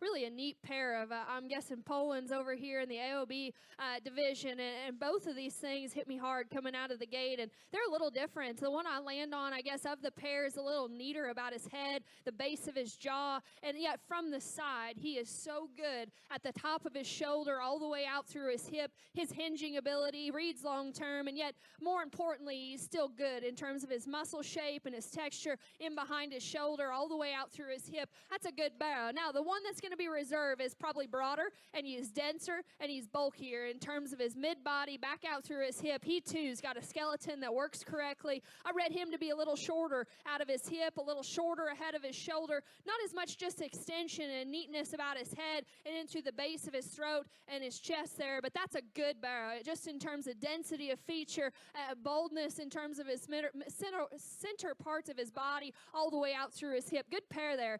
The Hereford that's going to come here in third, this one worked his way up because he's got a lot of shape and a lot of natural expression and width coming at you and leaving as well. Maybe just a little tighter wound out of his hip and his hind leg, and the longer he drives, I just wish he went out and moved and caught another gear, but certainly like his power, like his extra dimension coming at you and leaving. This one that comes in next, a big, stout, hairy Poland barrow that's real good in terms of his hip and his hind leg placement. It's from that point forward is where I read him just to be a little rounder and coarser about his shoulder and into the base of his neck there, but the young lady does an excellent job of getting him here and getting him shown. The one here in 5, obviously maybe just a little greener, and that doesn't bother me. He's real neat from the side in terms of balance and proportions. Getting behind him, he just wants to funnel too much today in terms of just his lower skeleton and the lower base of his cavity. A really good division there. Congratulations to those kids. Just the one class AOBs, or champion AOB, goes to Cash Dean from Ovala, Texas. The times change barrow from Underdog. Reserve champion is Reese Mabry from Weatherford, with an all due respect from Staten. Third place was Kane Branton from Antlers, Oklahoma. Fourth was Tatum Jingo from Mansfield, and fifth was Luke Shivers from Katy. So roll in now the Berkshire breed.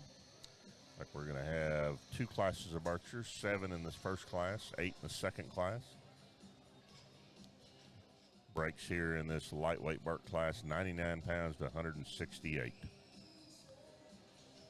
These first 2 come out are really nice pigs. Coulter Winter comes out first and goes to the scales. Quick,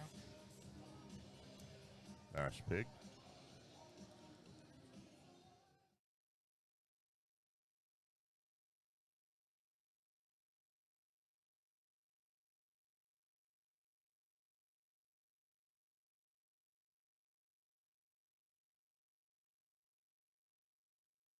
I believe that's Colton Vogue there from Whitesboro. Comes in, goes to the scales, and imagine that from Lindner.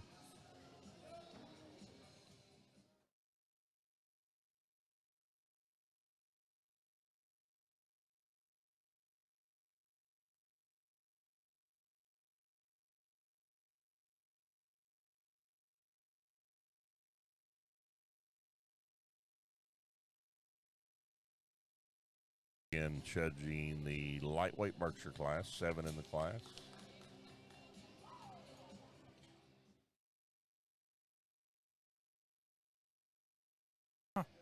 Looks like we weighed, what, 2, 3 of them.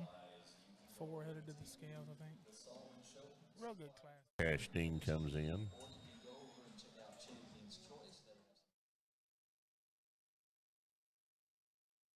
Little lightweight barrow, but that's a Waterberg from Underdog that goes to the scales.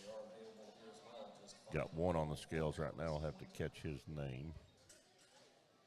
You know who that is? Real good class of first class of Berks over here. 3 of them we're going to send back, and I'm not saying they're devoid of quality. I think this class is about to get good.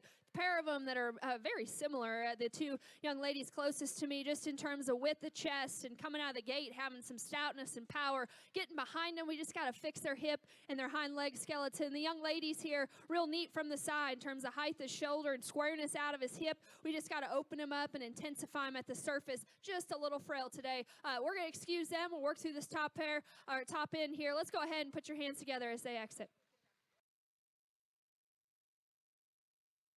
Like you talked about earlier, Cole, I mean, there's 7 very, very good hogs in that class, and she's going to keep 4 and send 3 back, but any given day they could change up. I think of that 7, any of them could probably go make the sale at a major show. Berkshire deal, like you said earlier, used to be kind of who had the best, worst one. Now it's just who's got the best one, because they're pretty dang good now. Colton Vogue here in this maroon shirt. This is an Imagine That from Lindner's. Comes Cash Dean with a little lightweight bar in here, weighs 99 pounds, but that's a Waterbark from Underdogs.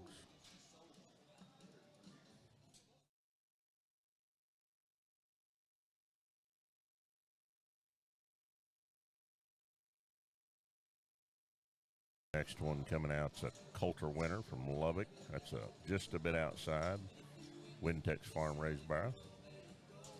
Coulter was the exhibitor of our Supreme Champion Purebred Gilt yesterday with his York Gilt that was raised by Wintex as well. And our last finalist here in the lightweight Berkshire class, Jacob Knight from Whitesboro, brings in a Pound Town from Brooks Show Pigs. 4 pretty nice Berkshire bears.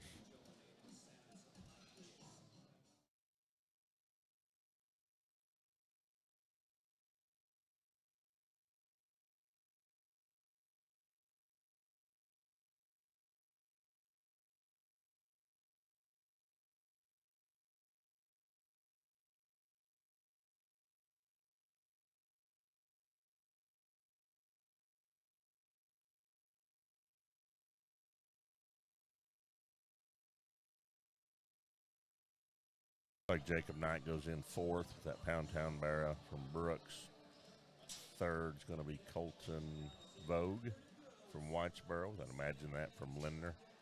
Got Cash Dean and Coulter winner out here now in the top 2. The lightweight Berkshires. And, unfortunately, one of those 4 pigs had to be 4th, but any given day, those pigs go win their breed at a jackpot. So it looks like Coulter's going to win, and Cash Dean's going to be 2nd. Really, really fun class of Berkshires here. And these two obviously are different stages of their life. And I think both of them hit me real good with quality. And yet the one that wins is just more out there everywhere. He's stouter in terms of his arm. He's bigger in terms of his feature. A Berkshire that has some hip in his hind leg, and yet he's level and square to his tail. I like those things about him. His height, the shoulder, everything matches from that point back. Maybe not just the neatest about his neck, but again, everything proportions. He's awesome in his body shape, his texture, all the way out through his hip. That's a good pig to go ahead and win this first class. This 1 and 2, maybe just a little neater about his head and his ear set up front. It allows him to strike you from the side. He's good in terms of his shape and density out of his shoulder all the way out through his hip. Still utilizes it good off either end. In comparison, maybe just a little frailer at the surface in terms of his ankle size. Maybe not quite as jet level and square out of his hip. But that's a good barrow there to be there in 2. This one here in 3 comes out next. Neat from the side. He catches a gear and he's trotting out here. I like the angle to his shoulder and his slope to his knee. Maybe just a little off in terms of his hind leg as you watch him go right away from you. Square him up there, but I like that one. He runs uphill from the side. He's good in terms of the height of his shoulder as well. Just need to fix his hip design. This one that comes in 4 here, wide-chested and practical, and those are 2 things that worked him up in this drive. He's long. He's extended out of his hip. I like that. Maybe just a little off in his loin. Maybe doesn't hinge and just pieces together quite as nicely from the side. But coming out of the gate, he's wide-chested and really opened up. Good class of Berks.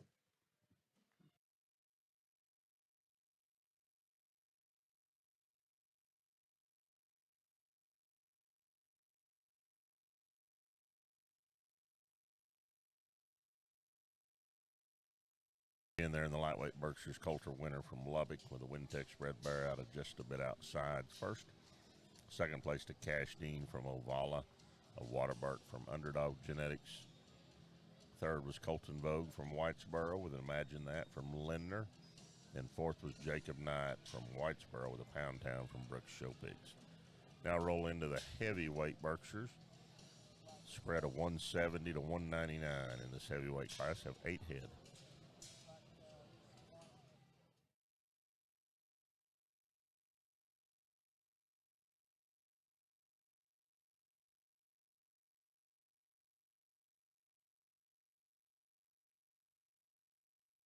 Taylor. Oh, there we go.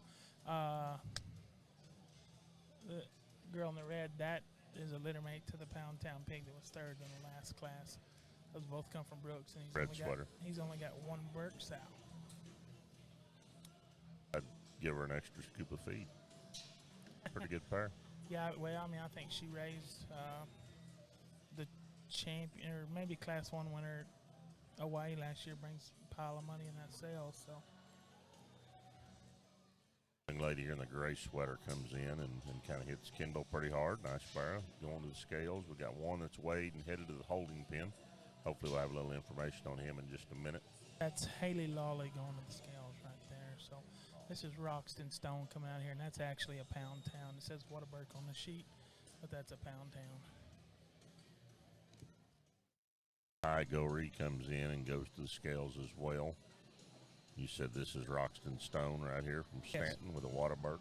Yep, Pound Town. Pound Town. Yep. That you raised from Reeves. Yeah, we raised him. He's a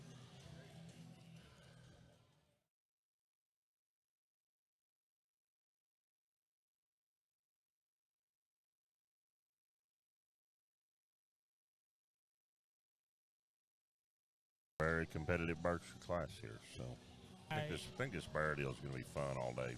Yeah. Good numbers, 188 head, and like you said, I mean, not many slouches. I mean, in this deal, it's plenty good.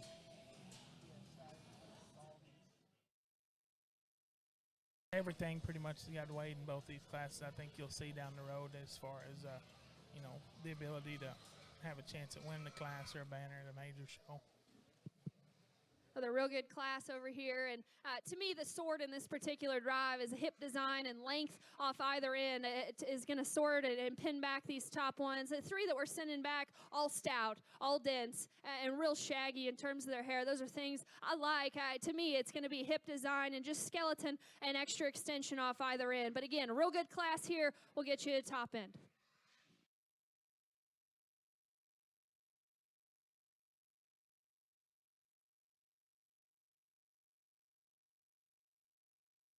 Again, eight head here in this Berkshire class. I think she's kept four. Five. Five head, okay. Scales, yeah. Jansen Womble got kept. It's a secret stash from Wintex. And then we got one on the scales we'll get some information on in a minute. Oh, that's that other Pound Town barrow. Lily Ford, is that right? From Brooks.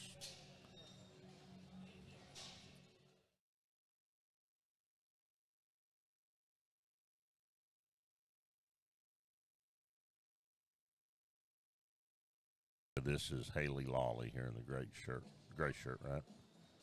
Yes, sir. From Callisburg, that's a family jewels from Crane Show Pigs. Here comes Ty Goree coming in with from Springtown. That's a monster from Roach Livestock. Probably ought to.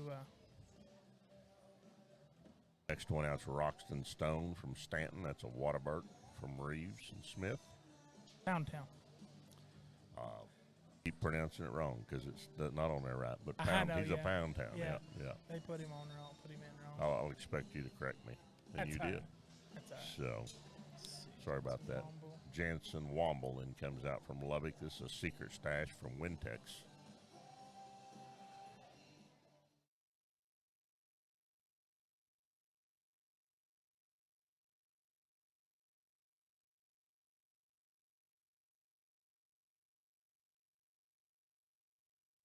Last one coming out then is Lily Ford from Westlaco with a Pound Town from Brooks Show Pigs. Had a litter mate in that last class that was fourth, so nice pair. I think there's 5 really nice show pigs out there. I know Wintex, Brooks, Reeves, and Smythe.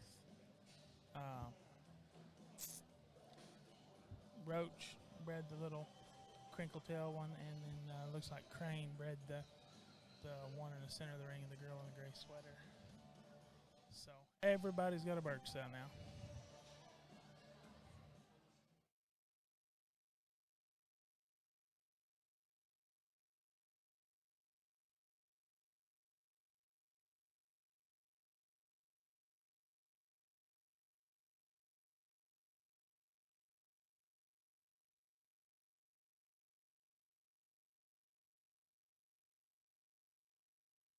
One back fifth. Which one she go back? Tigori, she put him back fifth. Tigori was that monster bear from Roach was fifth. Fourth going back, I think, is that secret stash bear of Jansen Womble's Wintex Bred Hog.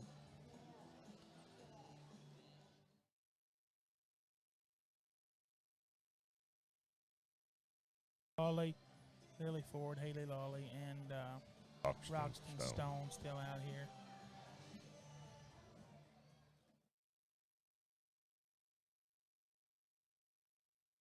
Roxton goes second, and Haley Lolly goes first. Maybe a little more challenge to navigate through this particular drive, but yet still a lot of good bears in this class. And the one that leads off of the set, he's easily the widest chested and the biggest in terms of his arm. And honestly, that lays the foundation for what's to come. He's real stout and square to his edges up high, his shape into his loin and out of his hips impressive. You know, maybe doesn't blend his pieces together quite as good from the side as maybe second and third or some to come, but I think that's going to come with one that's that stout, that opened up. He's got a neat look about his head and his extension ahead of his shoulder and length out of his hip. That's a good barrow that wins on the basis of just being genuine and opened up and wide and square from every angle. This 1 and 2 is smoother, and he's smoother in his transition out of his shoulder, back into his loin and out of his hip and his hind leg. He could drive a long, long time with that kind of angularity and slope off either end. I just wish he was a little fresher in terms of his turn up high, out of his spine and into his body shape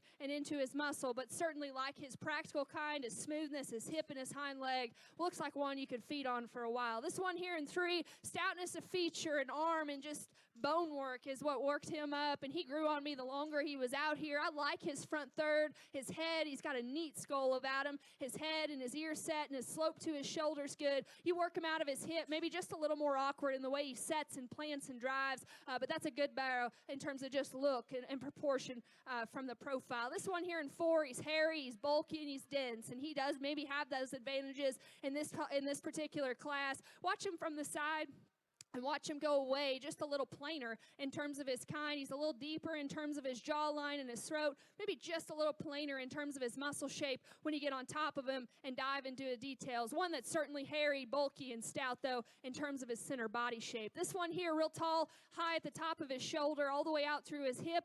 He's got a neat look and presence about his head as well. A little frailer at the surface. I read him to just get a little too narrow as you take him up high all the way to the ground. Really a good class at Berkshire's here. Looking forward to this drive. Placings there in that heavyweight Berkshire class. First place went to Haley Lawley from Callisburg, the Family Jewels from Crane Show Pigs. Second was Roxton Stone, that's a Pound Town from Reeves and Smith. Third, Lily Ford from Weslaco with a Pound Town from Brooks Show Pigs. Fourth, Jansen Womble from Lubbock, and fifth to Tigori from Springtown. So now showing for our champion Berkshire. Very, very good pair out here. I think she'll probably bring first and seconds out. But our class winner here in the lightweight Berks, Coulter winner from Lubbock with a just a bit outside from Wintex. And then our heavyweight class winner, Haley Lawley from Callisburg, Family Jewels from Crane Show Pigs. Sure enough, she went ahead and brought that pair of seconds out, that second place heavy, Roxton Stone, Pound Town from Reeves and Smith, and then also the lightweight Berkshire that was second from Cashdeen, Waterberg from Underdog Genetics. So 4 really nice Berkshires. We're going to get us a grand in reserve here in our Berkshire Prospect Bears show.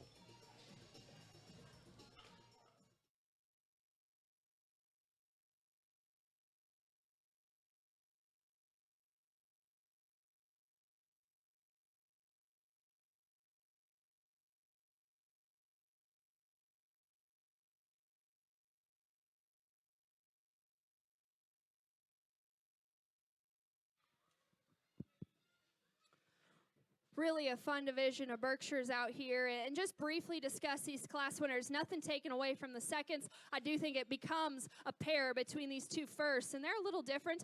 The one out of the first class, I love his head and his stoutness of feature and his just density coming right at you. He's big in terms of his arm, and everything matches from that point back. For how big his pin set is and his upper hip and his engine, he still stays pretty genuine and square as you watch him come at you and go right away.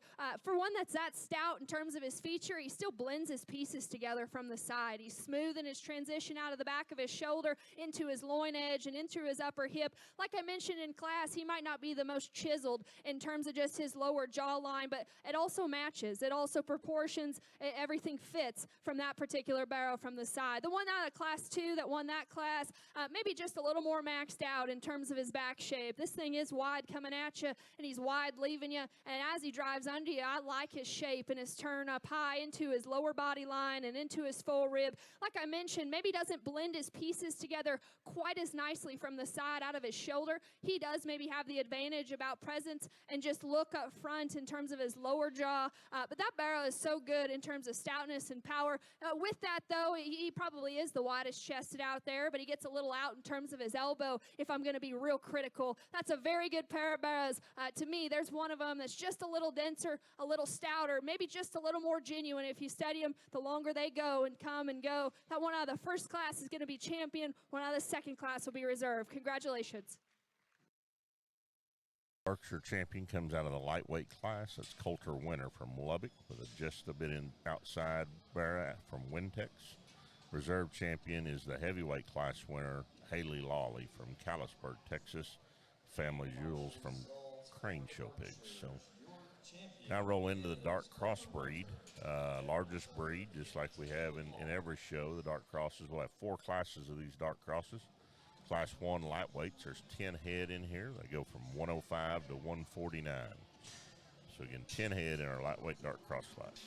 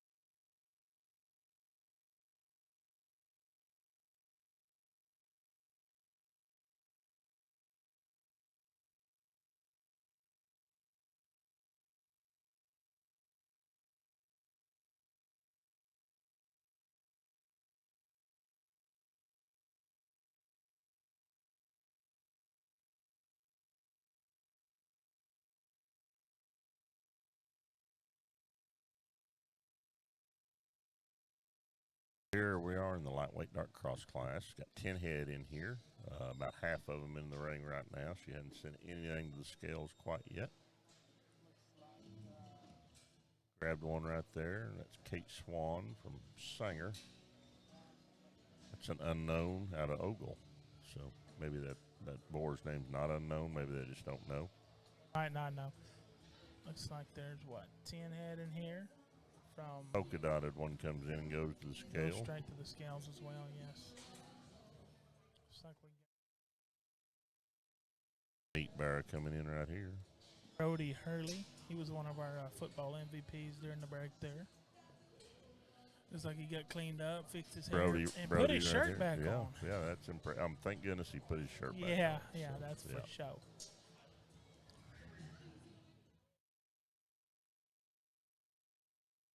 Taylor, I know Taylor said he has to mute the mic sometimes because if it catches the song playing, Facebook will kick it off because it's a copyrighted song or something. Which, I mean, there's, I guess, I guess when you're on Facebook, you can play by your own rules, but I try to be fair to everybody. Yeah. I think they made plenty.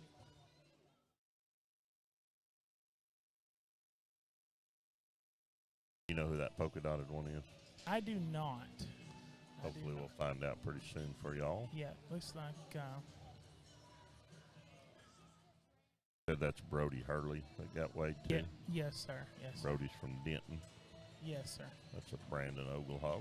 Quite a few Ogle hogs here the last couple of classes.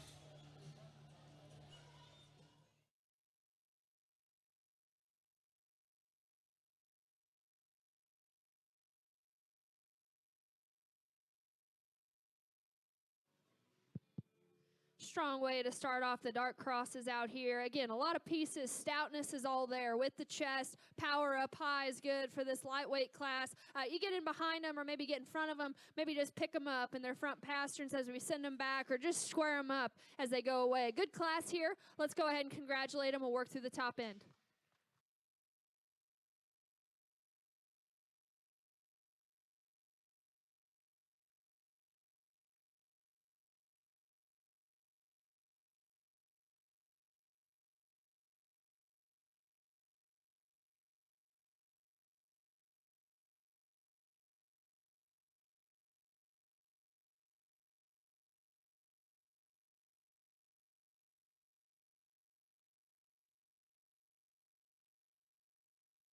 We're in the lightweight dark crosses. Looks like we've kept about 5 head, and we'll have that 5th one in a minute. But got Brody Hurley from Denton, got Jackson Kane from Temple with an emotional damage from Wintex, got Stockton Dabovich from Wichita Falls, Kate Swan from Sanger, Texas.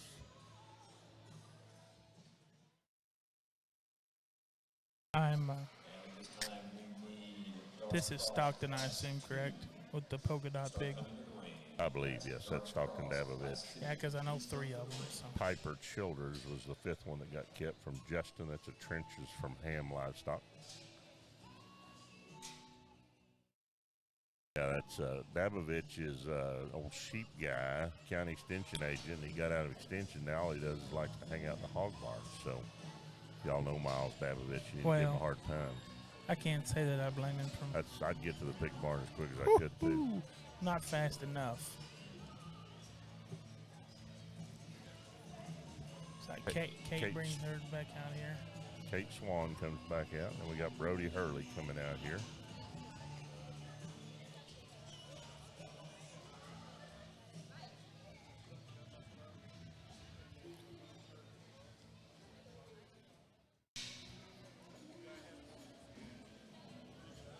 Piper Childers, young lady over there in the green. That's the ham hog, right? Yes, sir. Yeah.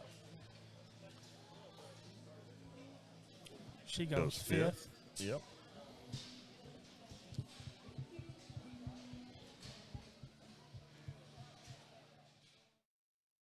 Fourth goes to Kate Swan. Kate's hog from Ogle. Whittled her way down the top 3. Looks like Jackson Kane goes 3rd. Down between Brody Hurley and Stockton Dabovich.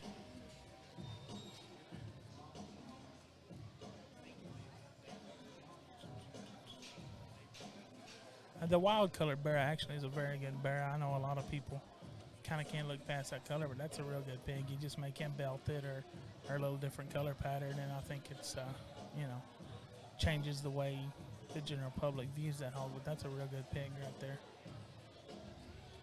His shape and expression is pretty incredible, and still his ability to go with it. Maybe needs to be just a little stouter featured, but that's a nice pig. This other one's great design, great balance. Tall shouldered, good looking. Real good hip and hind leg on the one Brody is driving.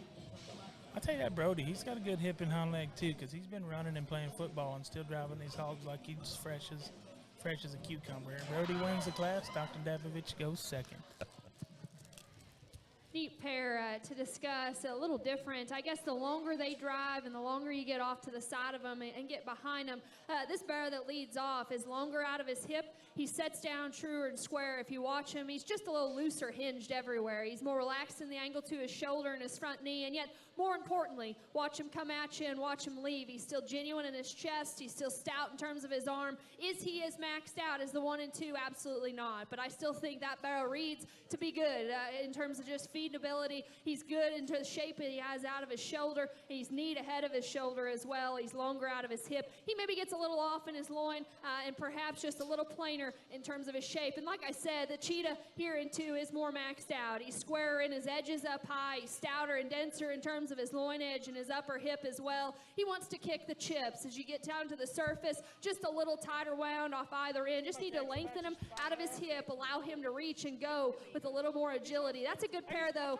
to discuss and just describe the details of him. This one is stout in terms of his head. He's burly in terms of his arm. I like some pieces about this barrow as good as any of them, to be honest with you. He's square out of the back of his shoulder. He looks like he's going to just get better with time. Today, he's a little off in his loin. He wants to close up in his lower cavity as well. That one's got some neat pieces, though, in terms of stoutness of head and skull and feature, and still reach is good off either end. 1 and 4 got a neat presence about him and a look about him. He's height the shoulder. He's stout in terms of his upper hip and his tail root as well. A little frailer at the surface relative to what he has to offer up high. We just got to match him at the ground in terms of his ankle and his feature. Calico here, wide-chested and stout and opened up high and out of his hip. He's just too straight in the angle to his shoulder and out of his hip for me. But again, one that's presented awfully good, real good in terms of his shape and his expression up high and out of his hip. A good class, maybe a little challenging to sort through. Let's go ahead and congratulate those kids. Good start to our dart cross drive. Class 1 of dart cross are third place, Jackson Kane, second place, Stockton Dabovich, and first place, Brody Hurley. First place there was Brody Hurley from Denton, Texas, with an ogle-bred hog. Second in that class was Stockton Dabovich from Wichita Falls. Don't have any information on that barrow. Third place was Jackson Kane from Temple, Texas, with an emotional damage from Wintex. Fourth was Kate Swan from Sanger with an ogle-bred barrow.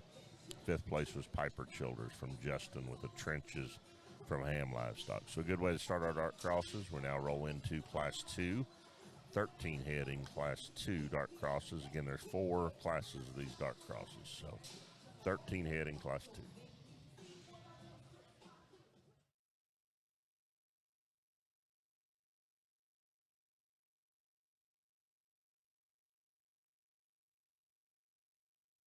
Like we sent one to the scale. 2, got a second one in the scales. This is going to be the biggest class we've seen. Probably it'll be the biggest class all day, I think. There's next one's got 14 in it, and then 13 in the final class. So big classes of dart crosses. Lots of dart crosses. Yep. You said there's 188 of these? 188 total barrows today. All under 200 pounds. So still kind of jackpot size, which is good.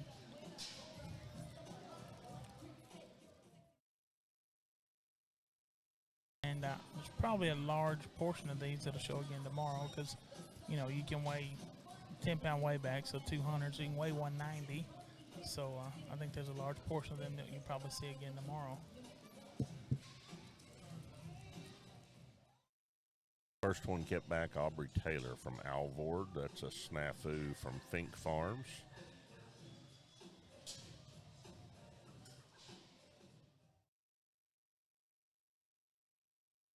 Another one with Abby Next one, Smith. I think, is Abby Smith from Ray, Georgia, with a hero from Bridges Livestock.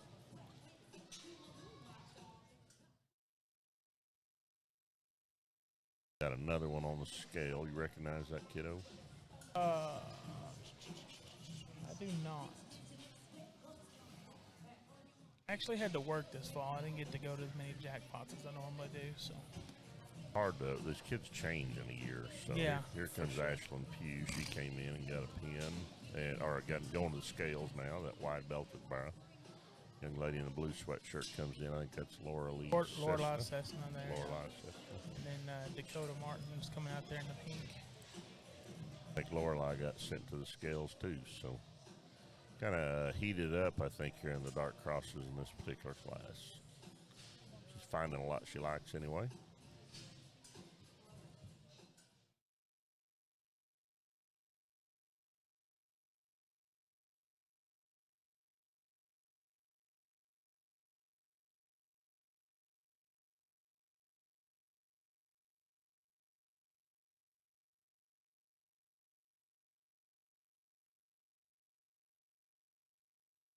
Like we got 4 head kept so far and weighed and sent to the holding pens. 5 head, make that 5 here in this class of 13, second class of dark crosses.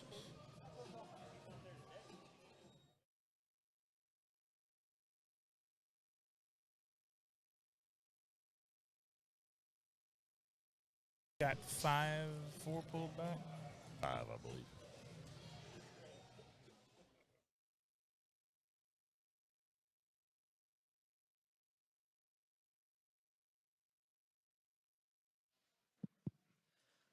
Real good class here. It's about to be real good in this top end. And we're sending some barrows back that honestly could play in a couple other classes, I'm sure, because they do have some of the extras that I'm certainly been talking about. Stoutness of skull, width of chest, coming out of the gate. These kids have obviously worked hard. Skin and hair is on point. Maybe just a little off in an area or two, either in terms of body shape, or maybe they have the extra power and just need reeled in terms of their skeleton. Awesome class here. Let's congratulate these kids. We'll get you a top end. End up weighing 6 back in the holding pens.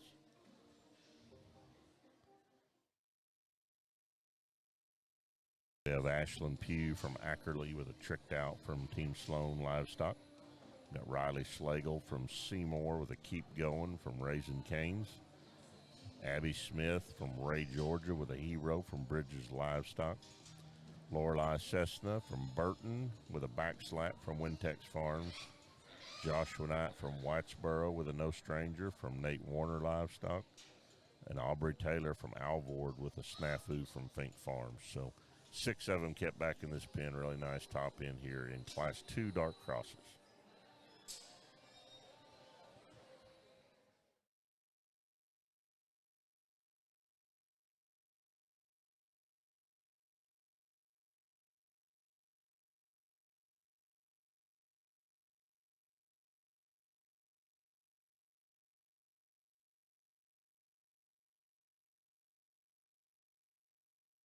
Abby Smith is the first one that came out. This is Ashlyn Pugh here from Ackerley with a tricked out from Team Sloan. Next one coming out to Riley Slagle from Seymour. That's a keep going from Raising Cane.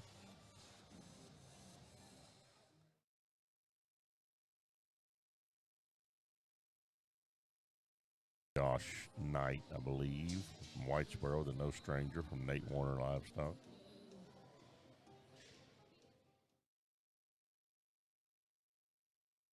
Is that who this is? I believe that's Josh Knight from Whitesboro. Yes. This is the Fink Barra from Aubrey Taylor of Alvord. Snafu from Fink. We got Lorelei to come out. Lorelei Cessna from Burton brings a back slap from Wintex out. So She pulled 6 in this class, so I mean it's a deeper class, obviously. So she even mentioned it on the microphone, but there was a nice bar or two that didn't make her top cut. So I would be willing to bet there's a bear or two in that that went out of the ring that'll win a class down the road somewhere. Still good pigs.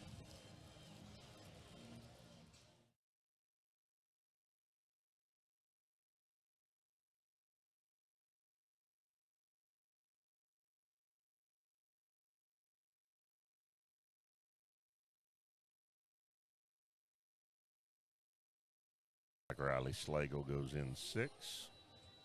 That's a Raising Cane Barra. Riley's from Seymour, Texas.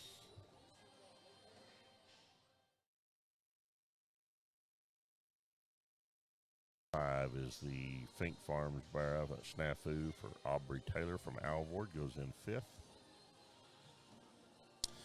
Who is the girl in the black? That's That- the girl from Georgia. That Right? is from Georgia. That's got you. That's Bridges Livestock. long- Hero barrow. It's a long way to Georgia. I guess those are for Georgia National and probably that Southeast Regional here in Barrows. Neat barrow. Bridges Livestock raised that blue gilt that was reserved in our gilt show. I just wonder if that one's similar bred. Zach's my neighbor. He don't live but 50 miles, 40 miles from me. I need to go check them pigs out. They look pretty good, the set he brought here today.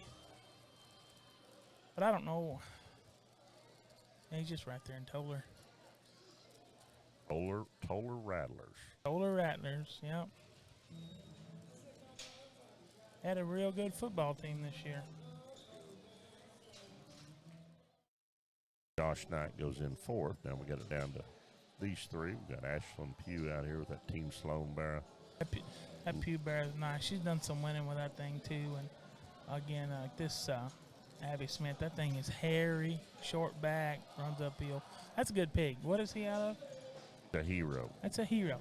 They say a Hero throws some hair like that. That's a good pig.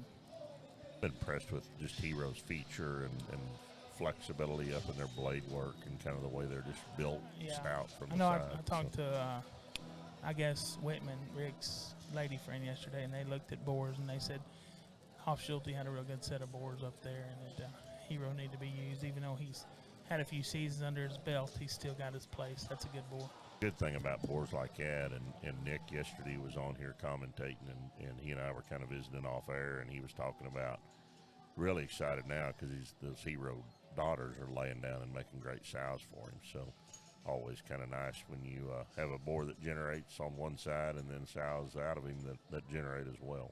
So I agree. got it down to Pew. And one. Gonna go ahead and start with the Bridges hoe. Good pig. Challenging class, a lot of different kinds of barrows.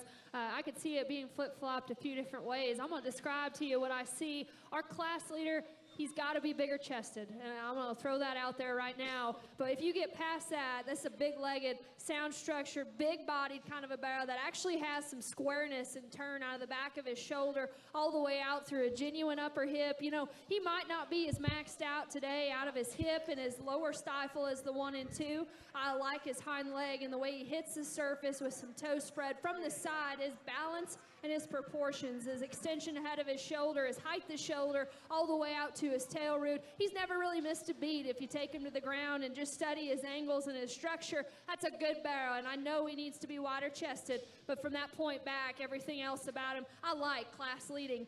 This one here in 2 is bigger coming at you. He's neat from the side. His extension ahead of his blade, his shape and groove he has from that point back. He's got a big engine working in him and still stays and remains square and fundamental in terms of his skeleton. Maybe just a little long-bodied and allows him to get just a little off in terms of his top line. Maybe strengthen him and intensify him in terms of his ankle size. That's a good pair of barrows, though, to describe the differences. This one here grew on me the longer he drove. He's a long stepping barrow that's neat from the profile. He's not maybe just the most exotic to look at, but everything pieces together very good. He's proportional in the way he ties his neck into his shoulder all the way out to a real good hip and hind leg. Take him to the surface. He too needs to be intensified, strengthened in his front pastern. That's a good barrow, though, just in terms of his look, his balance, his design, and his mid part of his body shape.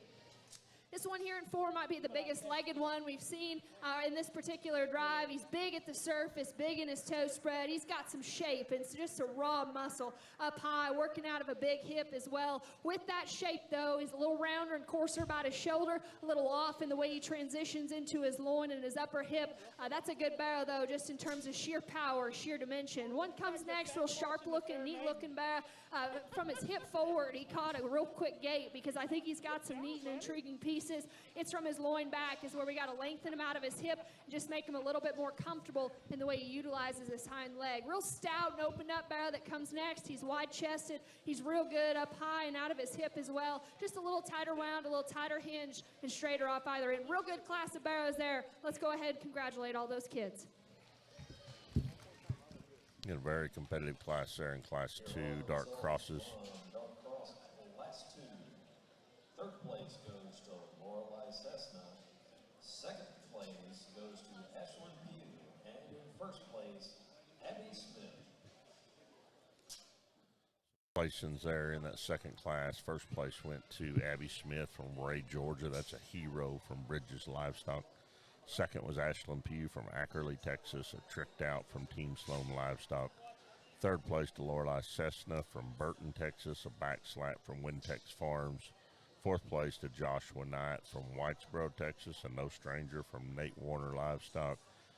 Fifth place was Aubrey Taylor from Alvord with a snafu from Fink Farms. So really good class there in Class 2. We roll into Class 3. Our biggest class at Art Cross is 14 head. Looks like Colton Vogue got his bear there from Nate Warner pulled.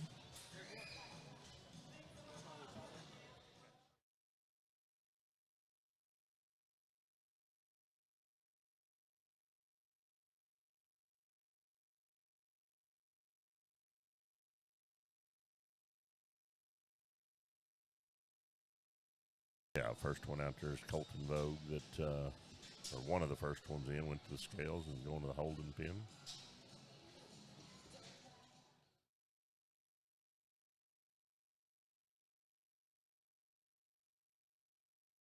Good set in that last class. I agree. That was a very deep last class.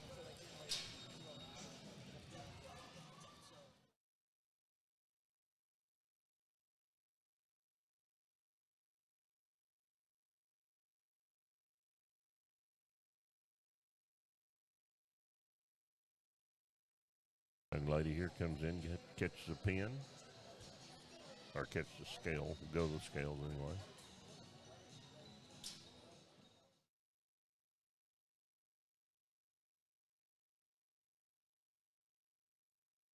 Weighs this young lady here in the dark blue sweater that just came in.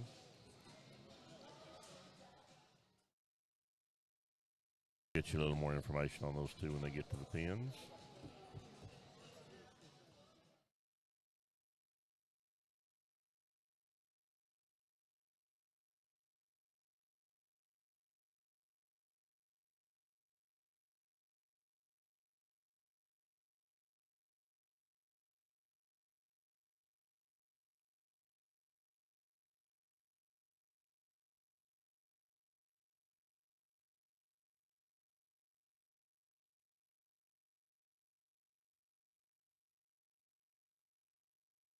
Like Hartley Butajewski from West grabs a pin.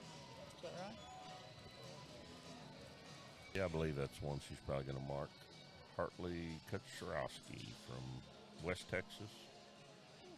Graham is in the sire name, so I don't know what that is. They require every kid in West to go to 3 years of pre-K just so they can spell their name by the time they get to kindergarten.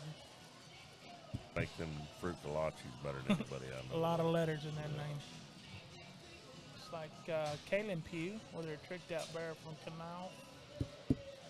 Gets a pin there as well.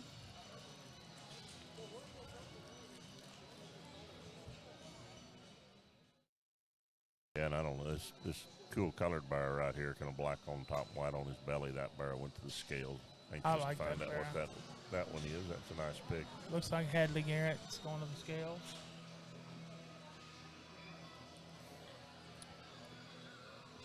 Hadley Garrett's headed in there, front and center from Delms.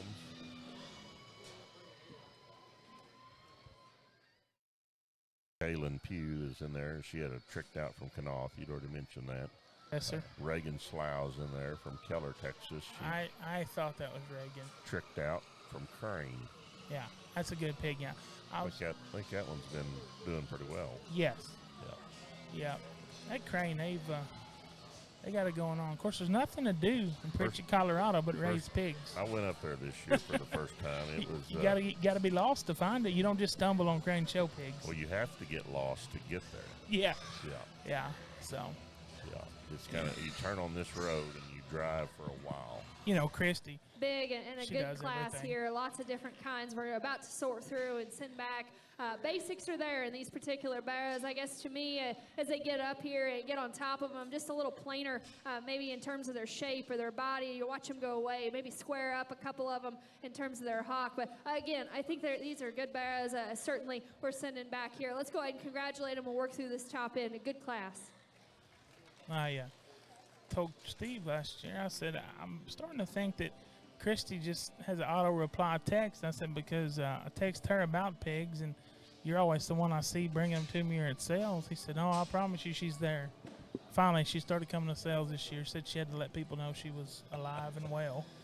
They've done a great job. Oh, absolutely. Good people, too. Do a great job of marketing the kiddos that they help, and as do a lot of breeders in this deal nowadays. So it's neat to watch that thing grow and get better. The reason they're closing at 3 o'clock is because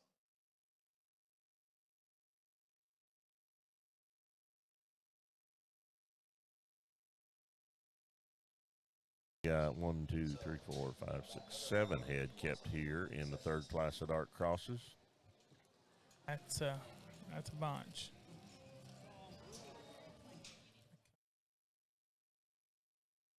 Hartley hooked the jet ski, and then here comes Reagan Slough out with that tricked out barrel. Yeah, that's a nice pick. It's colored different from this side. Yeah, for sure. They just said, Brandon, if you're hungry, the concession stand's about to close at 3 o'clock, so go over to get you some nachos or something. That is a good concession stand. I don't know if people on our webcast really care, but no, they don't. It was awful good. They do a great job. They've got the caterers from Burke Burnett.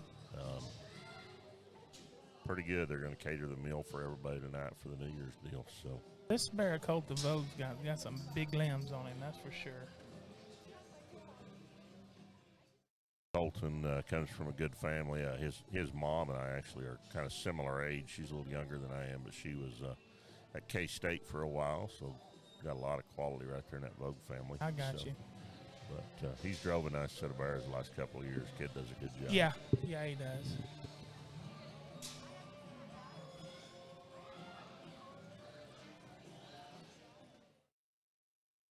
Yeah, we've got a good set in this class. I mean, I thought that last one was pretty good, but this one's very tough. Hadley's bear there from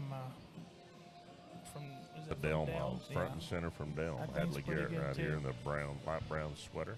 Oh, Rory D, don't mark him off the list. He's never gone. He's always in your back pocket. Kind of rejuvenated when you see his Facebook feed and you see those two little ones he's got promoting. Oh, yeah. It ain't going to be long. It ain't, yeah, that's absolutely right.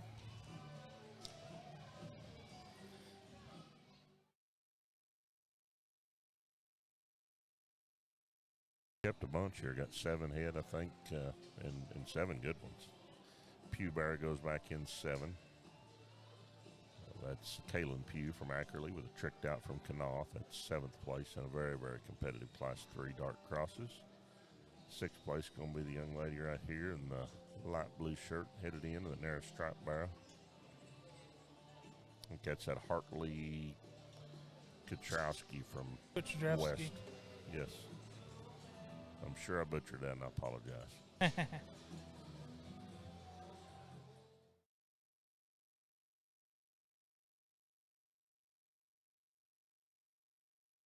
There's one bear out here we didn't talk about. Mackenzie King from Vernon. She's got a snafu from Jonky. I think just went in the pen. That's that young lady. Interesting pig there. Cool looking. We've got a few Jonky pigs on feed gilts for some later county shows that are really good hogs too. Corey's sure done a nice job, and that snafu boar is kind of intriguing, and Try Harder, I think, is the other one that's from there that's pretty good. So.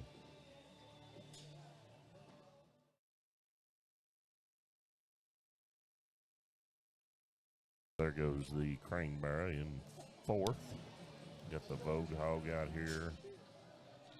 Hadley Garrett still, and what's this other boy? I was looking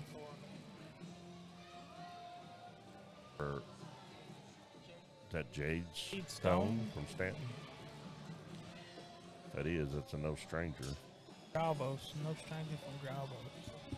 He's a good pig. He kind of flew under the radar and just, that's a real good pig there too.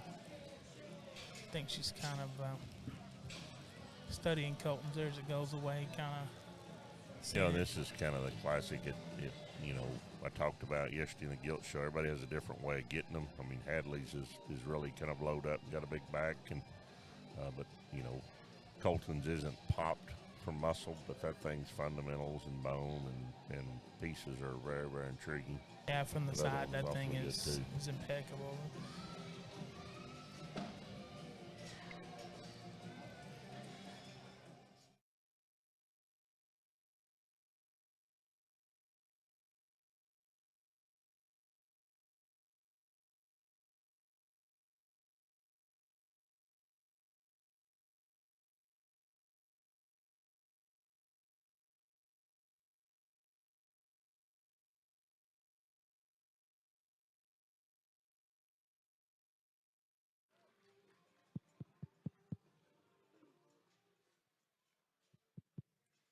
This is a real good class and real neat barrows up here on the top side. And the one I land on, I'd fix him in one area, but I got to start with positives first. This thing's unique from the side and how he runs uphill. He's tall at the point of his shoulder. He's neat about his skull and his ear and down in through the base of his throat there. He is a big arm bearer that comes at you genuine and square in his toes and his knee all the way up into his sternum. Get on top of him. I think he's right in terms of his body shape and his mass and his power and squareness out of his edge up high into his loin. He's a good hip bearer that's stout in terms of his tail root. From the side, his reaching ability off of either end is extremely good. And to me, his reaching ability might be because he's just a little bendy in his hock. And you getting behind him, maybe just a little swollen there, like to reel him in just ever so slightly in terms of his hock. To me, I'm not going to be one to single trade him. That thing's really unique, especially from the side. His squareness, his genuineness coming out of the gate. That's a good barrow to lead us off. This one here in 2, young lady has skin, hair, density, feature is all there. I like this barrow. I'd love to feed on this barrow because he's so good in his edges, his squareness from every angle. He's awesome in terms of the mid part of his body, his four-rib texture, all the way out through his hip. He too hasn't ran out of gas. I know I've drove him a little longer. His hip and his hind leg is good. In comparison, a little lower set up front. And I'd like to stouten him up in terms of his arm. He's a little lower in the way his neck attaches into his blade there and a little off in terms of his loin. But again, that's me being critical. That's a good barrow there. That's awesome in the center part of his body. Works back into a real square upper hip. One here in 3, young man, you drove yourself up, and I like this barrow from the side. His height to shoulder, his extension, his length down his top line, and squareness out to his upper hip. He, too, reaches and just goes off of a real useful hind leg. A little frailer in comparison to the 2 that beat him today. I didn't read him to just strike me with quite as much just presence up front. Is he a little plainer about his head, just a little plainer everywhere, but that's a good basic kind of a barrow that's certainly good there to be in 3. A real grooved up barrow that comes here next, fresh in terms of his presentation, his back shape, and his dimension out of his hip. I read him to be just a little frailer in terms of his body shape and his lower body, especially his four-rib, a little straighter up front as well. And just in terms of the angle to his shoulder, I got to be a little more critical. This is a good class. That barrow's real good, and you get on top of him and watch him go right away. Same could be said for this barrow. I thought he was a lot like him in terms of just shape up high, expression. We got to square him up coming right at you and going right away. Barrow that comes next, real neat barrow, just in terms of his power and his extra width coming right at you and going away a little straighter off either end. Doesn't allow him to maybe just drive quite as comfortable in the barrow we land on here. Real good barrow. A real good barrow that comes out next. It's real just practical in terms of his center body shape, functional in terms of his skeleton. I read him to be the plainest in terms of his muscle. That's a really good class, a lot of quality all the way through. Congratulations to those kids.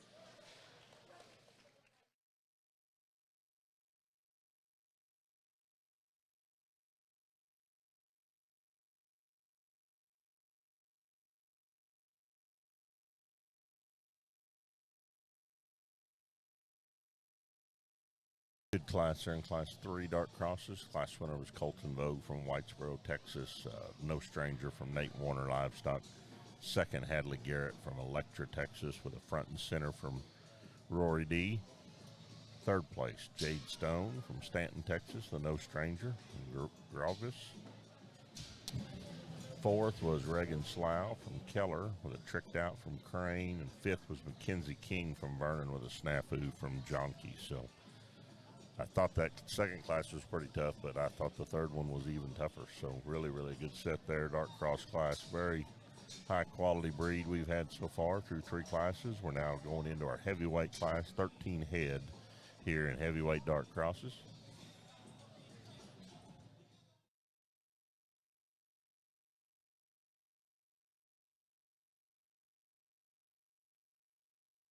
I guess they got us jamming out over there. Yeah, the music has changed. I guess maybe they thought everybody Well, ate was needing a nap, so they're going to try to wake us up. We got a young, long-haired hippie over there working the mixer board now. So the older gentleman, he must took a break. Looks like Kate Cooper getting to the scales right there. Kate's got it tricked out from Wintex. Wonder if that's similar bred to Sisters Champion Gilt. Is it tricked out from Wintex?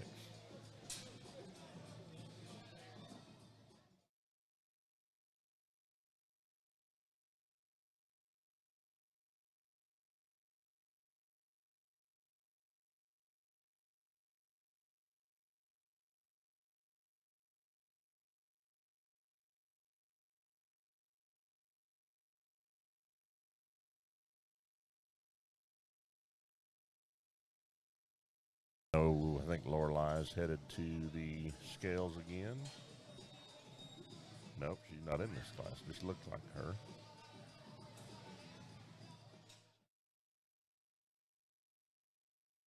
She is in there. She's the heaviest one, 199 pounds. I'm about to say, she's showing somebody because that's her. Here comes Pugh, Ashlyn Pugh, to the scales as well.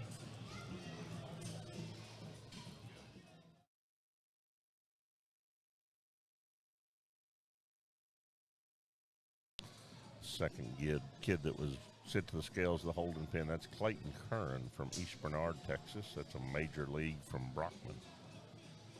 Jensen Womble here just got a pin, or just got a sent to the scales. That was Jensen.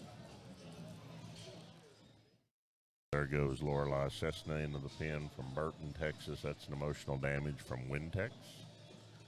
Got Ashlyn Pugh here headed back over the holded pins from Ackerley. That's a doing this from Platte Show Pigs.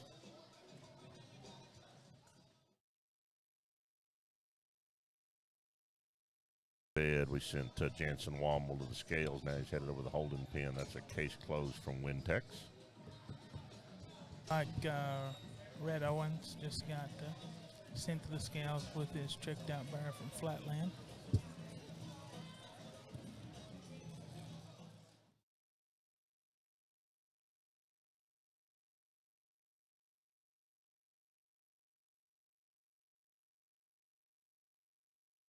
Good way to finish out our dart cross. Heavyweight class, very competitive again, just like every class has been in this dart cross drive. 13 head out here, ranging from 188 to 199. I think we end up keeping 6 of them so far. 2, 4, 6. Real good way to round out the dart cross show. In this particular drive, power's there, stoutness is there. You watch them come out of the gate. They're all opened up in terms of their chests and their square, in terms of their edges up high. Take them to the ground in this particular setting. Just need to square them up. I think this is about to be a really tough and a really good class. Congratulations to these kids. Let's go ahead and put your hands together as we send them back.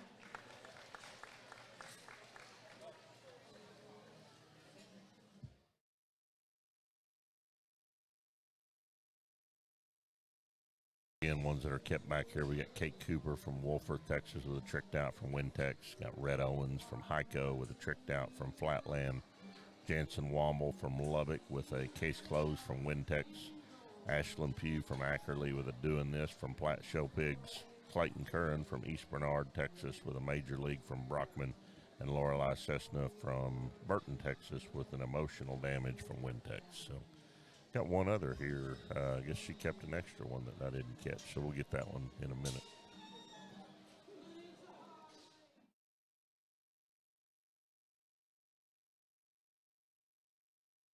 There's Clayton Curran from East Bernard. That's a major league from Brockman.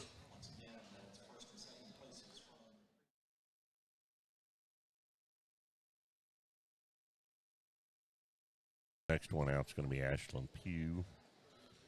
Ashlyn's driving a doing this from Platte Show Pigs.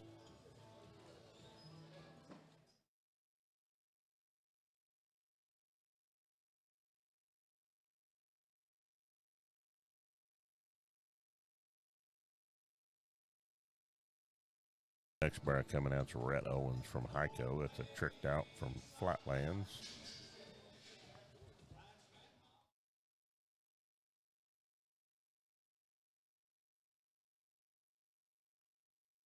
Here comes Rhett.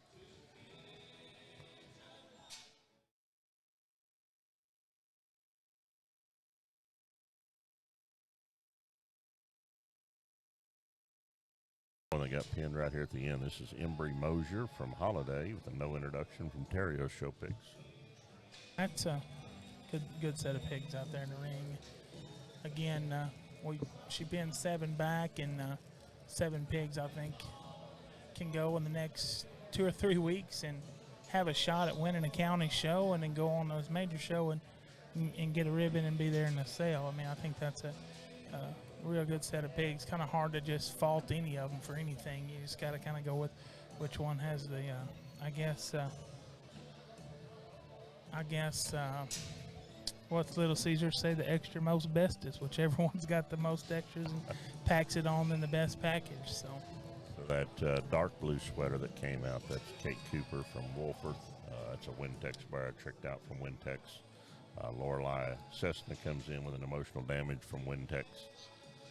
Last one in, I think, was Jensen Womble from Lubbock. Case closed from Wintex. So Wintex, one of our sponsors, got a nice set of bears here in this heavyweight dark cross class. So. Yeah, we can't put on shows like this without people like him. He does a real good job. He's always sponsoring the kids. You know, he's got the Punch and the Wintex. Wintex and Punch, yep. You know. Looks like Lorelei's going in 5th. 6th. That's 6th. 6th. I'm sorry. 7th, I believe, was that Embry Mosier. Correct.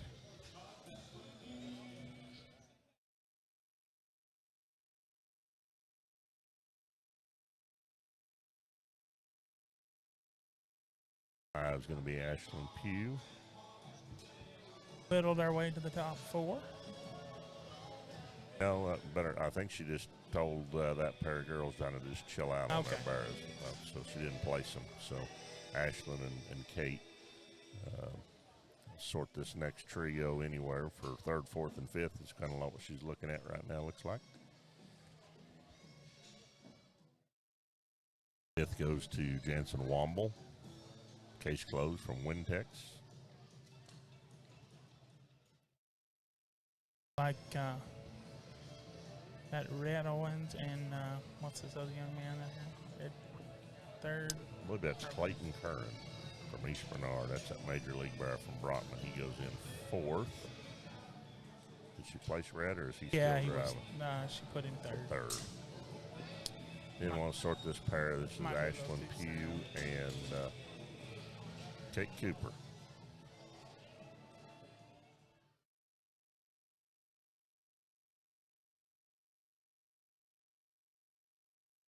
Kate's bear is a tricked out from Wintex. Ashlyn's is a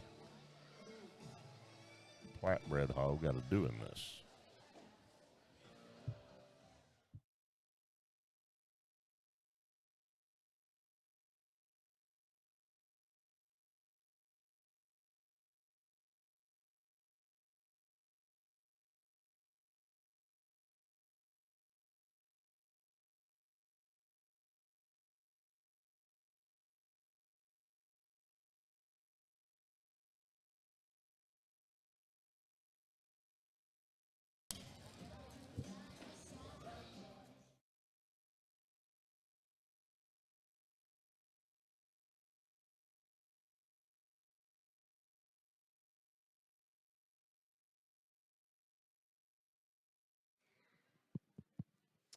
Really, really good class and a good pair of bears that hit me hard initially out of the gate, and they still do.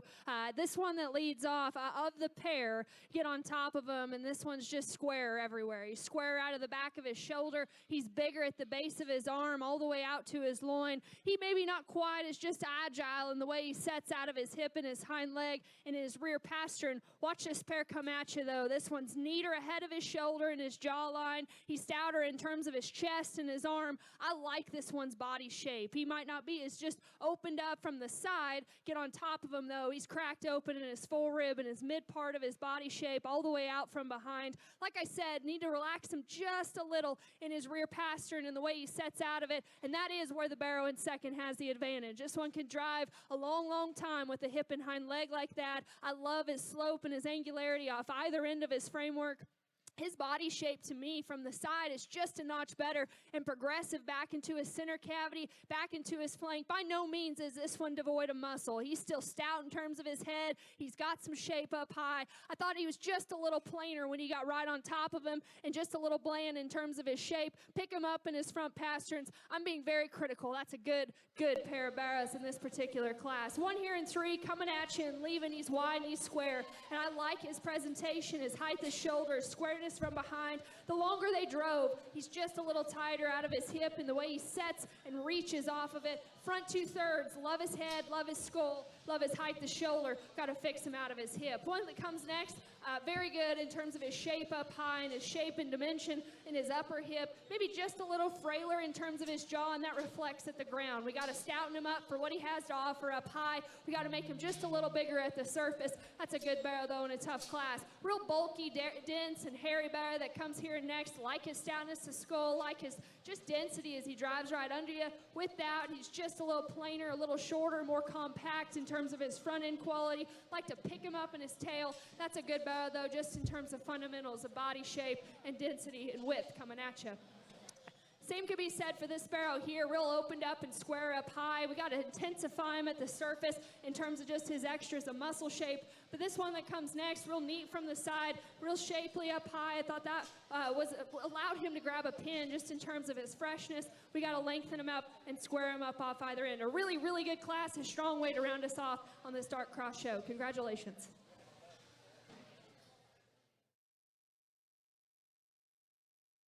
Set of barrows here in this heavyweight dark cross class. Rhett Owens. In second place, Kate Cooper. Class winner there, Ashlyn Pugh from Ackerley with a doing this from Platte Show Pigs. Second, Kate Cooper from Wolforth with a tricked out from Wintex. Third was Rhett Owens from Hyco with a tricked out from Flatland. Fourth was Clayton Curran from East Bernard with a major league from Brockman. And fifth was Jansen Womble from Lubbock with a case closed from Wintex. Now roll into our dark cross drive, that lightweight class. Our class winner there, Brody Hurley from Denton, Texas, an Ogle bred hog. Out of class 2 dark crosses, class winner there was Abby Smith from Ray, Georgia, a hero sired barrow from Bridges Livestock. Out of that third class of dark crosses, our class winner was Colton Vogue from Whitesboro, Texas. He's a no stranger from Nate Warner Livestock. Next out, our heavyweight class winner, Ashlyn Pugh from Ackerley, doing this from Platte Show Pigs. So there's your 4 class winners in the dark cross division. Very, very competitive dark cross division here in our Prospect Barrow Show.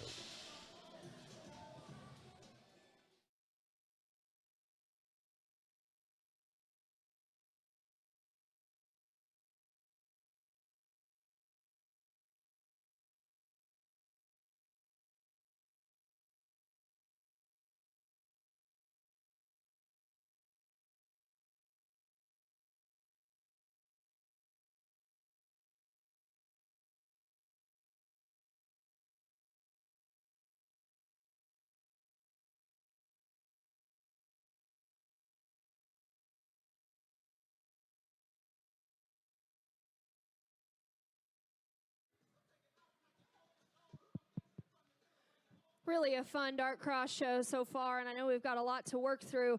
Just briefly talk through these things. Class 1, long term, I like this barrow. He's wide-chested, he's square coming at you, he's equally impressive going away. Maybe doesn't blend his pieces together quite as well today as a couple others. I like this barrow, though. Once he fills in his loin and everything comes together, he's good at the top of his shoulder, he's stout in terms of his mug. Everything just reads extremely good in that particular barrow. One that comes out of class 2, catch him from the side profile. Love his hair, love his density. He's got a big, useful kind of a hind leg he's high at the top of his shoulder and runs uphill, and yet he still functions real good out of his hip and his hind leg in terms of squareness and width.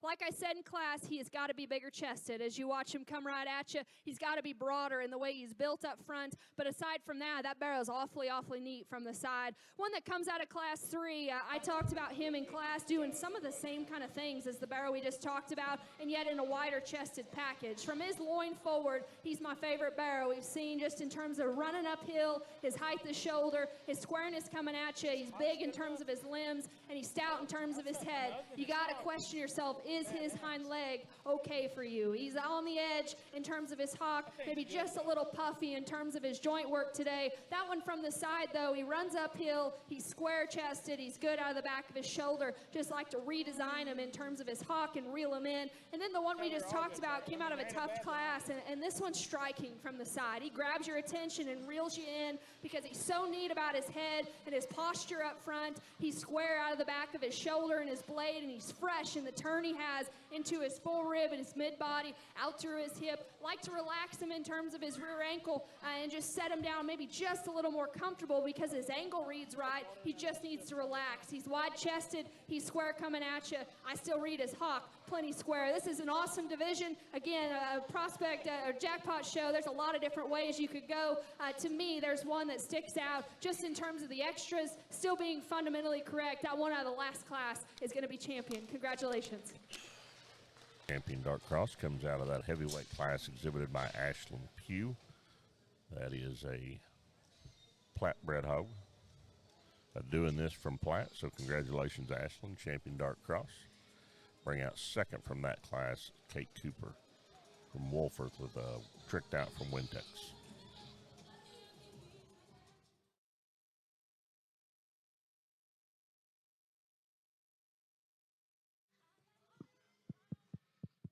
We bring in that second, and to be honest, it's between him and another one out here. That one is so useful about his hip and his hind leg, and he actually covered those flaws of our leader here, or our division winner, because he reaches and strides. It's just so square and fluid from his hip, hock to surface. From the side, everything proportions and matches. You know, he might not be quite as maxed out up high, just in terms of shape. I like that barrow, though, and you know, between him and this barrow over here to my right, those are the two in contention. They're a little different.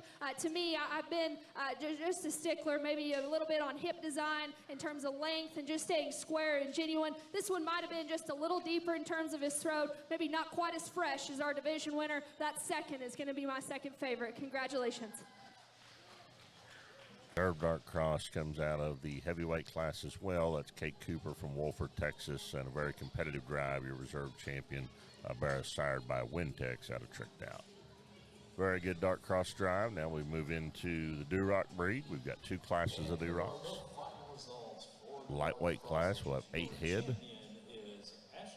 Have 8 head in the second class as well.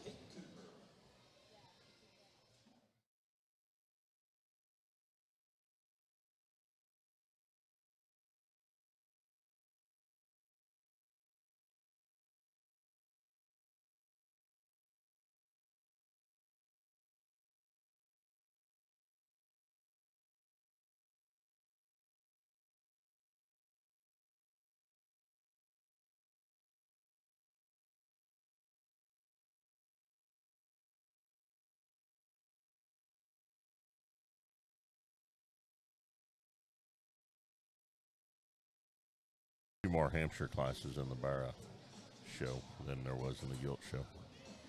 Yeah. 3 classes of Hampshire now that we pedigrees didn't matter much. Nope.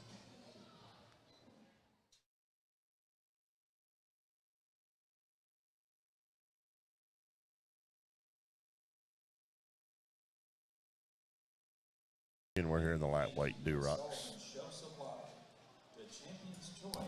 Looks like we got 2 classes of these red ones.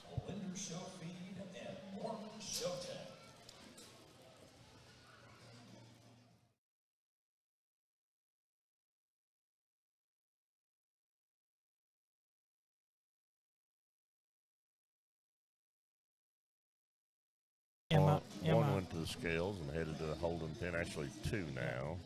Emma Howell there. Looks like she just sent Reagan Slough to the scales. Black bear looked good coming out. It's Emma Howell there in the red.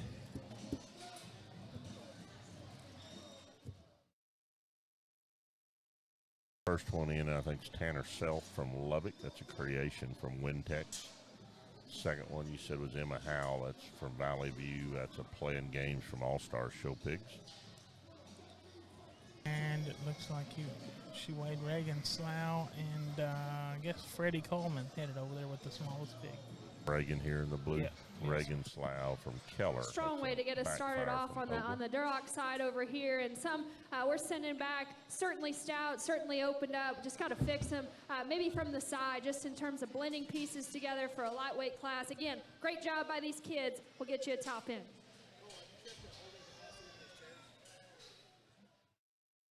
Yes, Hit Casey. 5, I think. This Fred Coleman going in.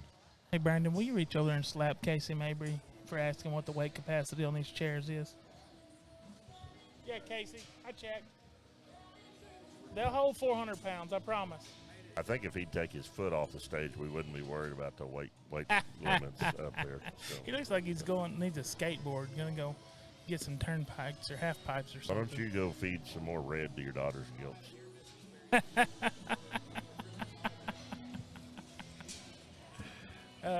That's why I don't feed gilts. Yesterday, his daughter's gilt just locked down in showmanship. That's why I don't feed gilts. They've got a mind of their own. So. Oh, yeah.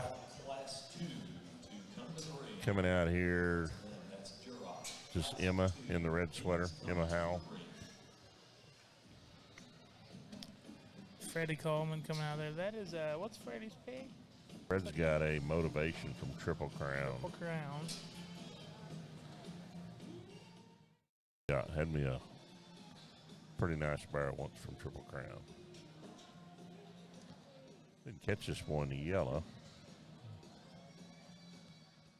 That Gavin Slough? Yep, that's going to be Gavin. I saw him standing over there by their dad. Barrel from GNC Genetics. By Greg earlier, so that makes sense. That is Gavin for sure. This is that Wintex hog coming out here now. Tanner Self from Lubbock. That's a creation from Wintex. And then this other Reagan Slough comes out with a backfire from Ogle.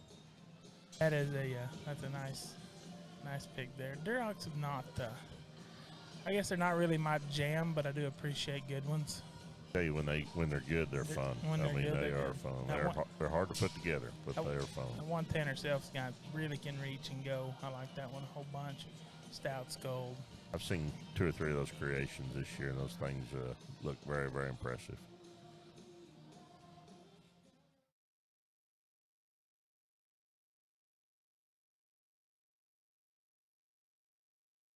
Fifth place is Fred Coleman from Bryan, Texas. That was a motivation from Triple Crown. And that bear is real good. He's just light. Skinny. I mean, yeah, just skinny light. 131 pounds. You know, he gives up 30 some odd pounds on some of these hogs. And Got he's in there probably with a few beasts. Gavin Slough goes in 4th, and Keller Barrasire are raised by GNC Genetics. like Tanner Self wins, Reagan Slough second.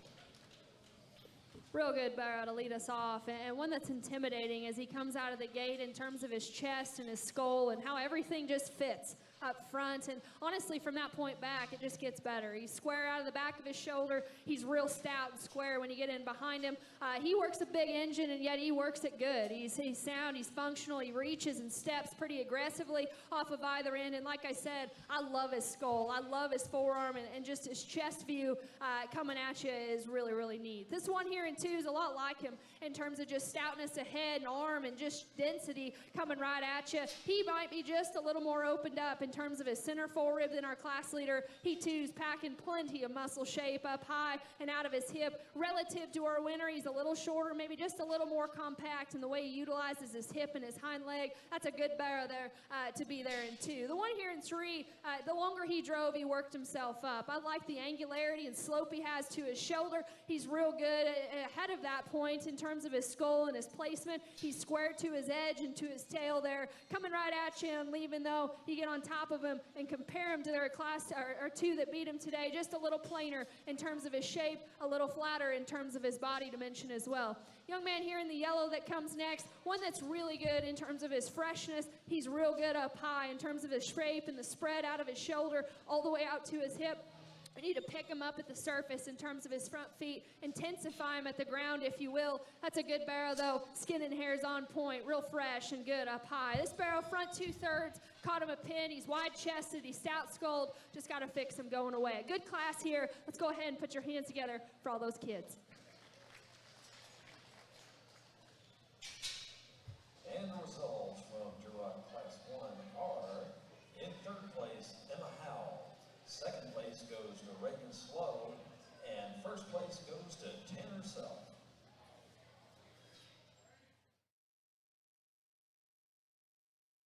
Start in here to our heavyweight Durocs, class of 8, 176 to 196 pounds. First one out gets to go to the scales, so I think that's Jensen Womble. Lightweight class, first place was Tanner Self from Lubbock. That was a creation barrow from Wintex. Second in that lightweights was Reagan Slough from Keller with a backfire from Ogle. Third was Emma Howell from Valley View, Texas with a playing games from All-Star Show Pigs. Fourth place was Gavin Slough from Keller, Texas with a barrow raised by GNC Genetics. And fifth was Fred Kuhlman from Bryan, Texas with a motivation from Triple Crown. Now into the heavies, we've got Jansen Womble went to the scales and is headed to the holding pen. Jansen's barrow is a creation from Wintex. Got a young lady on the scales right now. We'll catch that one's name in just a minute.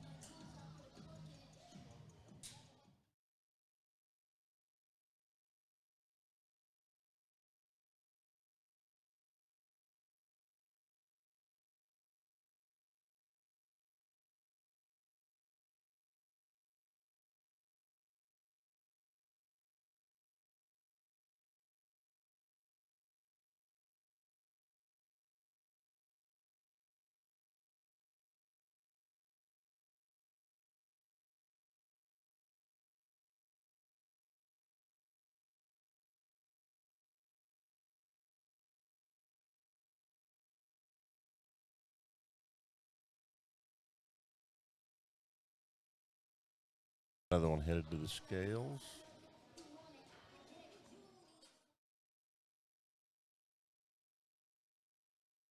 Is that Tanner Self headed to the scales? Tanner's got one in the heavies here too. Tanner's barrow is another creation from Wintex.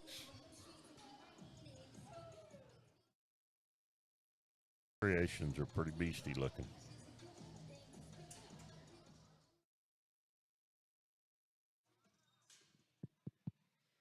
Elevation, extension, and height of shoulder in these barrows we're sending back are certainly not lacking. There's a couple of them that are striking from the side, just need a little more power, need a little more punch when you're getting behind them. There's a pair of them here in front of me, real wide-chested coming out of the gate, real stout in terms of their skull and muscle shape up high, just a little coarser in terms of their kind. A good class here. We'll work through the top end.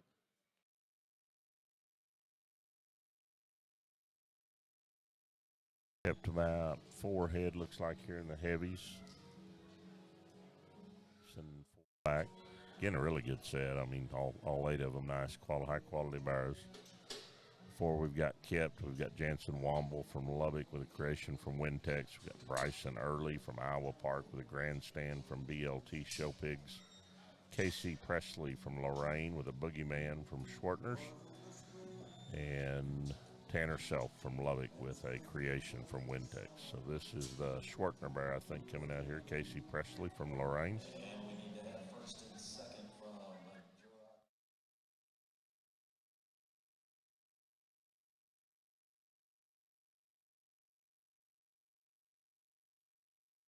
Duroc. A grandstand barrow, I think.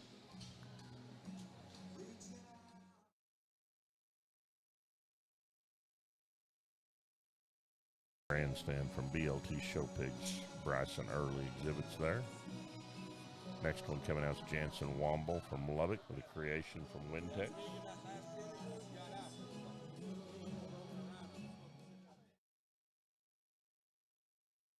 Final final one here in the top 4 in the heavyweight Duroc class, Tanner Self from Lubbock with a creation from Wintex.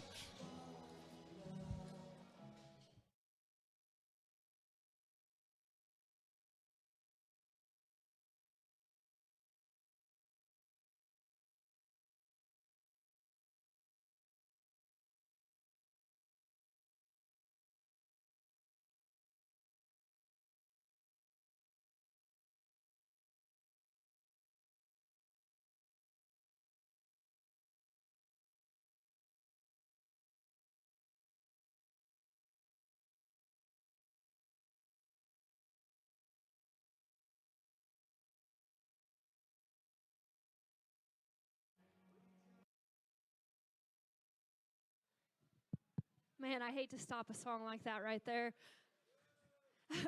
This is a good class, a real good class of Durocs, and honestly, I'm looking forward to this drive. It's about to get real good. This one that leads off, real stout. I love his head, his stoutness of features, stoutness of skull, big in terms of his arm and his front leg, and everything from that point back. His height to shoulder, he runs uphill for how stout he is, which is hard to do. He reaches good off of his front skeleton, reaches good from behind, maybe gets a little awkward stepping in his left hind leg. I'm not going to be real critical, though. That's a good barrow to lead us off. Nothing short of this 1 and 2. He's wide-chested. He's opened up. Obviously, he's running out here. He's got a good gear about him. I like his hip and his hind leg, just not as exotic as our class leader. Maybe just a little rounder in the shoulder and the way his neck attaches, not as stout and dense in terms of his hind leg. This one that comes in 3, real bulky, real dense and hairy. I like those things about him. He's a big-legged Duroc barrow that's really good in terms of his shape and his spread up high. I didn't read him to be quite as fresh. Need to pick him up in his front foot placement.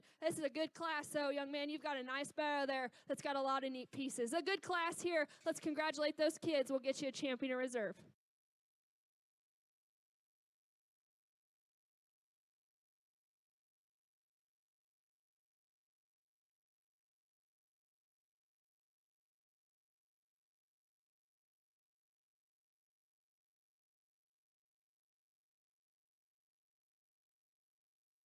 Now we're showing for champion Duroc. Out of that lightweight class, we bring in Tanner Self's barrow, so creation from Wintex. And out of the heavyweight class, Jansen Womble comes in with another creation from Wintex. So placings there in the heavyweights. First place was Jansen Womble from Lubbock with that creation barrow from Wintex. Second was Tanner Self from Lubbock with a creation from Wintex. Third was Bryson Early from Iowa Park with a grandstand from BLT Showpicks. Hampshire, class 1, please come to the ring. Fourth was Casey Presley from Lorain, Texas with a boogeyman from Schwartner's. So good heavyweight class, good pair of them out here. A pair of creations from Wintex out here driving for your champion Duroc.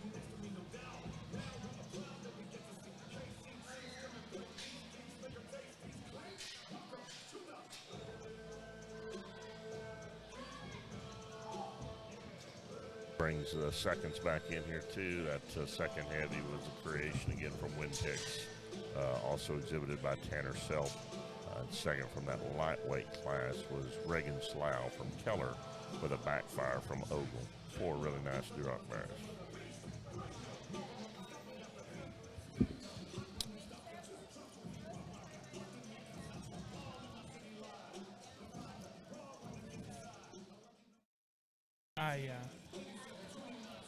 That lightweight right there has got a very bright future. Wherever they plan on taking him, I think he's going to be very good wherever he goes. The heavyweight pig's real good too. I really like that lightweight pig. I think his bone work, his features, squareness, flexible, real square in his hip. That's a good pig there, that lightweight.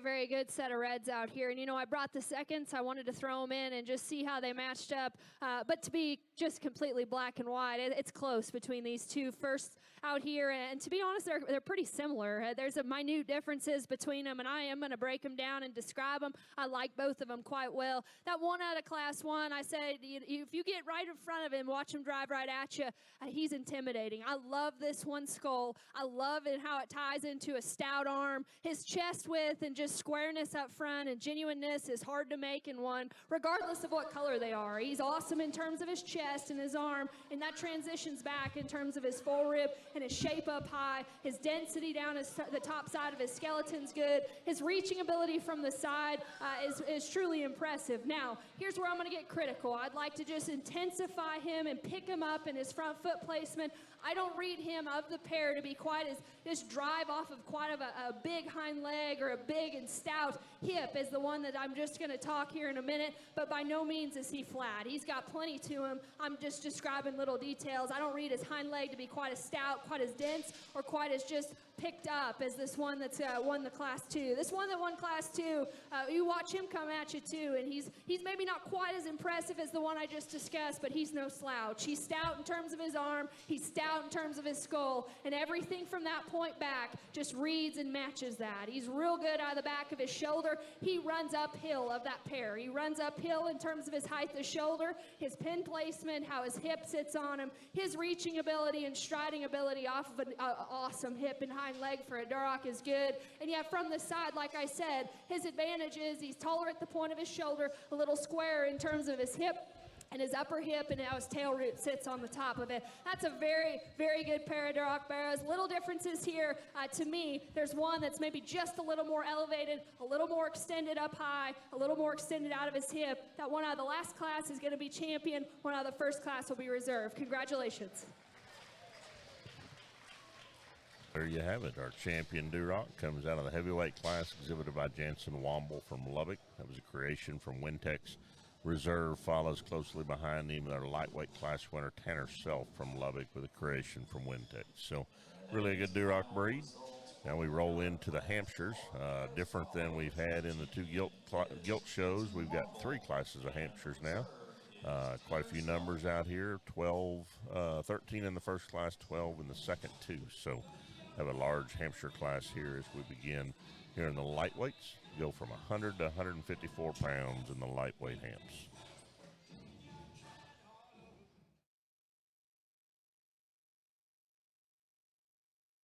Like first one out of the pen there is going to catch the scales. That is a word of mouth bred by Reeves and Smythe. That one's mom actually was 3rd overall crossbred gilt here last year.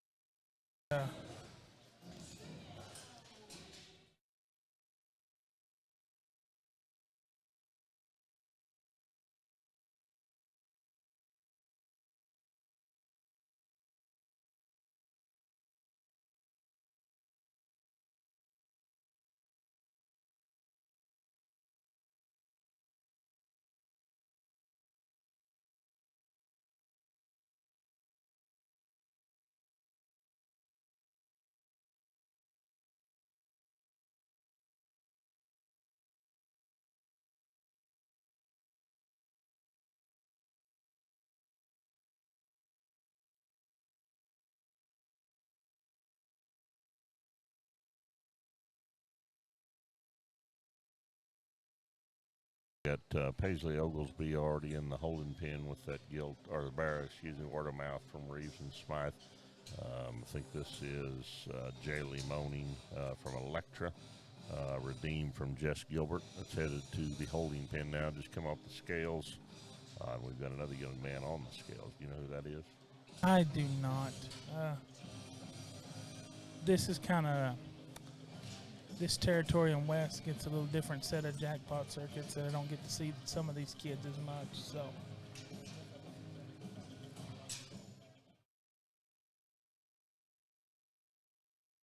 sure our lovely assistant will tell us here in a second. Taylor, I'm telling you, he has got it going on. Some technology right here, like good technology. Without the back numbers, that's really the only way you can keep ahead of things. Looks like Justin Knight was the other one that got pinned from Whitesboro, and that is a next play from Tres Amigos. Yep. Looks like Abby Smith's headed to the scales. And I'm not sure who. Kaylin Pugh also got in a pin. That's a Kaylin from Ackerley. That's a tricked out from Team Sloan Livestock. Tricked out board did a good job. He was gone entirely too soon.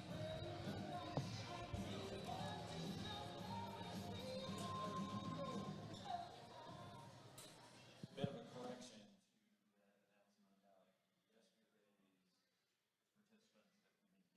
about yesterday's participants that we need to get pictures of. It's the champion spot that we don't have, and that would be Jake Teichelman. Good way to start off our Hampshire show and a good top end here in this particular drive. Again, just pieces in these barrows I'm sending back. If they blend together, if they get fed on and just put it all together, I think there's certainly pieces there. Maybe just fix them in terms of their skeleton or maybe stouten them up coming right out of the chute. But again, a good class here. We'll go ahead and work through your top end.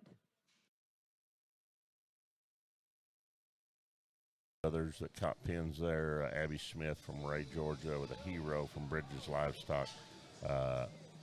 Lindley Evans from Corsicana with a No Stranger from My Show Pigs up in Kansas. So it looks like we got 6 to work through here in the lightweight hamps.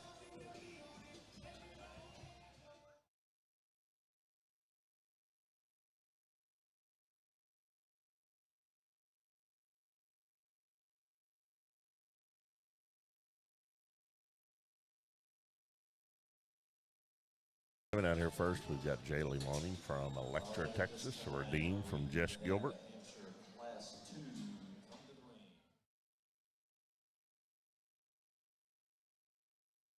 Next one out is Kaylin Pugh from Ackerley. That's a tricked out from Team Sloan.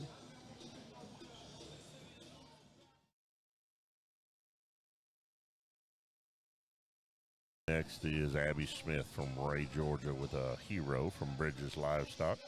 Sure, if that is a mate to the Class 1 and Dark Cross you just had. Maybe not. I don't know. They look a lot alike. Next one out, Paisley Oglesby from Heiko with a Word of Mouth from Reeves and Smith. Smythe. Smythe with a Y.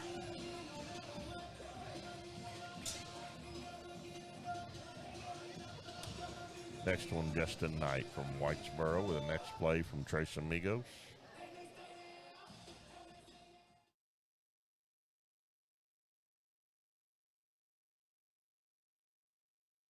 Lindley Evans here from Corsicana with a No Stranger from My Show Pigs. That's I should have known who that was.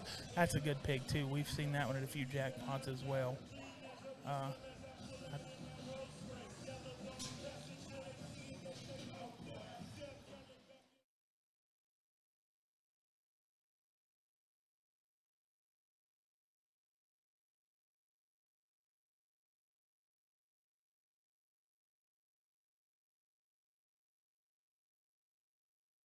And here are in the lightweight Hampshires. Have 3 classes of hamps here in the Prospect Barrows show.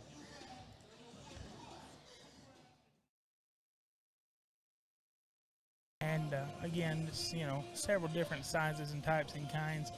I think there's some really good ones out there. They can go down the road and make some noise anywhere they go, really.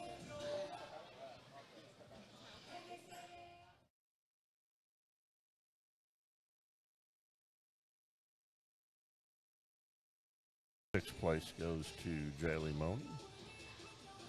Fifth goes to Lindley. It's going to the My Bear, right? With the My Lindley Bear. Evans from Yes. Corsicana.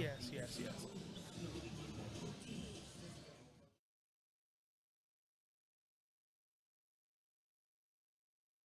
Fourth looks like Justin Knight going in fourth.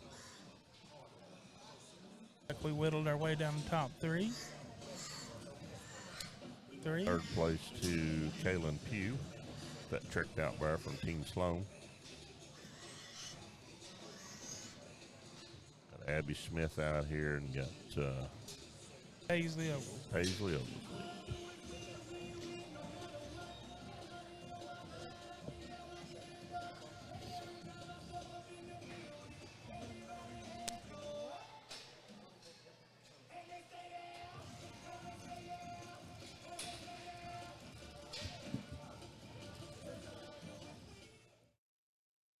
intriguing pair of bears right there. I agree. Both of them good in different areas, but both of them darn good hogs. Got a real stout, burly one, and kind of maybe a little more flexible in there. Really a good class and a good pair of them that stuck out coming right out into the scales. Between them, I guess they're not similar, and yet the one that leads off, I love his stoutness of skull. To me, of the pair, he's longer out of his hip, and he utilizes his hind leg more aggressively in terms of his rear step. And yet, more importantly, that thing's packed with muscle shape. He's good in terms of his body. He comes at you pretty genuine and square. He's maybe not as cracked open everywhere as our second place, but everything fits. He by no means is narrow and flat. He's still got some squareness up high, and in terms of his edges, that's a good barrow that proportions from the side in terms of height, the shoulder. He's boxy built. That's a good barrow to lead us off. This 1 and 2 is more extreme everywhere. He's wider chested. He's real shapely and good up high. He really works a good groove all the way back out through his hip and got a neat presence about his skull and coming right at you. Going away, he wants to swivel. He wants to swivel just a little out of his upper hip and down at the surface, and the way he utilizes his hind leg, that's a good barrow, or a good boar prospect here as we talk about him. Just some little differences that sort him. Front 2/3 of the barrow that comes next, I like. He's good down his top line. He's good in terms of his skull and his feature and his forerib as well. Coming at you, you got to intensify him in terms of his chest, out of his hip and his hind leg, just a little tighter. But that one is real good from the side in terms of his proportions, his body shape, his center forerib is certainly good. The one that comes next, real wide-chested kind of a barrow that has plenty of muscle, plenty of dimension going away, just a little straighter and more compact off either end. This one that comes next, real neat from the profile. I like his skull shape. I like his extension ahead of his shoulder and his length and extension out of his hip. Just wish that blended together just a little bit better in terms of his loin and out of the back of his shoulder. Same could be said for this particular barrow that comes next. As big of a ditch and groove down the top of his skeleton as probably any of them in this drive. Wants to swivel just a little out of his hip. Watch him come at you. We got to just stouten him up right there in his heart and his center cavity. That's a really good class of Hampshires. Let's go ahead and congratulate all those kids.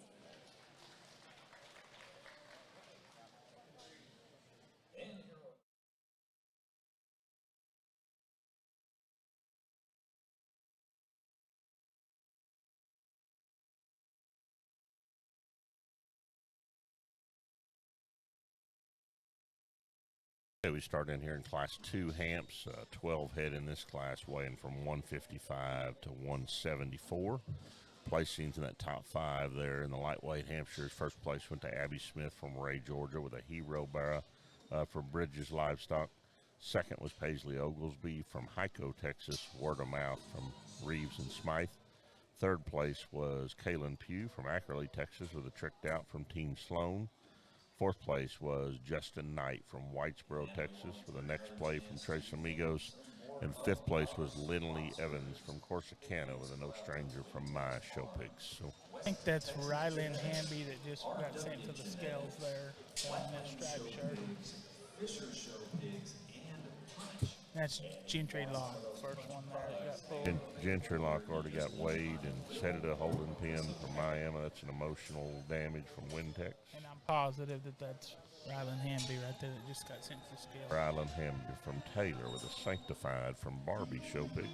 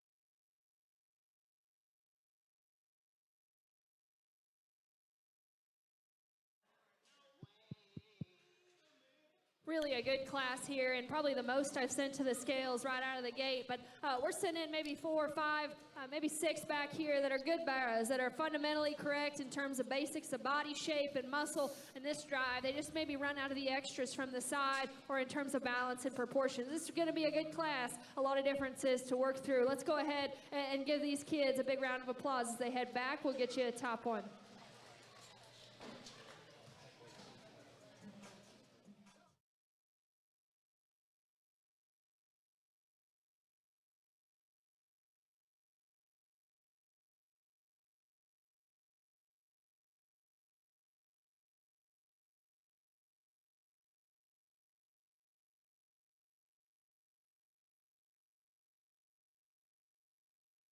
We didn't miss just a whole lot. We, I think, pinned another couple. Let's see who we got there. We got Jansen Womble with his emotional damage bore from Wintex.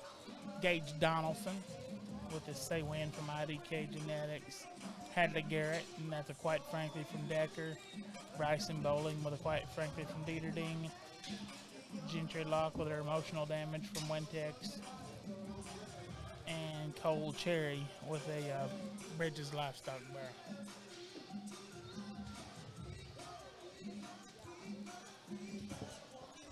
Does this make you want to get out there and dance a little bit, this song? To the left, to the left? I'm good. If you'd like to go down there, I mean, you can, but I'm good where I'm No, at. I'm good. I'm good. I don't think anybody wants to see me dance. I can guarantee you they don't me. I injure people, mostly myself. Every time I go to a wedding, it takes about a 3 to 4 week recovery time.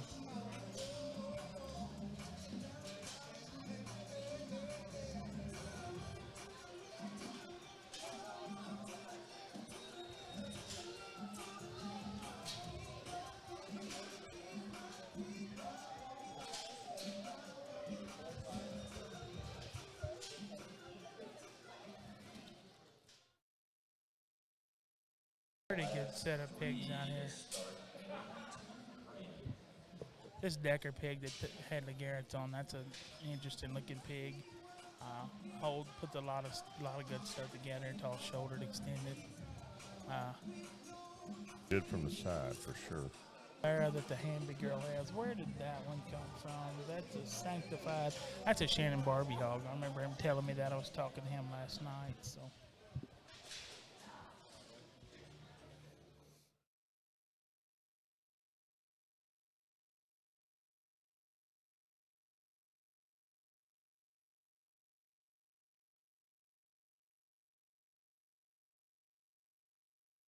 Forgetting we're on.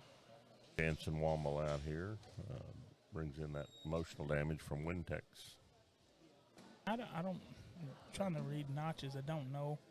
I don't think those two are litter mates, but they're both out of emotional damage. Hey, showing pigs can cause some emotional damage. I can promise you. Yeah, Will comes therapist. up with those boar names from experience. Really best good. I can tell, Yes. So. Really good.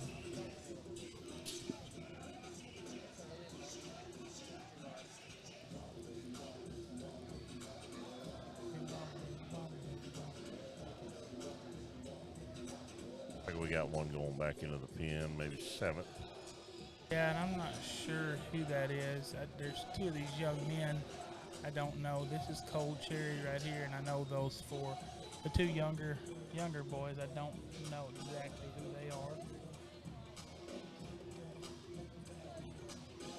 Bryson Bowling, maybe, or I think, Gage Donaldson. I think this is Bryson. I think this is Radar. This is Radar. That was Gage Donaldson. Yeah, because this is Bryson. I remember him showing a big cross kill yesterday. That's Radar's boy.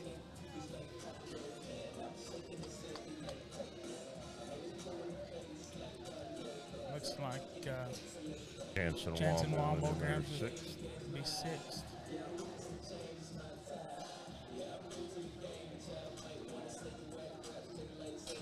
Pigs out here flexible, super flexible, stout sound. Very good set of pigs out here. I'm sure you got a favorite, I got a favorite, and I'm sure it might not be the same one as the judges, but I think anyway, there's 4 of them out there, and I wouldn't want to be coupled with the task of lining those 4 up because they're good pigs.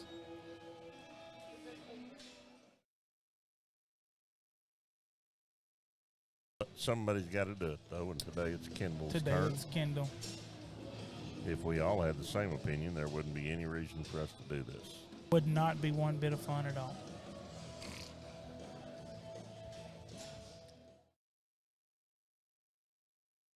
We'd all be forced to buy a boat or something and go to the lake. I know. So thank goodness it's It'd be like barrel racing. everyone's just know entitled to opinion. Yeah. about barrel racing where you just know Haley Kendall's going to win every week.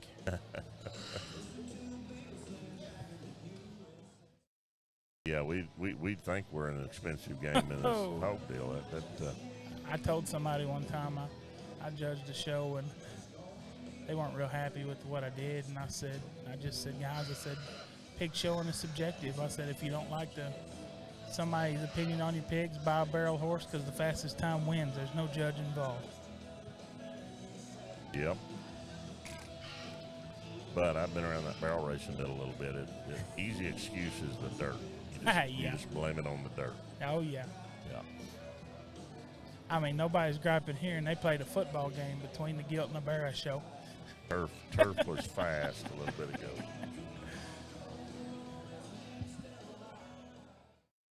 Yeah, like you mentioned, I mean, they played serious ball with no pads. No pads. No little targeting maybe going on. Need to let some of them pro teams come to this thing next year and watch. Say, hey, this is how it is, boys. There was a young lady out there kind of showing them how it was done. Yeah, she's in a pen over there. Yeah. Girl in a striped shirt. Yeah.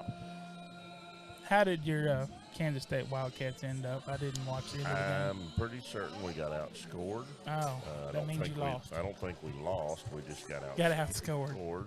And still proud of a Wild Really Still got a good TCU class starting here, soon. and all the way through, I think there's good barrows, and yet they're a little different. These pair that I land on, actually pretty similar in terms of their density, their body shape, and their groove up high. I guess when you step up off of them and watch them come right at you, this one's not only more elevated up front in the way his neck ties into his blade, he's a big chested barrow that's awesome in terms of his forearm, his shape, and his squareness out of the back of his blade's good. You get right in behind him, that's where I'd like to fix him, and just stouten him up, allow him to reach maybe just a little further past his tail. I still read him as good and square and genuine in terms of his skeleton. I'm just nitpicking him. He's a little tighter in his upper hip, and that is where the Barrow in 2 works his ground. This Barrow in 2's got a hip in his hind leg that could just drive and drive and drive. He's big in terms of his feature and his foot size and his toe spread. He too is the same kind in terms of body shape and power up high. Up front, I didn't read him to be quite as neat about his skull and his head and the way it ties into the top of his shoulder.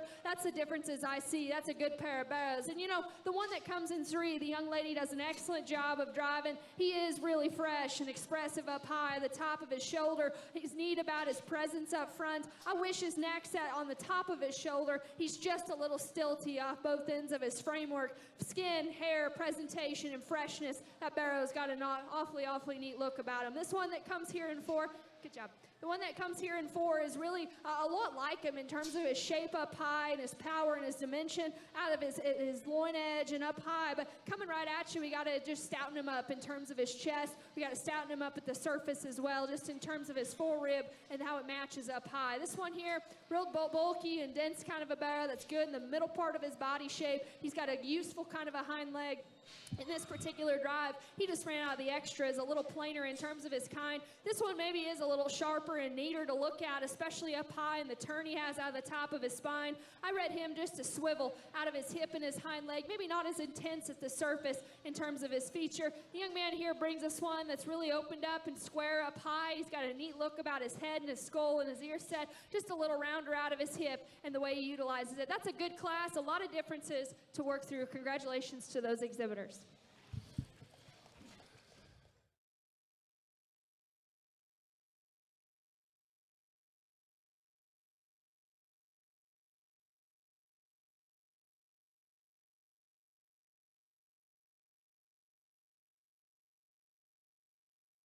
Okay, so that completes the middleweight Hampshires. We're now rolling into the heavyweight Hampshire class, 12 in this class as well.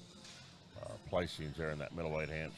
First place with the Gentry Lock from Miami, Texas, with an emotional damage from Wintex Farms. Second was Bryson Bowling with a Quite Frankly from Detarding Genetics.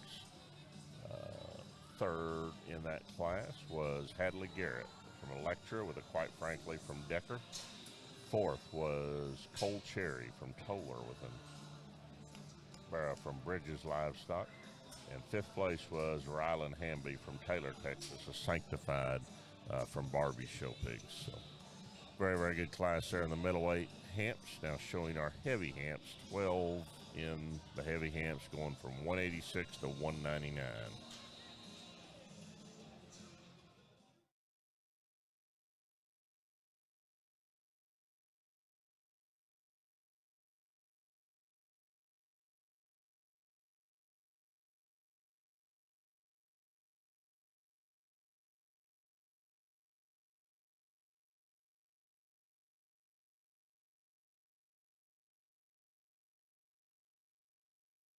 Parker Wallace is headed to the scales. Got somebody over there in the holding pen. Brody Cole, I believe, from Salado. Next Intention from Lenders.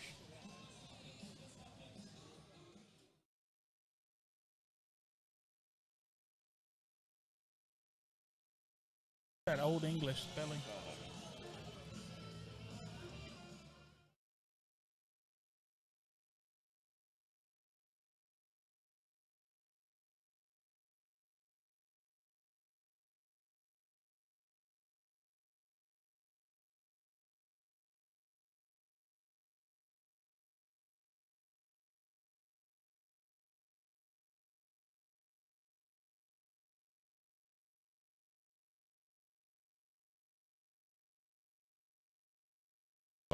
Like I said, Parker Wallace from Lubbock. So there, he's got an OCD from Thurwangers.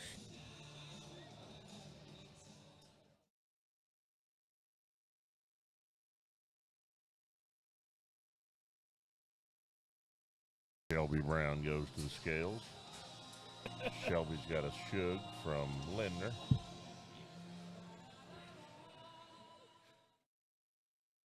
Hadley Garrett comes in, goes to the scales. Hadley's from Electra. She's got a no turning back from Brockman's.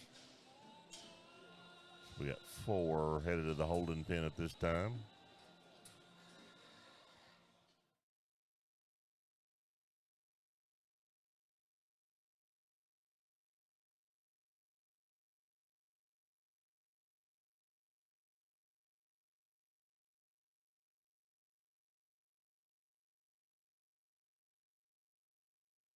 Guess somebody's sitting at home sipping on some Haterade, according to the live news feed. Poor Javier, he'll learn one day. Got Miller Beam catching the scales over there.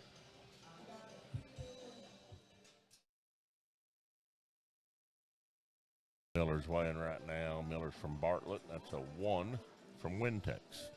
I went to high school in Bartlett for a couple years. It's changed a lot since then. Thank goodness. Where is Bartlett? Bartlett is on the Williamson-Bell County line between Holland and Granger, just south of like Gerald and Georgetown. Bell County, like.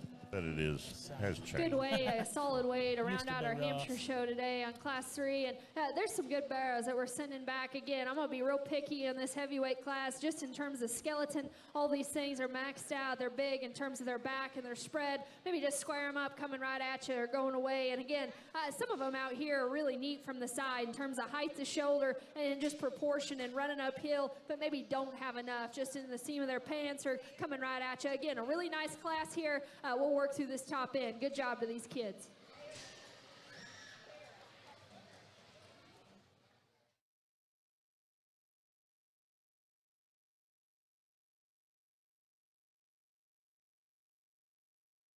Get 5 out of here, it looks like. So we've got Hadley Garrett with a no turning back from Brockman. We got Brody Cole from Salado with a no intention from Lindner. Shelby Brown from Lubbock with a Shug from Lindner. Parker Wallace from Lubbock with an OCD from Thurwanger. Miller Beam from Bartlett with a 1 from Wintex. In the yellow shirt, we've got Parker Wallace. Coming out now, we've got Hadley Garrett. I gotta ask Hadley's dad where he gets those tennis shoes. I like that color. I'm a red guy myself, but I like odd colored shoes.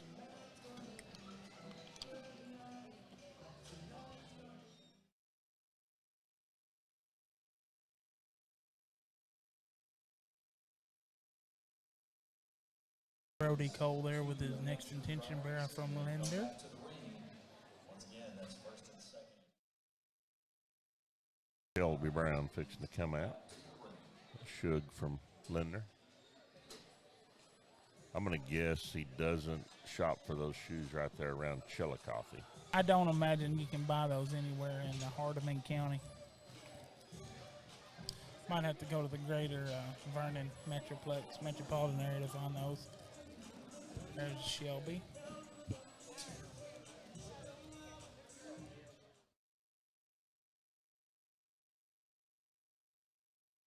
Good class.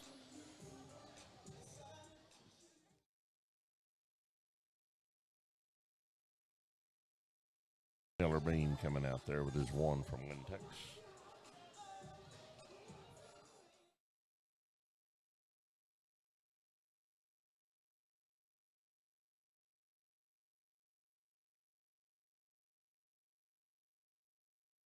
I think I was just talking about Bartlett. I'm pretty sure when I played football, we played this in the locker room. That's how old this song is.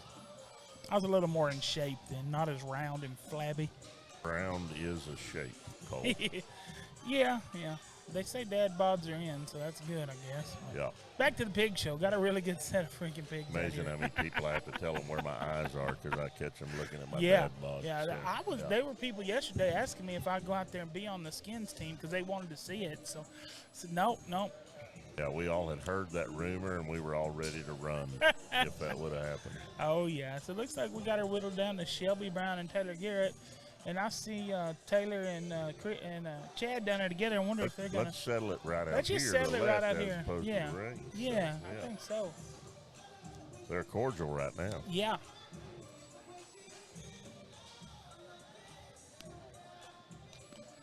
Sign language from the dads. I love it. You know, what I found is most of the time those kids could care less, and They don't even look. Yeah. I had a little girl one time, I did that too, and I thought she was listening to me, and she stopped dead in front of me and looked right over me and waved at her parents in the back row. My niece has told me that after about 7, they just kind of tuned out what was being said and focused on the ring. My daughter will still listen to me some, but she's probably about to stop. Yeah. Oh, you're a parent. You don't know anything. Yeah. Your daughter is, you'll have to get somebody else to come in there and help. Well, I damn sure don't know how to teach showmanship. That's all my wife. So it's like Shelby wins.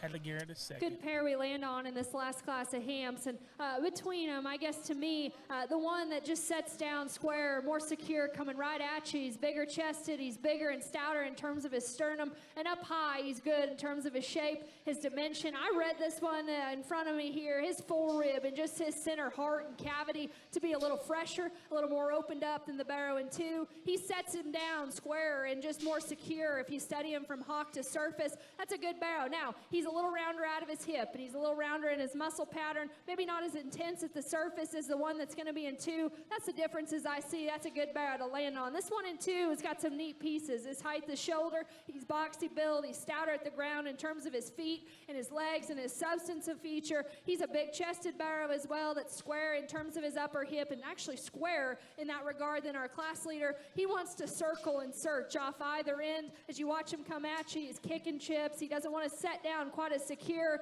in terms of his hock placement. That's a good pair, though. I know I'm being critical. That's a good pair to land on here in this last class. One here in 3.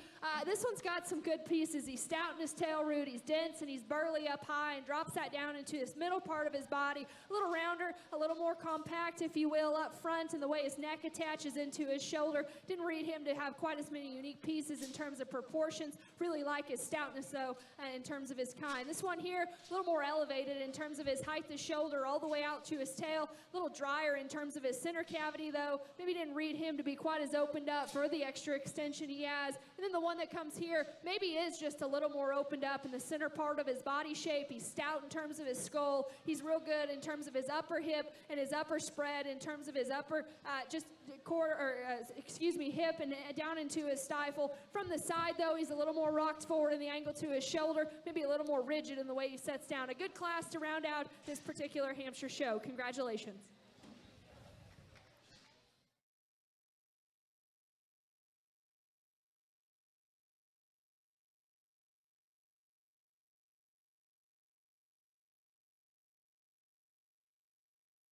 Real good class to end out the heavy hamps. First place in that class, Shelby Brown from Lubbock with a shug from Lindners. Second was Hadley Garrett from Electra with a no turning back from Brockman. Third place was Parker Wallace from Lubbock with an OCD from Thurwanger. Fourth place was Brody Cole from Salado with a next intention from Linder. And fifth was Miller Bean from Bartlett with a 1 from Wintex. So now showing for our champion Hampshire out of that lightweight class, we bring that class winner in from Abby Smith from Ray, Georgia, she's a hero. That's Bear's a hero from Bridges Livestock. Out of that middleweight class, we have Gentry Locke from Miami, Texas, with an emotional damage from Wintex. And our heavyweight Hampshire class winner, Shelby Brown from Lubbock with a shug from Linders. 3 really nice class winners in the Hampshire Drive. See what Kendall thinks out here.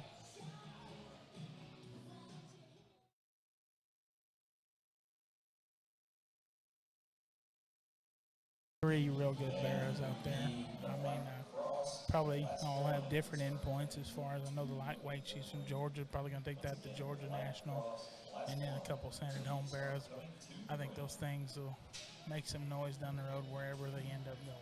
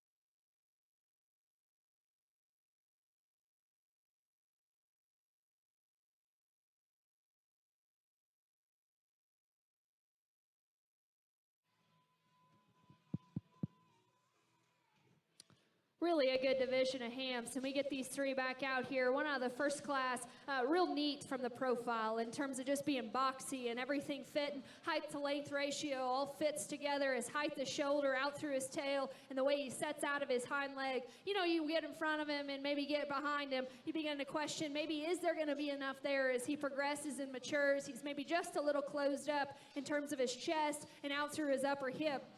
But from the side, I'm all in. His stoutness, his skull reads extremely good. I like his hip and his hind leg and just how boxy and burly he is. One out of the middle class, coming right at you, he's my favorite. He's opened up in terms of his chest. His stoutness, his skull suggests he's going to be stout from that point back, and he is. He's big at the surface in terms of his feature and his toe spread. He's good in the shape and the turn he has, and just his squareness out of the back of his shoulder into his loin. Maybe just a little off in terms of his hip. You're getting behind him. We got to lengthen him out there. Maybe relax him ever so slightly off of either end of his framework, but he still proportions and he still balances and he still stays very square if you watch him coming and going. Just like to lengthen him out of his hip, allow him to reach and go a little bit better off of his rear too. This one that came out of the third class, to me, of the drive, he's so good at the surface. He reaches and goes and can drive all day long. He's good in the angle to his shoulder and his blade and the set to his knee. His hip, I mentioned he's maybe maybe just a little rounder in his muscle pattern, but to be honest, I think that's what allows him to reach and go so good out of his rear skeleton. He's neat about his head and his skull. He's still stout, but he's still sharp and neat to look at. He works a good shape up high. I love this one's body texture. His forerib, if you get on top of him and the spread he has in the middle part of his body, he maybe gets just a little outside of himself, just a little in terms of his hock, but he still remains square. That's a good barrow that puts a lot of good pieces, especially from the side, and being so proportional and matching and running uphill in terms of height of shoulder, still being really sharp and neat to look at. This is a good division. Again, a lot of different ways you could sort these things and lay your priorities. To me, there's one that just keeps growing on me in terms of just driving ability, still having the extras, still looking like a show barrow. One of the last class will be champion. Congratulations. Champion Hampshire comes out of the heavyweight class. Shelby Brown brings in Hadley Garrett now to show for reserve. Shelby's barrow was a shug from Lindner Showpig, so congratulations to Shelby on her champion hamp. So we bring in that second, certainly got some neat pieces to play with in terms of stoutness and density of feature and just shape up high, maybe a little off in terms of his hip. To me, there is another one that pushed our champion that's somewhat different in terms of his kind. His front 2/3 are intriguing. His stoutness, his skull is with the chest, fix him out of his hip and his hinging ability, and he pushed that champion awfully hard. This is still a really good barrow. The one driving right behind me is going to be reserved. Congratulations. Reserve champion Hampshire comes out of that middleweight class. That was Gentry Locke from Miami, Texas, with an emotional damage from Wintex. Really a good Hampshire show. Granted reserve there, and I really appreciate the extra explanation there with Kendall and how did she describe those barrows. I mean, it's all you can ask if they come out here and really can see them and describe them right. And I thought she did a very good job there. Now head to the light crosses. Got two classes of light crosses. 11 head in the lightweights, 10 head in the heavyweights. You may or may not have noticed we didn't show Chesters. We're showing them later on as white OPBs. Chesters and Landrace and down-eared classifiers will be in the white OPBs. So two classes of light cross spreads as we head into class one. Weight range from 119 to 169 in the lightweight light crosses.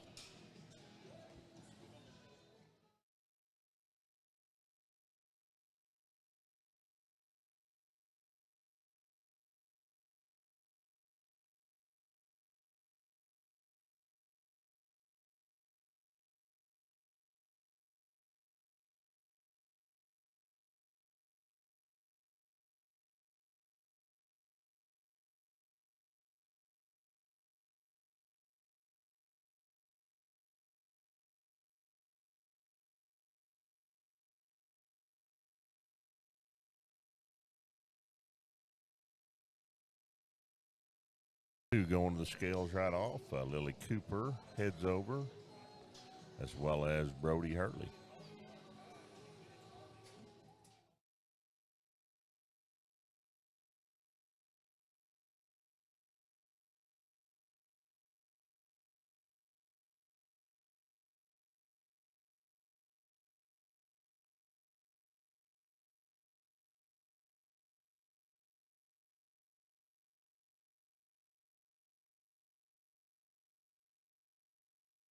Brody Hurley catches a pin there. It's a Let's Go Brandon from Jeremy Roundsville.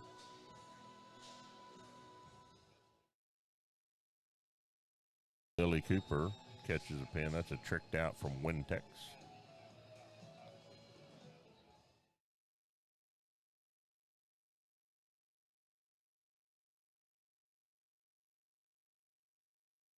Shelby Brown's headed to the scales.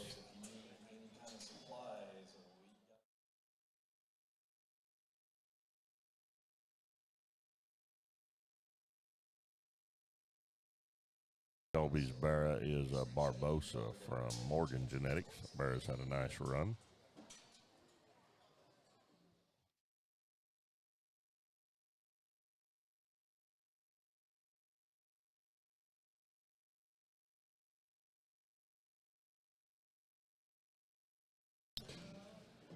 Yeah, I stole them. Deal down, so it don't matter. Just take them.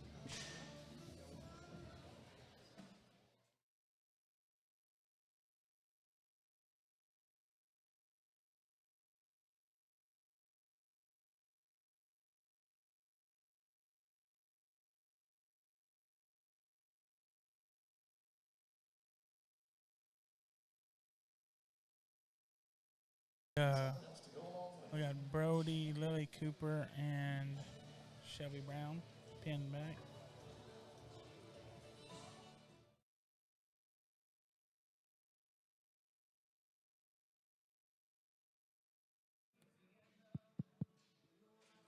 Good way to get us started off on the light cross show. And to me, in this particular drive and heat, there's some sort from the side just in terms of balancing and blending their pieces together for lightweights here. They're wide and they're stout and they're plenty opened up. To me, they just need to fix it from the side just in terms of balance and blending their pieces together. Another good class here. Congratulations to these kids. We'll get you a top end.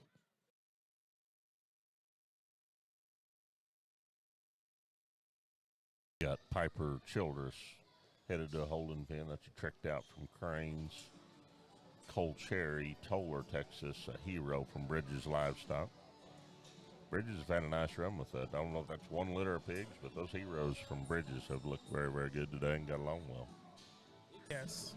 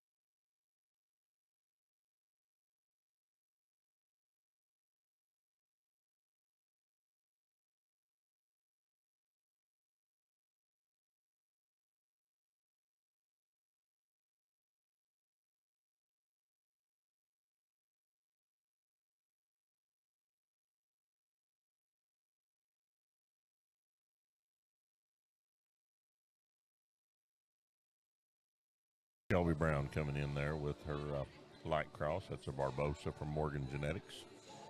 That's a nice bear. I've seen. In the red, done some winning there. Red sweater, we've got Lily Cooper out here with Wolfert with a tricked out from Wintex.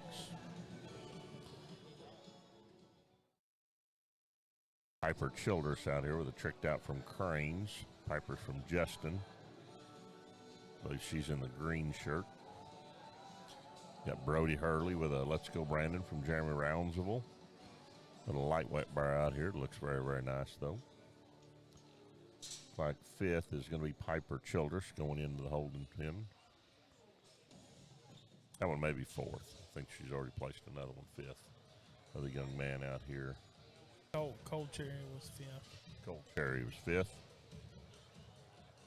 Piper was fourth. Brings us to Shelby and Brody and Lily, showing for our class winner here in the lightweight light crosses.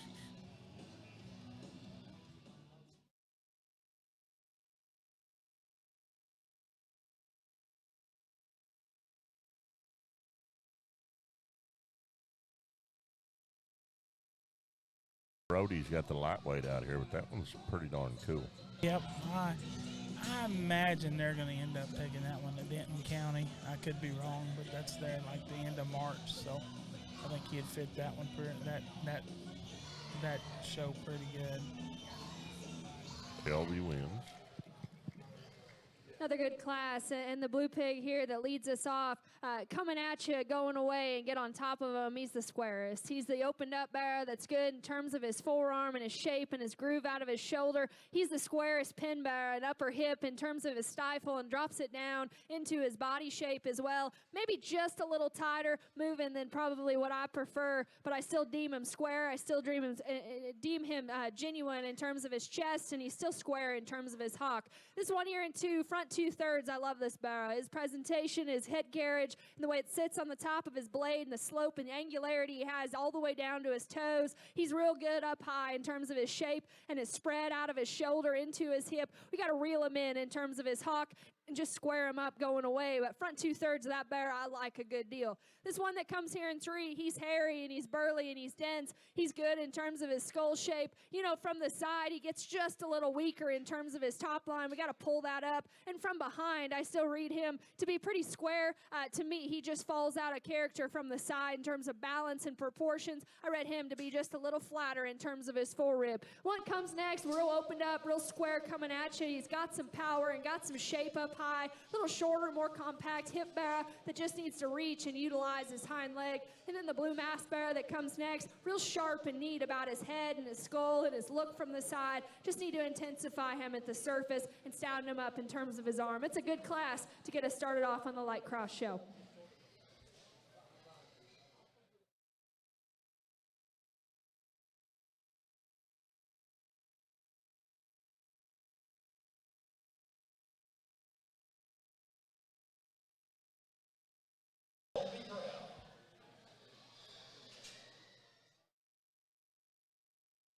Move into the heavyweight light crosses. Placings there in the lightweight light cross class. First place went to Shelby Brown. Second place went to Brody Hurley from Denton with a Let's Go Brandon from Jeremy Roundsville. Shelby's bear was a Kurt Morgan bred hog out of Barbosa. Third place was Lily Cooper from Wolford, Texas, a tricked out from Wintex. Fourth place was Piper Childress with a tricked out from Crane Show Pigs. And fifth place was Cole Cherry from Toller, Texas, with a hero from Bridges Livestock. So now move into this heavyweight light cross class. 10 head in this class.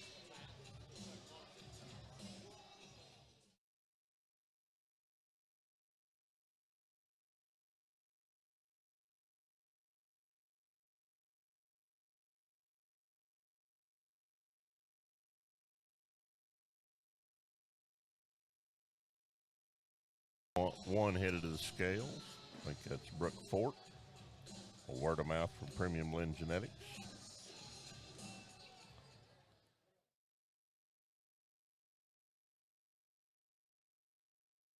Jackson Kane. We have Byers Farms, Byers, Texas, Ram Alloys, and the Stud Showcase. Jackson Kane headed to the scales. Also got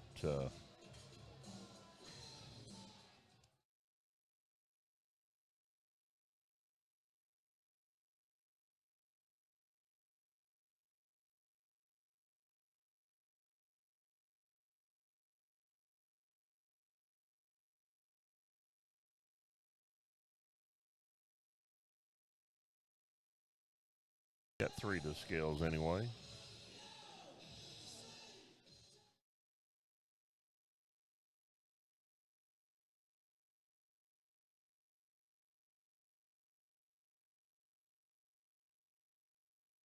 Another old song that you're familiar with, I'm sure. It's maybe a little older than me. Making me feel old now.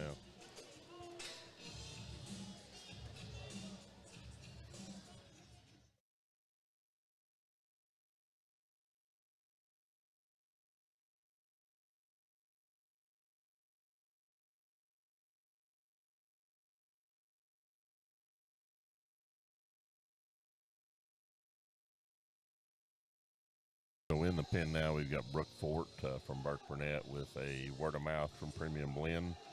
We got Jackson Kane from Temple with a dirtback from Real Wintex. nice class here, and we pinned back, I believe, 4 that we're sending to the scales. These ones we're sending back wide and opened up, coming right at you. You get in behind them. They've got as much power as you could probably ask one to have. We just got to reel a few of them in, maybe smoothing them up, balance and proportion them from the side just a little bit better. This is a good class, so let's go ahead and congratulate these kids. We'll get you a top end. Other one we've got in the pen, Presley Graves from Stephenville. That's an Ask Dan from Young Livestock. So like we've had to do for most of Young Livestock's hogs, Ask Dan. But I don't know if that's a bore there or just basically Ask Dan. So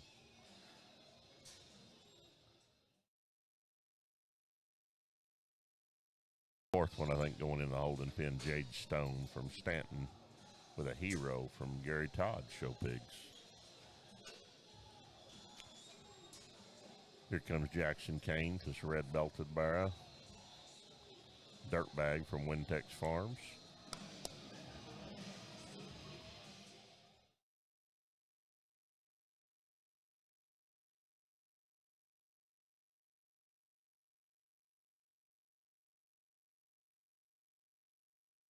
Presley Graves from Stephenville with a young livestock barrow.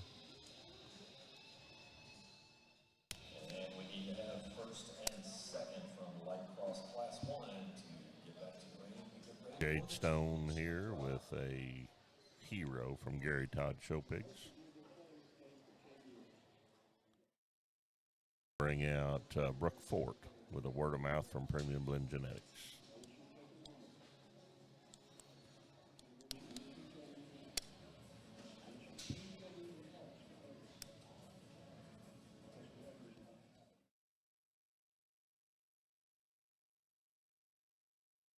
Got 2 red belts and 2 blue ones.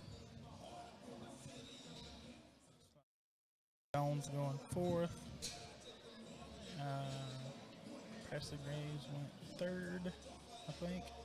Maybe Yeah, I think Jade Stone was 4th.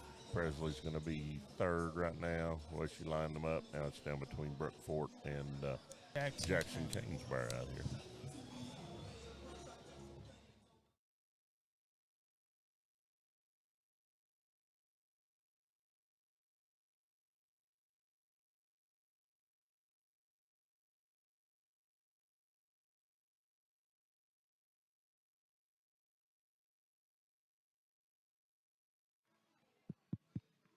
Good way to round off our light cross show, and the young ladies here, blue hip barrow that leads us off. He's more extended everywhere of the pair. Him by himself, he's stout and good in terms of his skull and the way it sits on his shoulder. He's expansive out of the back of his blade and square in his edges over his loin and out of his hip. You know, initially I wanted to say he maybe got a little outside of himself, but I actually get behind him. He's square. He's square, and he works a big upper hip and takes it all the way to the surface. He motors good. That's a good barrow to land on here in this last drive. That's a good pig.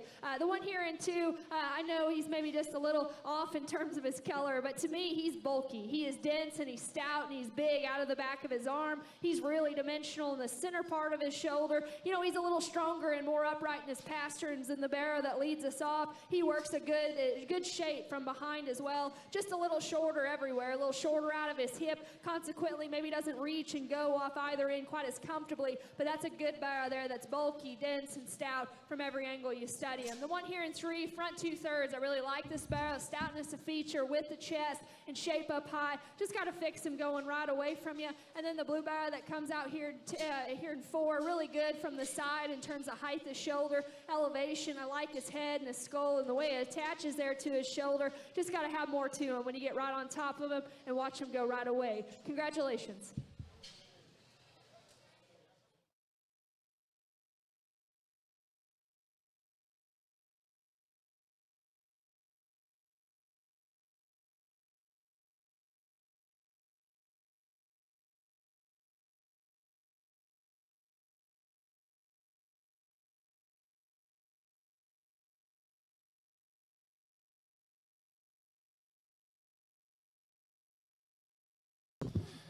All right. We are back here at our light cross drive. Our Class 1 winner was Shelby Brown. That's a Barbosa barrow from Kirk Morgan. And then our Class 2 winner, that's the Fort Girls. I call them the Fort Girls because I can't tell them apart. That is Brooke Fort, and that's a word of mouth from Premium Blend. Dropping those seconds out here, it's going to be Brody Hurley. That's a Let's Go Brandon from overalls himself, Jeremy Roundsavall. And the second place red belted one is a Jackson Kane. That's a Wintex hog, and that is a dirt bag from Wintex. I think you got Really good set. I mean, you got some bigger bulk. Really a good drive here, crosses, and we get these, throw them out here into the mix, throw the seconds into contention as well. To me, there's a pair of them that maybe actually are a little bit more together than I thought they would be when we get them back out here. To me, between the first place out here, they're both really good, and the spread and the shape they have up high, really good coming right at you in terms of being genuine and square in terms of their chest. I'm going to pick maybe just a little bit apart. To me, there's one of them that just reaches a little further out of his rear step and his rear skeleton. He packs a punch going right away from you and still remains pretty square. Is he maybe as stout in terms of his front arm and maybe as just comfortable or as strong in his front foot placement? Probably not, but honestly, I think that's what allows him to reach and go so good. That one out of the last class is going to be champion. Congratulations. As we talk about our reserve out here, there's another one to me that pushed our champion as we compare the second and our other first place out here. The other one that's going to fit me the best for reserve is one that's really opened up and square from any angle you study him. Perhaps maybe a little stronger up front and maybe a little bigger in terms of his front arm. I didn't read him to maybe just reach and go quite as comfortably out of his rear step as our division winner here, but I certainly think this one is a neat pig. Young lady right here in front of me is driving reserve. Congratulations. And congratulations to Brooke Fort with that word-of-mouth bear as a champion light cross. And Shelby Brown is our reserve champion light cross with the Barbosa. Moving into our spotted hogs, the wild and woolly and non-compliant spotted pigs. And for the light crosses, your champion is Brooke Fort. And the reserve 14-0. I'm not getting my hopes up because I think Kansas State was up 10-0 at one time. Yeah, but TCU sure has jumped out. I mean, they're obviously a better football team than Kansas State, so I shouldn't worry as much. we know, well, I appreciate that. Yeah. We know that you're watching the football game on the little screen and the Hog Show on the big screen. Absolutely. So if you're not, you better be. Staying tuned in. So Hadley Garrett goes to the scales.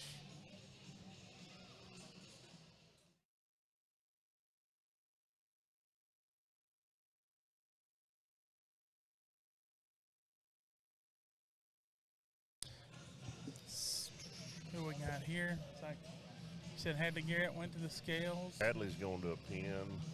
Looks like Lila Pankey here. There's two classes of these things. 14 of these spots. Today. I didn't think there's 14 people in the world that like spots, but apparently I was That's wrong. a very popular breed until they get them and then try to get them show broke, and then they're like, I'm never showing a spot again.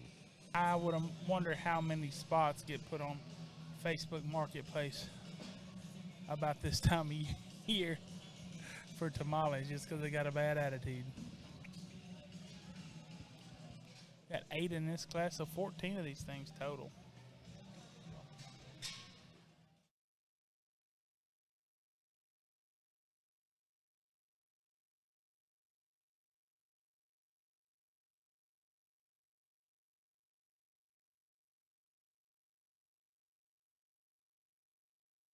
Got a third one going to the scales. Young man, we'll catch him in a minute. Got Hadley and Lila over there in the pens, right? Yes, sir. Good class here, and out here in front of me, we got some barrows that are really good in terms of height of shoulder and squareness from that point back. Maybe just a little timid in their step as you take them to the ground, and a couple of them out here in particular, so good from the side. We just got to stouten them up and make them just a little square, coming right at you and going away. A good class here. We'll work through these top 3. Congratulations.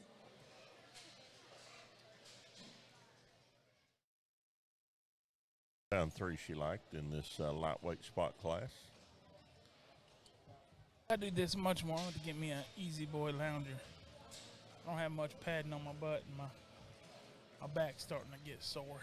It's kind of like me in shoes, though, Cole. I've decided I want comfortable shoes, but I think I need to lose 100 pounds first before I can get comfortable shoes. I agree.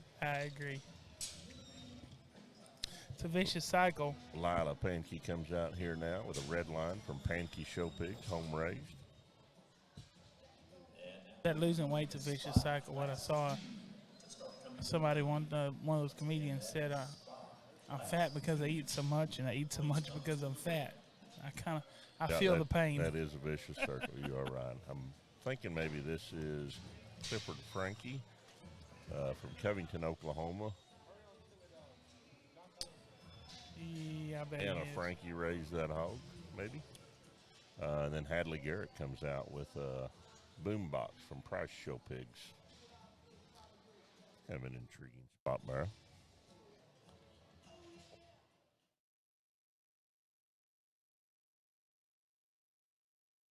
Comfortable right now. I don't know what he'll look like with 100 pounds on him, but nice spot. I bet he won't look like me. Probably sounder.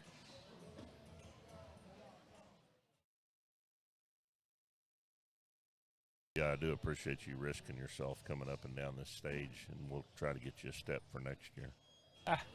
Well, I guess I could have just went and bought a bag of shavings, but Actually, I don't want to be that fat. I think they've got one they've been using for a step over there. We could have just borrowed it.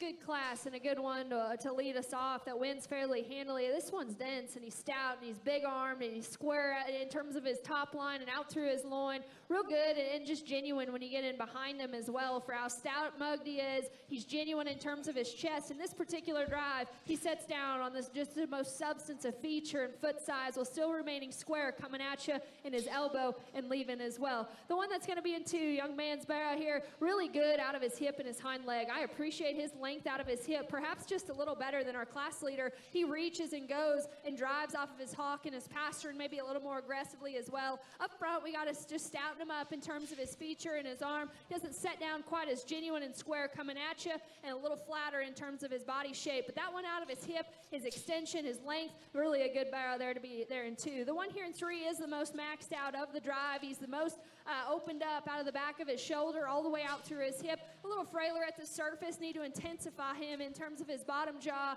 and allow him to reach and just go just a little more agile off of either end. A good class here to get us started off. Congratulations to those kids. Good class of lightweight spots. First place, Hadley Garrett with a boombox from Price Show Pigs. Second was Clifford Frankie from Covington, Oklahoma with a barrow raised by Ann Frank. And Lila Pankey was third from Jacksboro with a red line from Pankey Show Pigs. Oh, that's the announcer for here. The people we talk to here is at home. Give it to him. Won't do no good.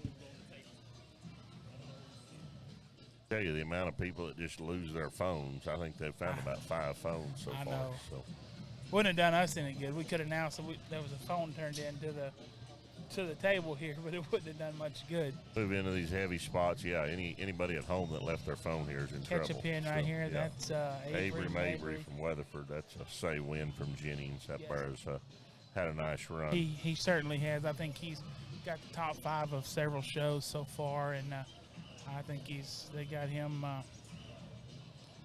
slated to go to San Antonio. I think he'll be a heavy contender down there. That Brady, he's just about bred the ignorant out of him. I do appreciate that.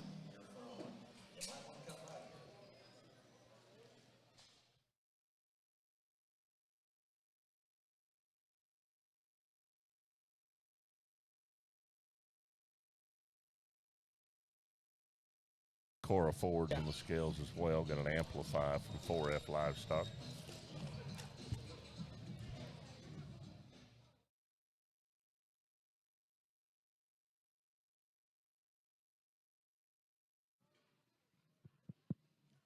Three of them in this drive we're sending back. Barrow over here, real good in terms of just shape and expression up high. Really good in terms of just his width coming at you. Just a little rounder off either end. Same could be said for this barrow here in front of me. This is a good class, so let's go ahead and congratulate these kids. We'll get you a top end.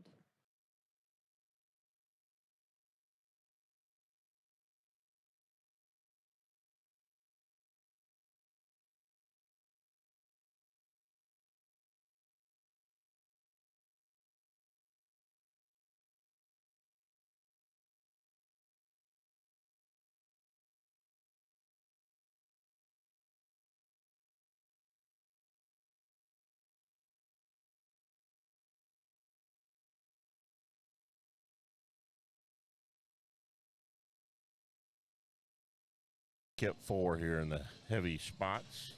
Cora Ford with that Amplify from 4F Livestock, Avery Mabry with Say Win from Jennings, Cole Cherry from Toller. Don't know anything about that one. And then Olivia O'Brien from Decatur with a barrel from Royal Crown Showpigs. Get back to the ring to get ready.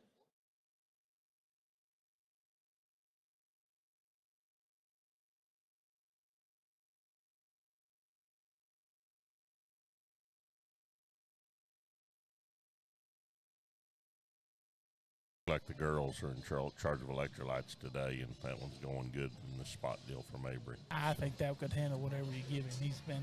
That is an intriguing spot bar. He is. Early on, he was a little stouter than that and a little wider, and he's kind of growed up, and that's a. As a baby, when I saw him at that sale, I thought he was extremely good.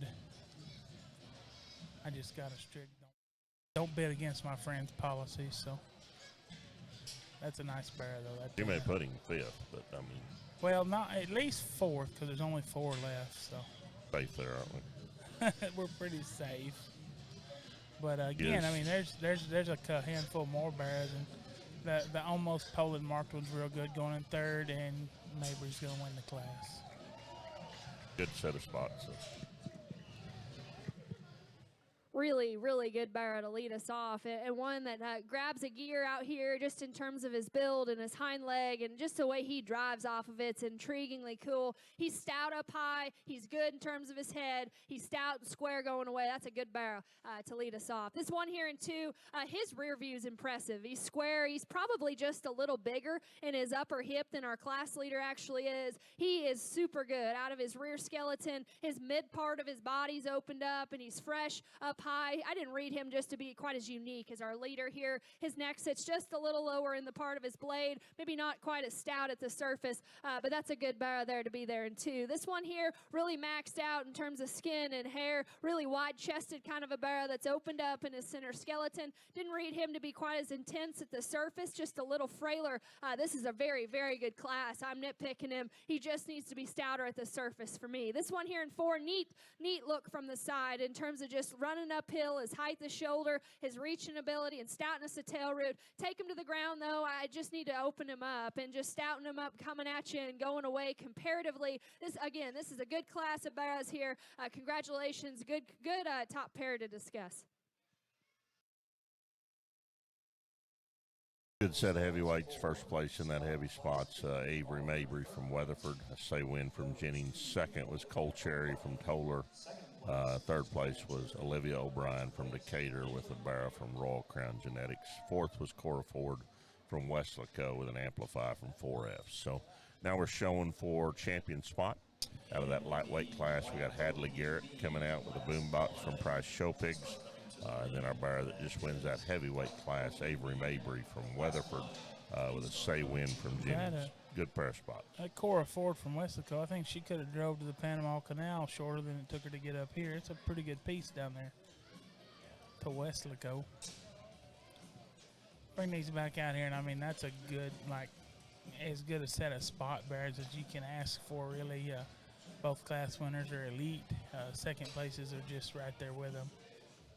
That 2nd place heavy, I mean, just kind of a big old comfortable design kind of hog. He just ran into a buzzsaw, in my opinion. I mean, he didn't come here wanting to be 2nd. No. I mean, he can tell you that. But it's okay to be 2nd behind that one. I mean, that thing's got that class winner there's got some very intriguing pieces. And, of course, these lightweights, they ring a bell, too. Really impressive breed lineup out here, and just 2 classes of them. But I'm telling you, that this gets me a little excited because I think there's a lot of quality within them. As I step back off these first place winners, to be honest, there's one that wins fairly handily for me, and reserve does get close between a 2nd out here and another 1st place bear.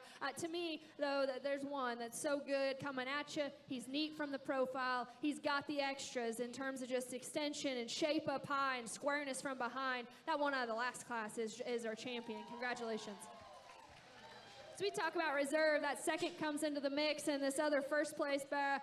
This one here, front 2/3 are neat. His skull and his shape up high. Like to redesign him out of his hip as we get him out here and start to comparing him and driving him a little longer. Like to lengthen him out of his hip and allow him to reach and utilize it. To me, the second out here is really good in terms of that area. His hip and his hind leg and his stoutness and squareness going away is cool. He's neat down his top line and his squareness out of the back of his blade. Maybe not as just exotic about his head and the way it ties into his blade as the other one we were talking about. But to me, just in terms of agility, athleticism, reaching ability, my second favorite's that second. We're going to keep that pair together. Congratulations.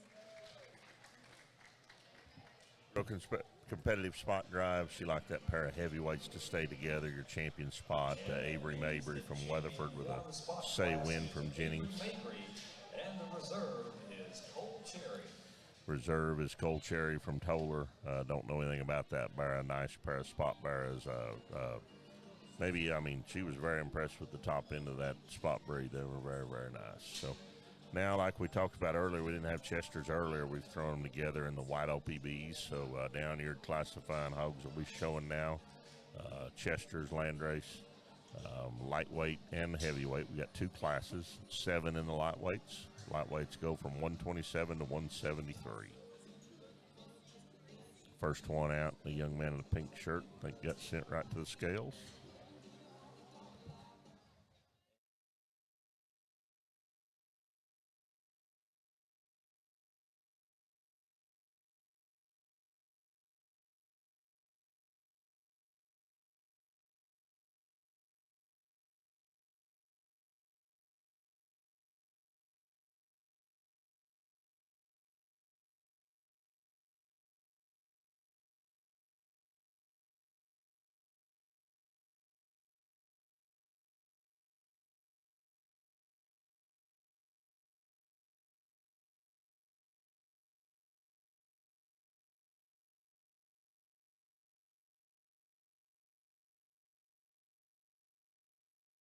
We just need a Texas team back in the national championship.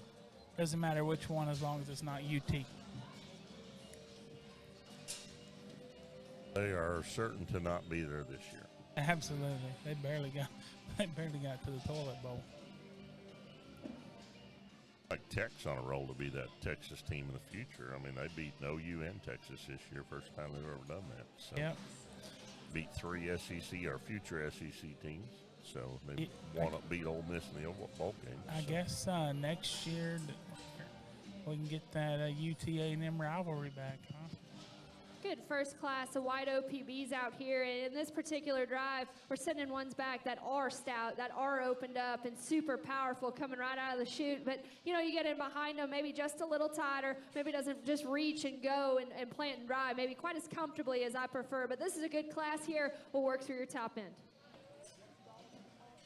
Like Kane Branton is going to a pin as well.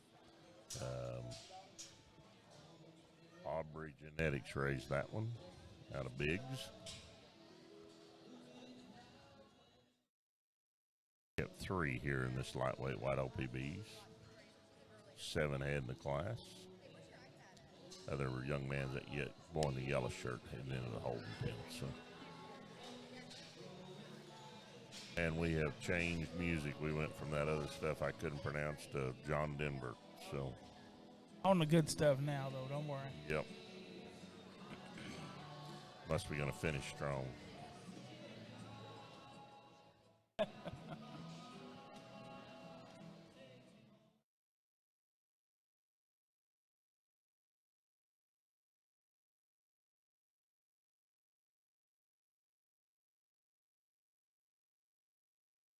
There we got Kane Branton coming out from Antlers, Oklahoma, with bear out of Biggs from Aubrey Genetics.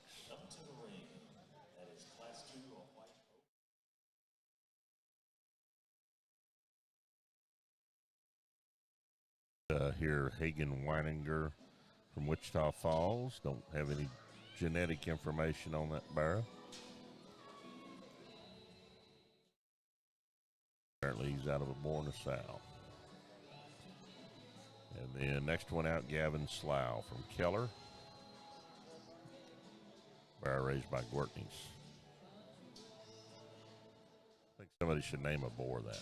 Born in the South. What's that one out of? He's out of a Born in the South. Out of a boar in the South.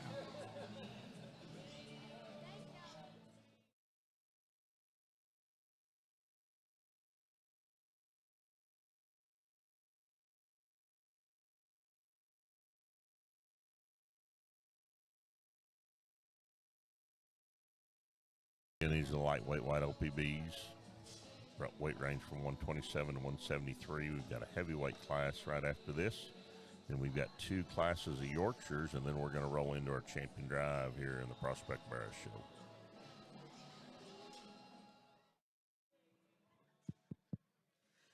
Good first class, and to be honest, our class leader kind of combines what second and third has to offer. This one's genuine at the surface. He's sound, he's functional in terms of his hind leg, and yet he has the power of the 1 and 2 in terms of just chest width and arm and substance out of the back of his shoulder and his blade. He's stout in terms of his skull. Maybe not the biggest boned one in terms of his front arm, but I still think everything matches up high in terms of squareness out of his blade. This one here in 2 is the stout powerhouse bear of the particular drive. He's the most opened up coming at you and going away. With that, though, maybe just a little tighter off either end. Like to relax him in his angles off of both ends of his framework there, but he is stout and he is powerful and offers a lot of shape from behind. The one here in 3, really good in terms of his skeleton, really good in terms of his reaching ability and driving ability off of his hip and his hind leg, and also his front skeleton as well. I just wish there was a little more there. He's the plainest into the base of his stifle and the flattest when you get right on top of him. A good class.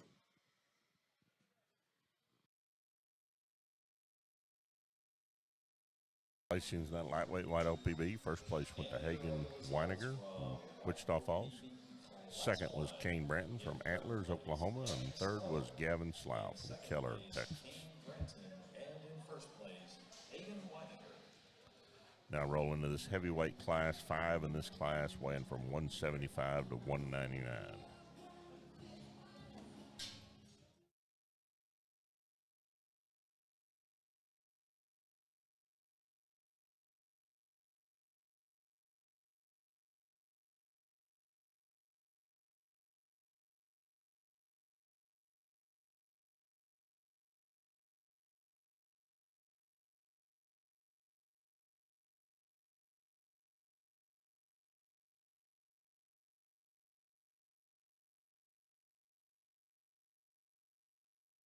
One headed to the scale. I think that's Kane Mason Cooper.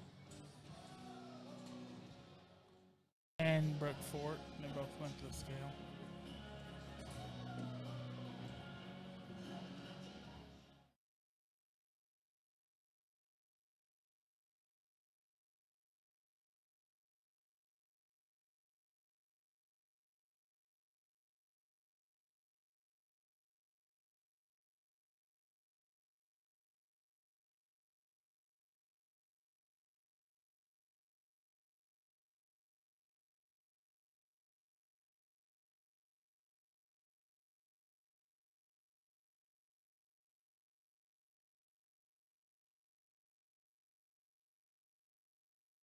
Got Kane Mason Cooper went to the scales and went to a pen. Brooke Fort went to the scales and went to a pen. I think we got Hagen Weiniger that was lined up at the scales and fixing to go to a pen. I think she placed 4th and 5th in out here. I don't know how they lined them other pair out.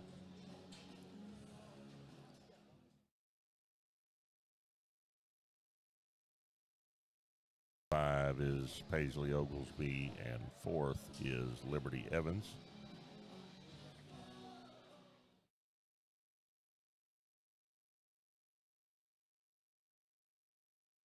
We'll have coming out here first, we'll have Brooke Fort. Brooke brings a big screen barra from Team Sloan in here in just a moment.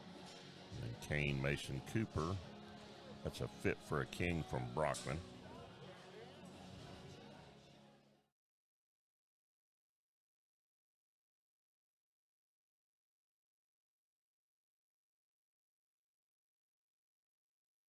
We got to get Hayden's barra weighed before we can finish it out, but we're strolling Brooke out right now. Again, that's a Team Sloan barra. That's a big screen from Team Sloan. Is is Kane Mason Cooper, a Fit for a King, bred by Brockmans.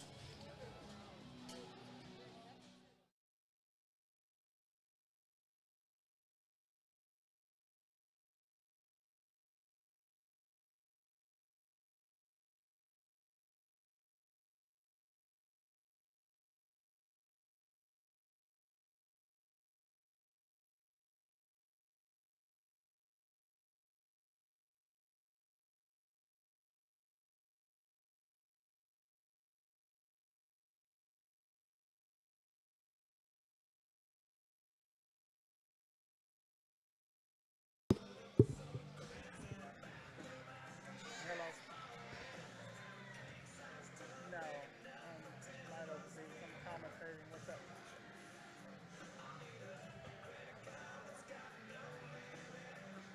Yeah, he's doing good.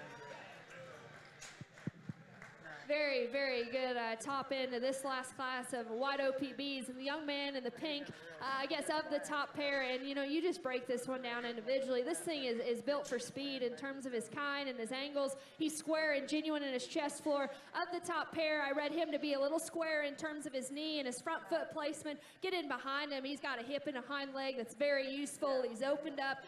His neck and how it attaches into his shoulder is a little bit more my speed than the 1 and 2. Is he as maxed out when you get on top of him? No, he's not. He certainly could withstand just a little more full rib shape, a little more in just in his heart.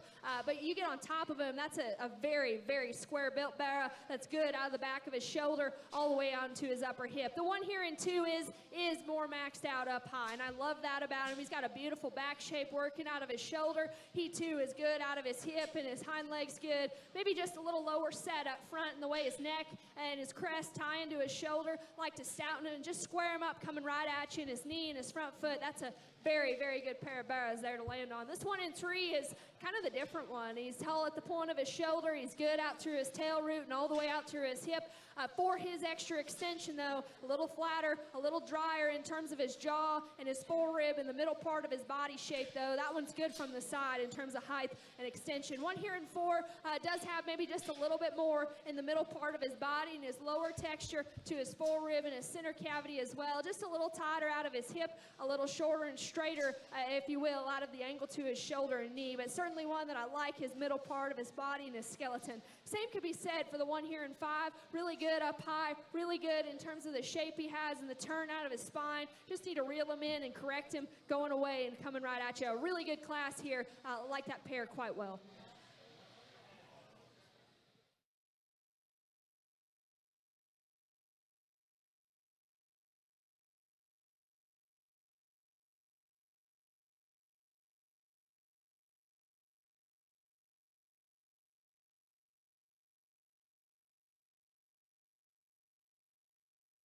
Now shown in the ring, our champion white OPB. Placings in that heavyweight class. First place went to Hagen Weiniger from Wichita Falls.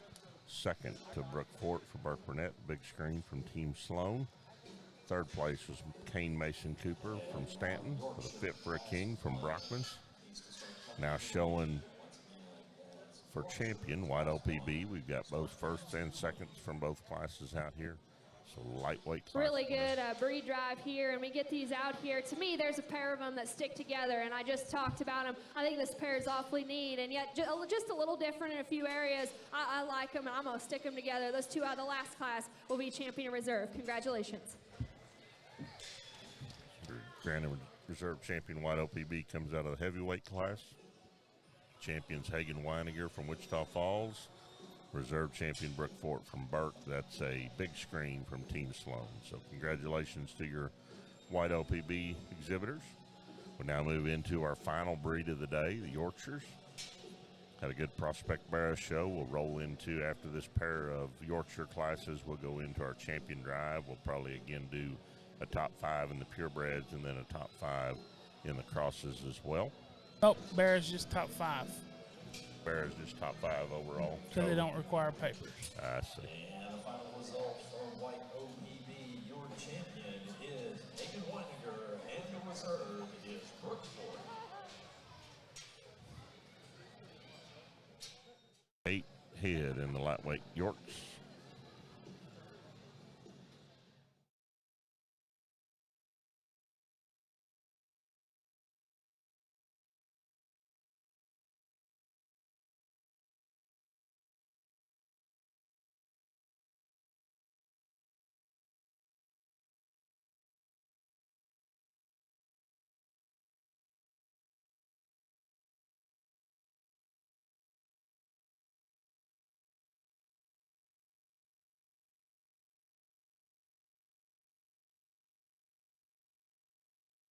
throughout the day we've been trying to recognize our sponsors. I want to go through those again, though, and certainly couldn't do this without the sponsors we've got for this 3-day event.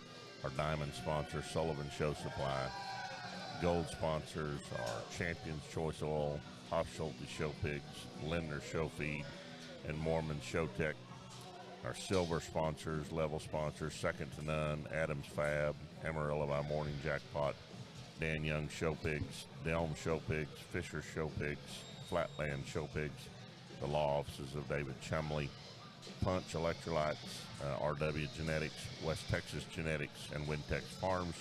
And then our bronze level sponsors, Myers Farms Illinois, Myers Farms Texas, Ram Alloys, and the Studs. So thanks again to those sponsors.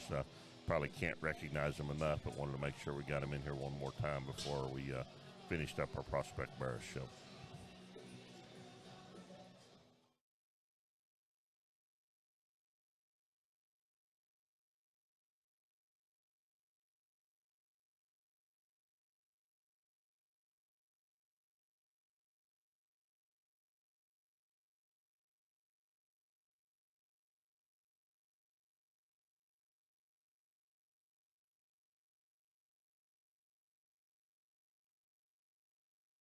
All right, folks, this is the last three. I'll let the judge get on to her business. Another good set of them out here, and to me, there's a couple of them that push for a pin, and just maybe off in terms of their hip. I think hip design in this particular drive plays just a little bit of an effect coming out of the gate. There's quite a few of them I like. Getting behind them, we just got to fix them in terms of their rear step and strengthen them out of their hip. A really good set of them here, though. We'll work through your top end.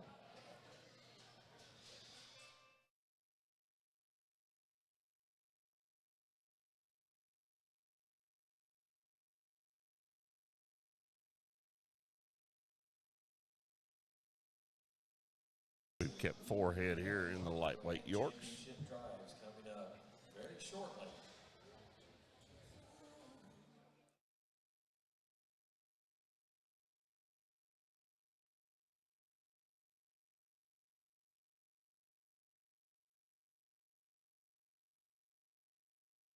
Sure who this one is coming out for sure. Oh, this Carter Bowling.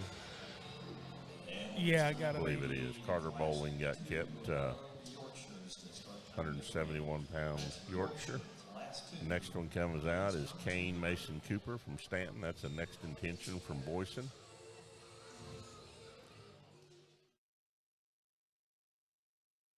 I believe this is Henry Slough from Keller. It's a bear from Ogle.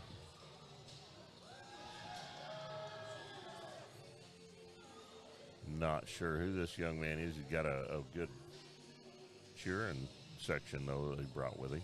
So, kind of like AJ yesterday in the showmanship. For sure. Bring your own crowd.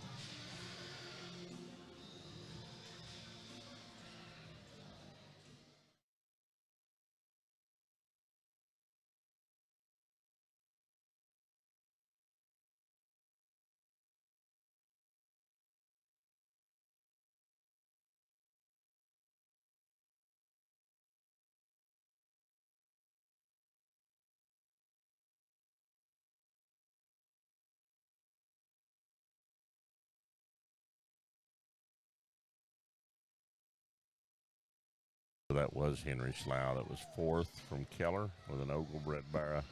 Good class here, and the little man here that's going to lead us off.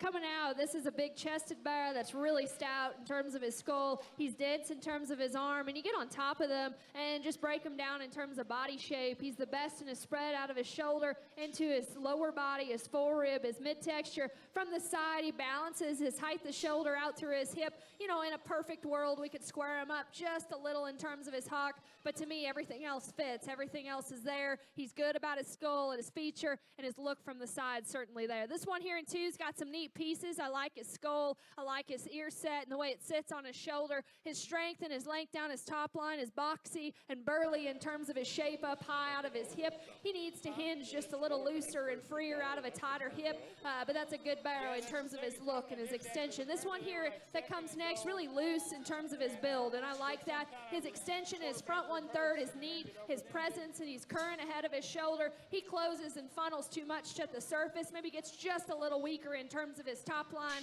Good barrow though, especially his front third. This one that comes next, you got a cheering section behind me, buddy. This is a neat, sharp-looking kind of a barrow that's really fresh and good in the shape and the turn he has out of his blade. We just got to intensify him at the surface for what he has to offer up high. Good class. So first place in the lightweight Yorks, Coulter Bowling.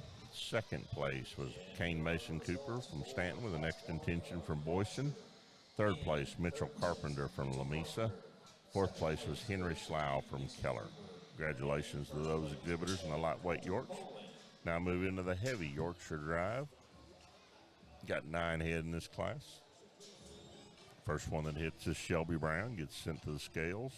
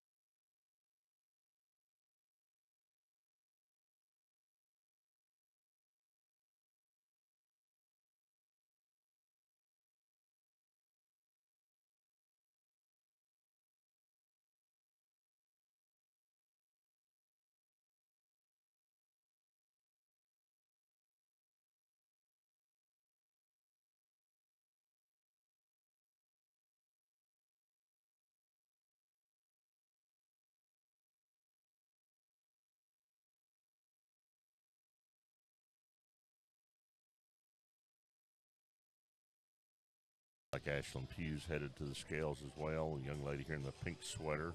I think that's her sister, isn't it? Adeline?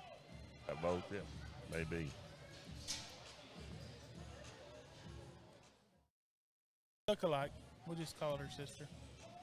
Yeah, because the other two girls out there are Reese and Reagan Slough, so it's got to be her sister. Yep, probably is. Both of them were in here. So Ashlyn and Adeline Pugh are both pinned, as well as Shelby Brown.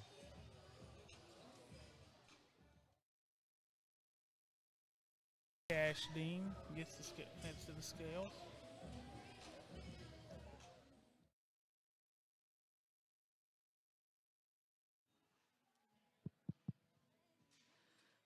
Well, last class out here, and certainly not one lacking of quality. I think these barrows all have parts and pieces that could get fun if they do the right things moving forward. Maybe just don't just run out the extras, honestly, just from the side in terms of blending and proportioning.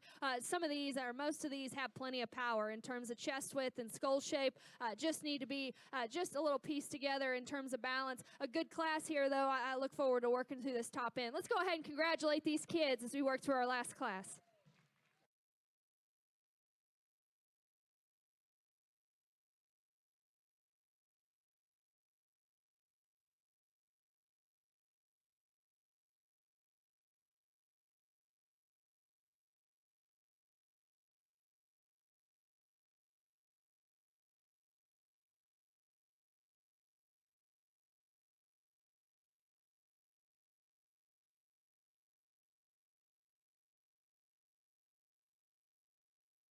Got 4 left here in the heavy Yorkshires. Coming out here first, I believe this is Adeline Pugh from Ackerley, Not For Everyone from DL Showpigs.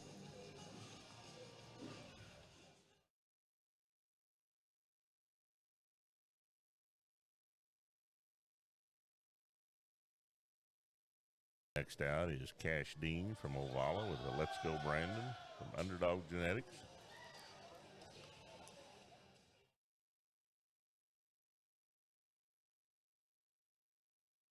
Out comes Shelby Brown from Lubbock. That's a Walks Alone from Sanders Showpig.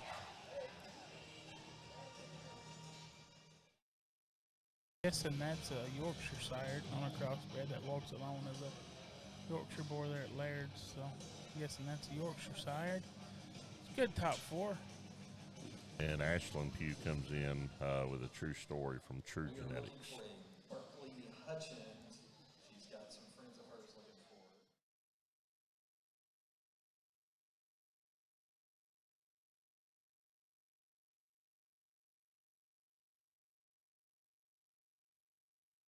Always good when you lose a kid.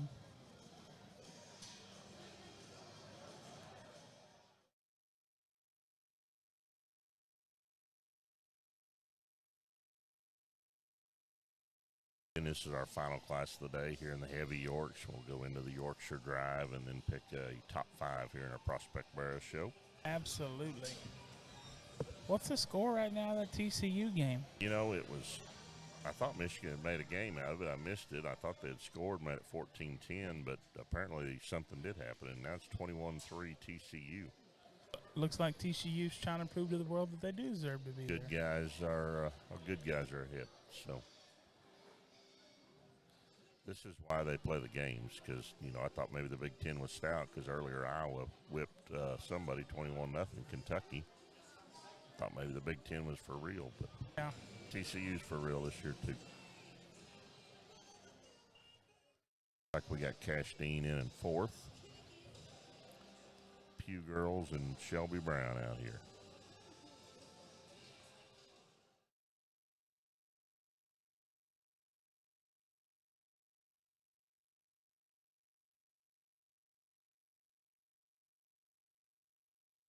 Like we went pew for 1 and 2. Really a good trio of bears here to land on. And to be honest, I could see these being switched up. They're all 3 a little different. And where you want to lie your priorities or maybe give up in an area. To me, the young lady in the white combines what 2 and 3 has. This thing's loaded with power. He's square out of the back of his shoulder all the way out through his hip than the 1 and 2. And to me, his hinging ability off either end is more complete than the 1 and 3. This is a good barrow. He's neat about his head and his skull. He's good about his chest. And to me, this view right here going away is his most impressive. He's genuine out of his shoulder blade all the way into his upper hip and his lower hip and stifle. That's a good barrow there to lead us off. This one here in 2 from the side, he runs uphill. His height, the shoulder's good. He's square all the way out through his hip. Maybe he runs out of the extras in comparative to our class leader. I love his hind leg. I read him to be just a little more comfortable than the barrow here in 3. He's just a little plainer, maybe a little sharper up front than our class leader about his jaw. Just intensify him there. I like his basic build. I like his feature and his toe spread underneath. To me, like I said, he reaches just a little more comfortably off either end of his framework than the 1 and 3. This one's got as many unique and out there pieces of any of them. He's stout in his tail root. He's good and fresh in terms of his skin and his shape up high. He matches that pretty square in terms of his upper hip. From the side, he's a little drier in terms of his forward, but to me, he's the most rock forward in the angle to his shoulder and his front knee. We just got to allow him to reach and go and drive just a little bit more agile. That's a good barrow there to be in 3. That's a tough trio. And, you know, nothing taken away from 4 here. I like this one from the side in terms of his hip and his reaching ability, but when you get in front of him and get behind him, we got to strengthen him in his front feet and just square him up going away. Neat-headed barrow that's got a lot of neat pieces from the side. An awesome way to round out our show today.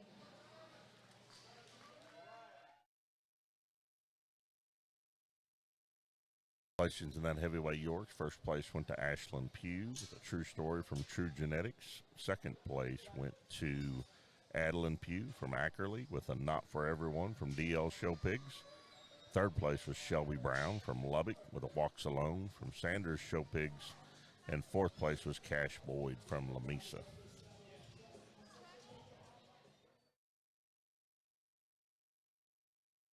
Now they're playing some Coolio.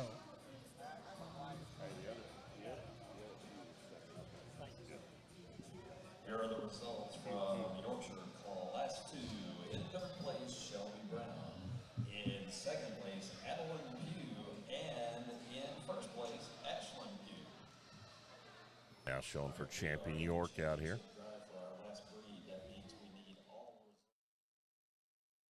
That lightweight class, we've got Coulter Bowling. Second was Kane Mason Cooper. He's out here driving as well. And then first and second in those heavyweights. First place was Ashlyn Pugh. Second place was Adeline Pugh. Nice way to end our show. Again, we'll roll right into our champion drive for a top 5 overall in the Prospect Barrow Show. You can always tell when the young guy's on mixer board over Really there. a good breed drive here to round us out this afternoon. And we bring these class winners in seconds, and I do think it's close. I really do. I think these Yorkshires are really good.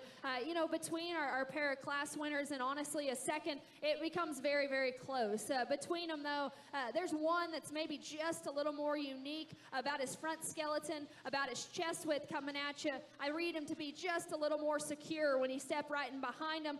There's a second that maybe is neat from the side in terms of height. The shoulder gets just a little plainer, and there's another first out here that's stout in terms of his skull, and he's neat about his head. He's shapely up high in terms of out of his blade. Maybe square him up just a little bit going away. To me, it's close, but for me, our division winner out here is going to be out of our last class. Little bro right here is going to be reserved. Congratulations. Champion Yorkshire comes out of the heavyweight class, exhibited by Ashland Pugh. True story from True Genetics. Reserve champion Yorkshire goes to Coulter Bowling. Now get ready to move into our champion drive for our Prospect Bear Show. What we've been waiting on. Again, we had 188 head in our Prospect Bear Show. I think we're just doing a top 5 overall, so we'll have them all out here. Get done. I know they got the game projected on a big screen in the back there, so we can go sit down and watch it. Maybe we can talk. I can't say that on there because they might give me for copyright, but I bet we can get that game playing on some other TVs around here too.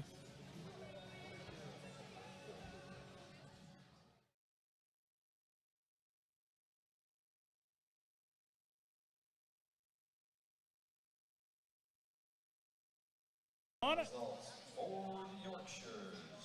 Your champion is Ashland Pugh, and the reserve is Coulter Bowling.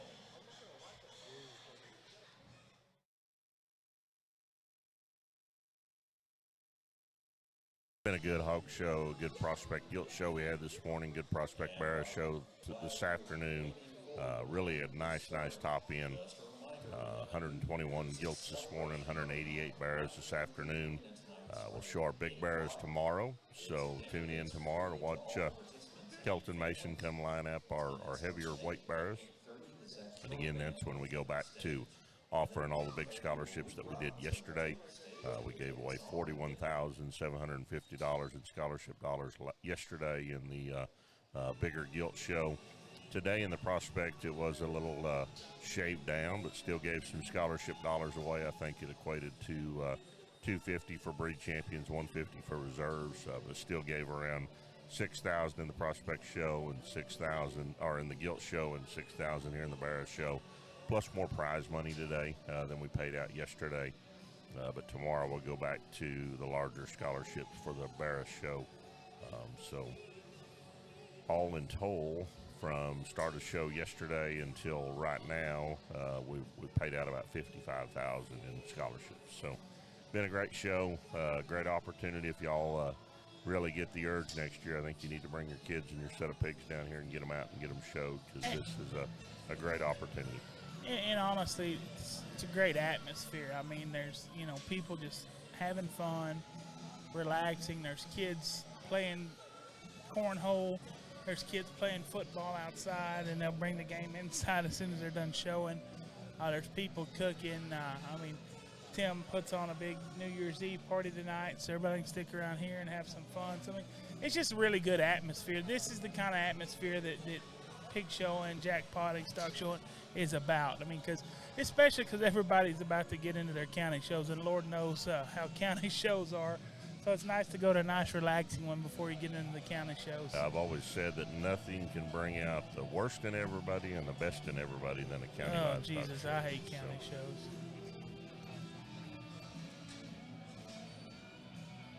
County shows where you can be standing minding your own business and a wild pig will run over you, and the dad will tell you if you weren't in the way, you wouldn't have got run over.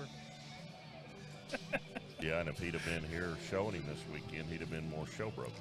Yeah, absolutely.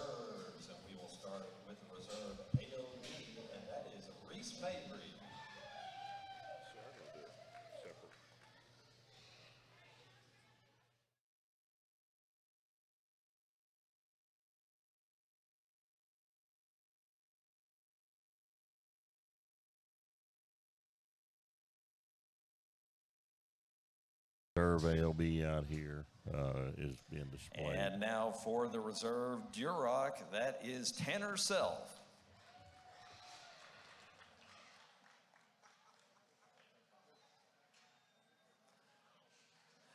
And the reserve Hampshire Gentry Lock.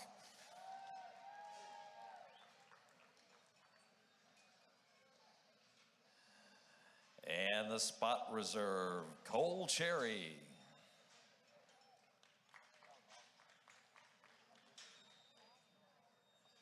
And the reserve from White OPB, Brooke Fort.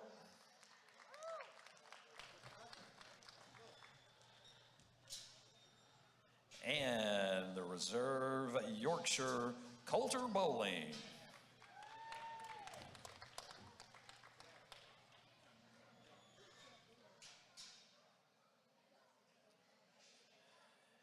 And now comes the parade of our purebred champions. Wait.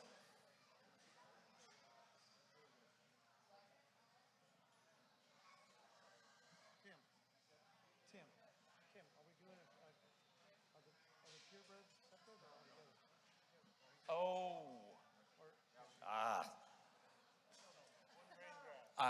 I almost got through this entire day without making one of the stupid mistakes that I made when I started this, when I knew nothing about pig shows. The mistake I made is that we don't have separate drives for the barrows. It's all one. So how about we catch up on the reserves? Do we still have some of the reserves out here? All right. We've got our reserve all black cross, which is Blaine Miller. And our reserve dark cross, Kate Cooper. And reserve light cross, Shelby Brown. And ladies and gentlemen, my apologies, and I would like to say thank you for all of you putting up with this novice, and I'm starting to understand things, but thank you for putting up with me. All right, now, how about we go through the champions, and we will start with the all black cross, and that would be Shelby Brown. And then we go to AOB, and that is Cash Dean.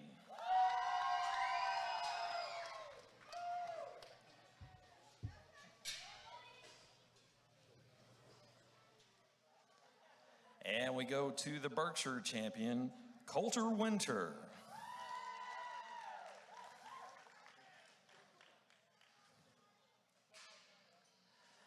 And now the champion from Dark Cross, Ashlyn Pugh.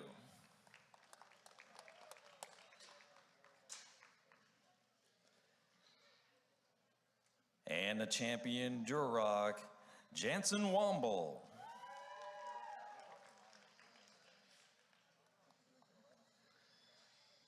And the champion Hampshire, Shelby Brown.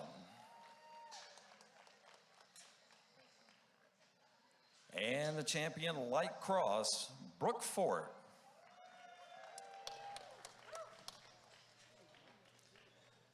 Champion Spot, Avery Mabry.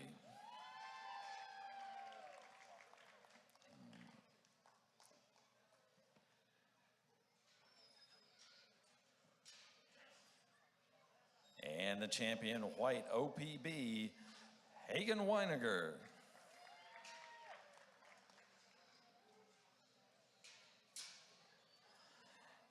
And the champion Yorkshire, Ashlyn Pugh.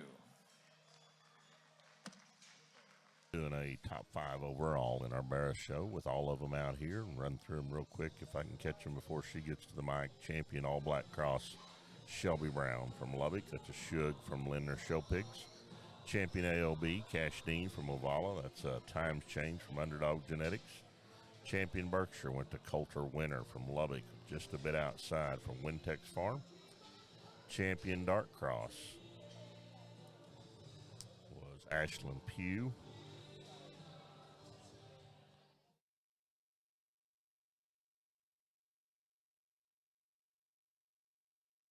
Champion Dark Cross Ashland Pugh with a Doing This from Platte Show Pigs. Champion Durock came out of the heavyweight class. That was Jansen Womble with a creation from Wintex. Jansen's from Lubbock. Champion Hampshire was exhibited by Shelby Brown out of the heavyweight class. That's a Shug from Lindner Show Pigs as well. Light crossbred division, the champion came out of the heavyweight class. That was Brooke Fort. That's a Word of Mouth from Premium Blend Genetics. Champion Spot came out of the heavyweight class. That was Avery Mabry with a Say Win from Jennings Show Pigs.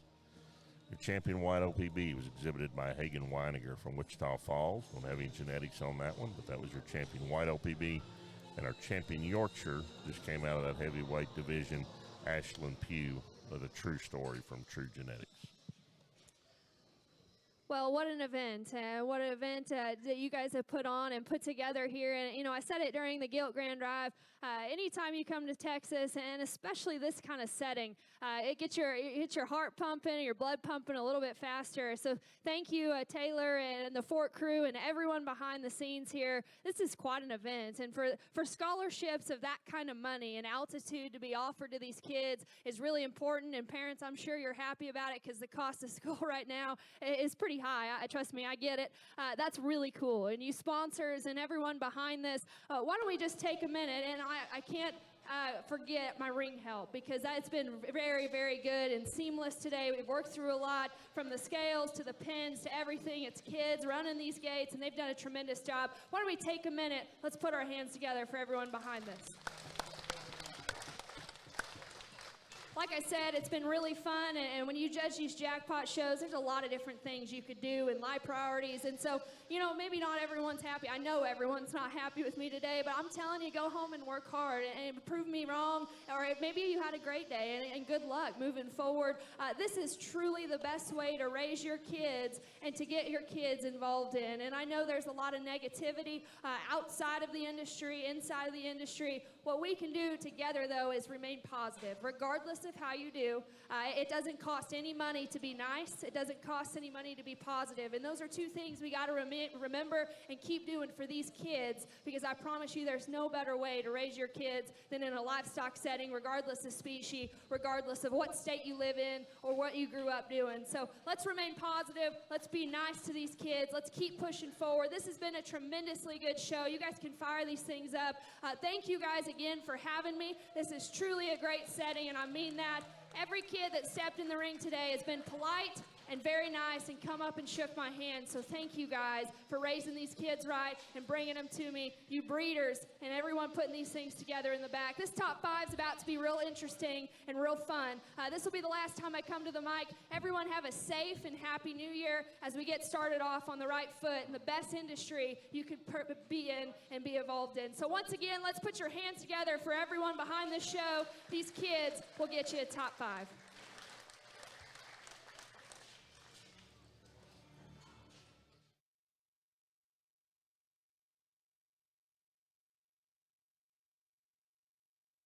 Has been a very good show. Kendall's done a very nice job. Got a really nice set of champions out here. Your champion comes out of the Dark Cross division. I think I honestly think that the breed champions out here will, there's a high possibility they will be represented as breed champions at a major show down the road. They're very good stock out there. Champion overall bearer comes out of the Dark Cross. That's Ashland Pugh with a Doing This from Platte Show Pigs. Brings reserve Dark Cross Kate Cooper in with a Tricked Out from Wintex Show Pigs. Chauffeur reserve champion.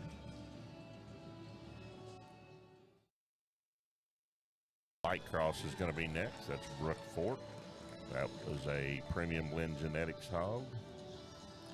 Get down here and see exactly. That was a Word of Mouth from Premium Blend, reserve champion. Now brings in Shelby Brown's reserve champion, Light Cross, to make the pot right to show for third overall. Third overall comes out of the Dark Cross. That's Kate Cooper. That's Tricked Out from Wintex. Still the pots right now for fourth overall. The Black Cross, all Black Cross, comes out of the fourth overall. That's Shelby Brown. Again, that's a Shug from Lindner Show Pigs. So we bring in that reserve champion, all Black Cross.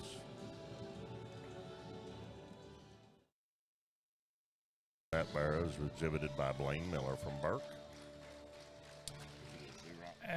Duroc.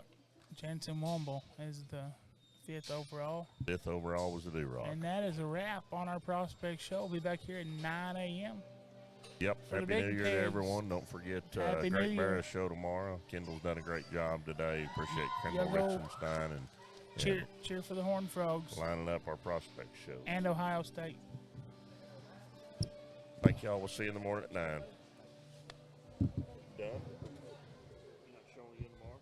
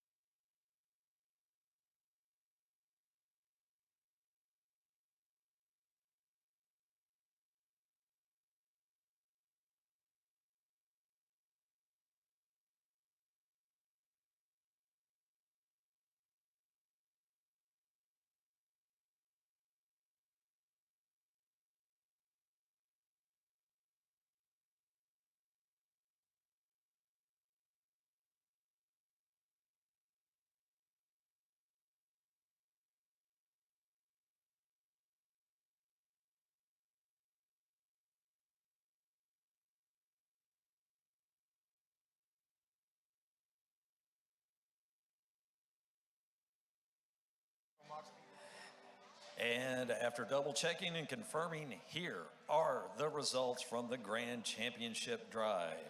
In 5th place from the Duroc class, Jansen Womble. In 4th place from the All Black Cross, Shelby Brown. 3rd place, also from All Black Cross, Kate Cooper.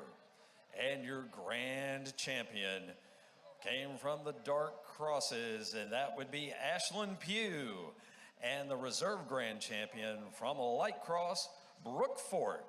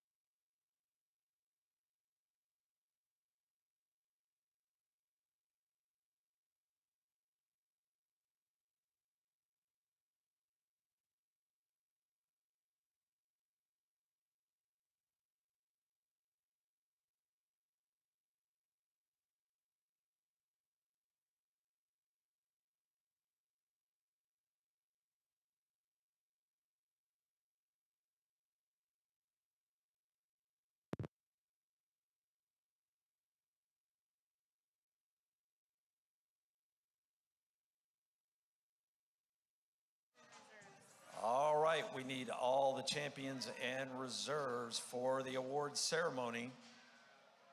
So all you champions and reserves, get up here so you can not just get a certificate, you got some scholarships and other things coming.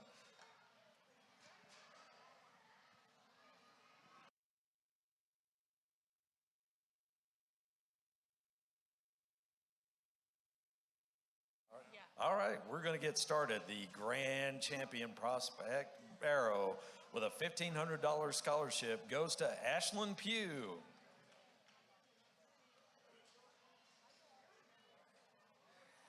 And the Reserve Grand Champion, a $1,000 scholarship for Brooke Fort.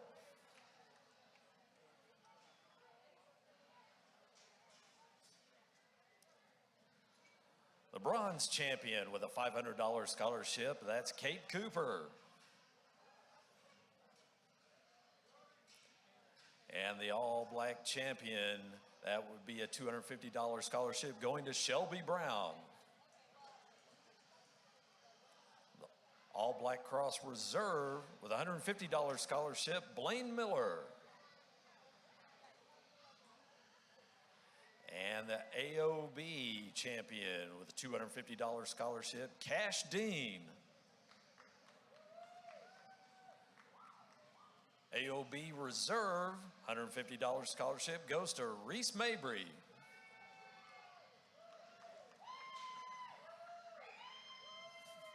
The Berkshire champion with a $250 scholarship is Coulter Winter. And the Berkshire Reserve getting a $150 scholarship, that would be Haley Lawley. The Dark Cross champion, $250 scholarship, Ashlyn Pugh. And the Dark Cross Reserve is Kate Cooper getting a $150 scholarship. And the Duroc champion, $250 scholarship going to Jansen Womble. And the Duroc Reserve getting a $150 scholarship, well, that would be Tanner Self. Hampshire champion with a $250 scholarship, Shelby Brown.